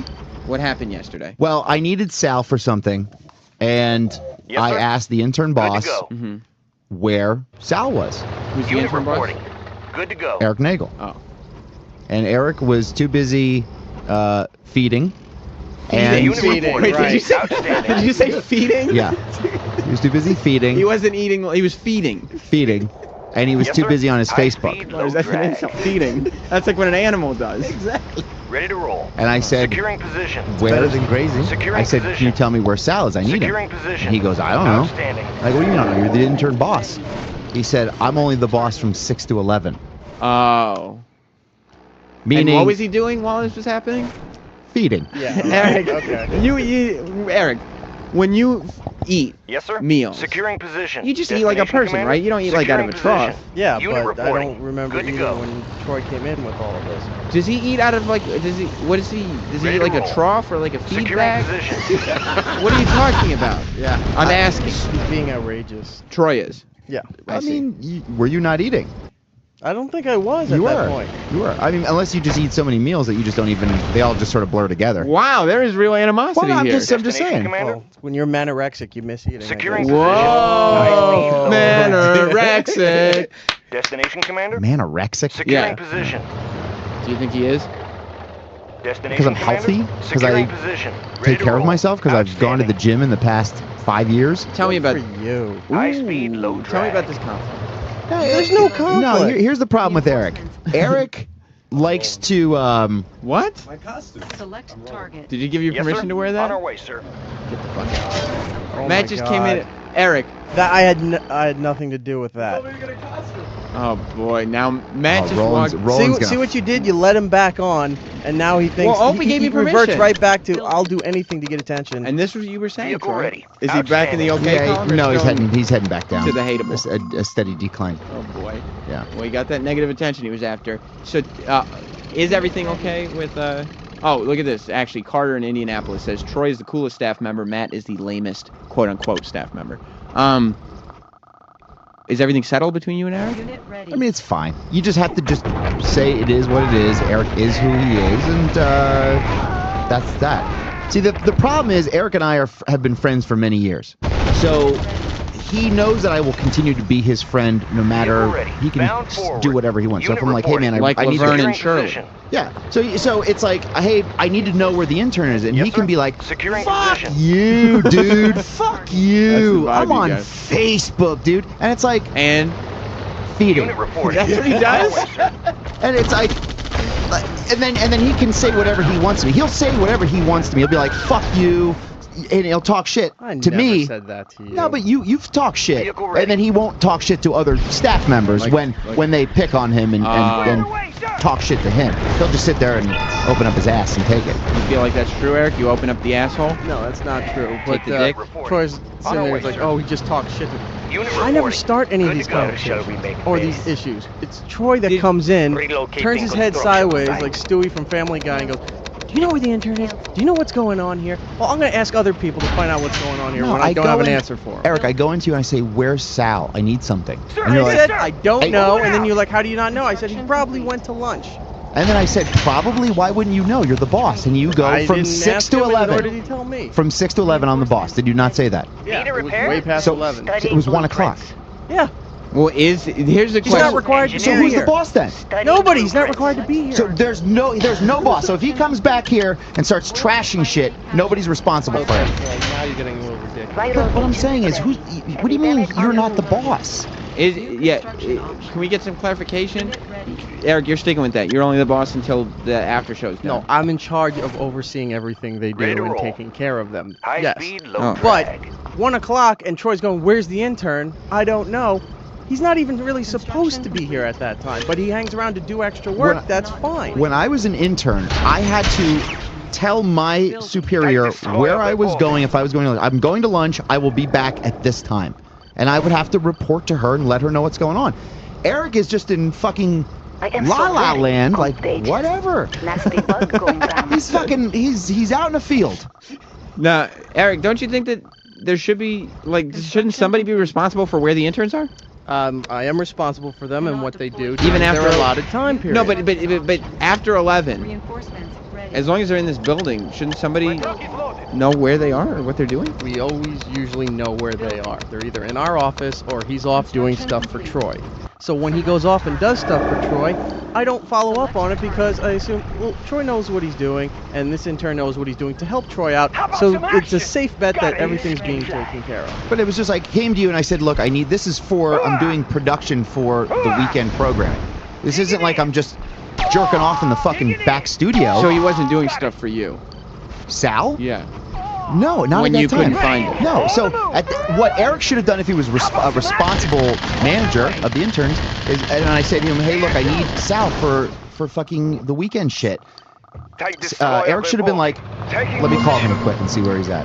And he just put up a fucking pissy fit. Like, okay, well, maybe also sometimes it's not what you say or what you ask for, it's how you present it and how you say it to people.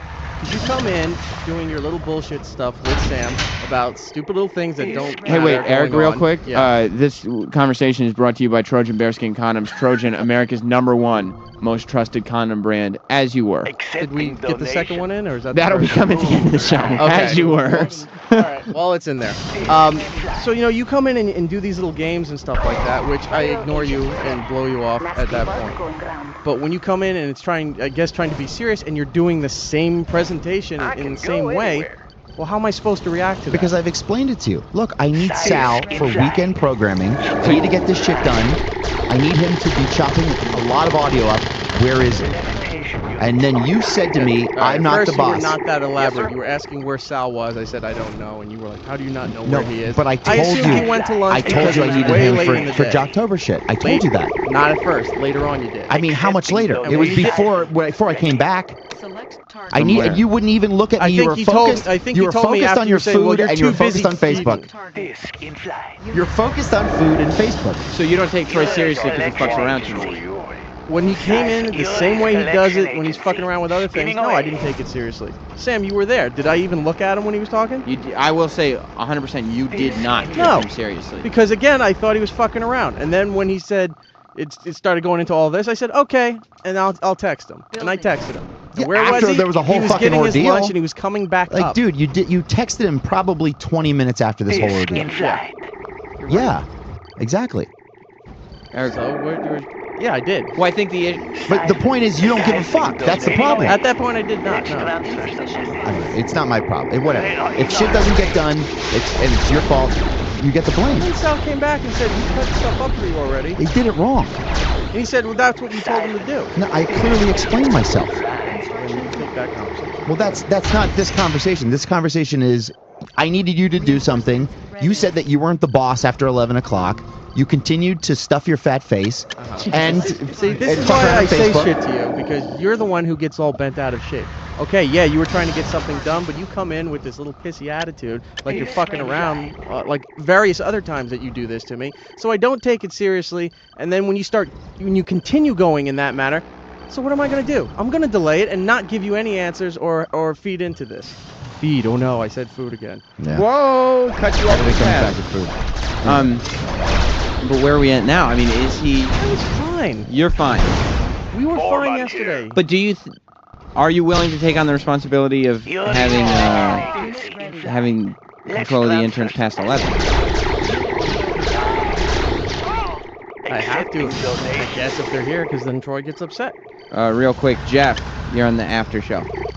Morning, boys. How you doing? What's Unit up, buddy? reporting. I just want to ask why couldn't Troy just take the initiative himself to call the fucking kid to find out where he was at, since it was quote unquote after showtime? Good question, Jeff.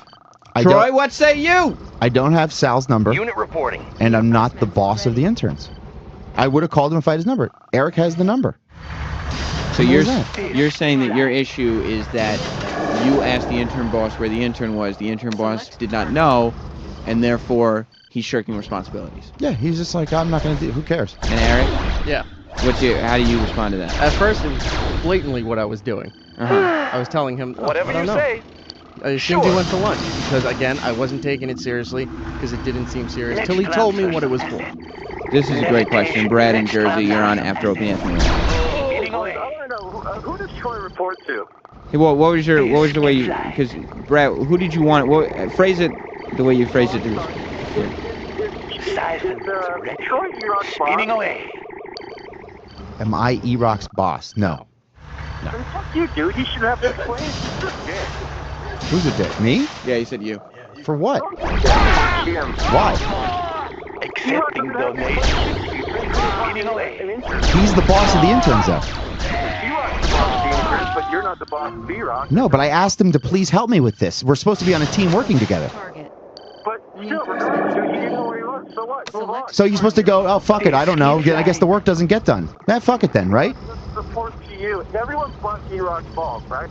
He doesn't report to you. On the move. I'm not asking him to report to me. He is the boss of the interns. I need him to do this.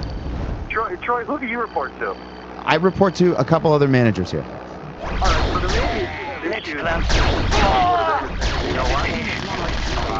But he's not giving me the information. Oh, he did. Oh, we can't even. Brad, I appreciate the call. Brad thinks fucking dick. But yeah, he does. He doesn't want to throw it all. But we gotta go.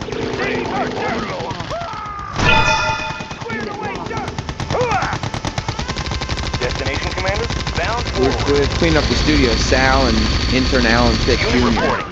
and Jim left his grapes here. You heard Jim talking about his grapes. It's the same grapes that he uses to create the character of Grape Cheeks. And Sal, like it's normal, just goes, "Hey Alan, you want these leftover grapes?" And Alan goes, "Oh yeah."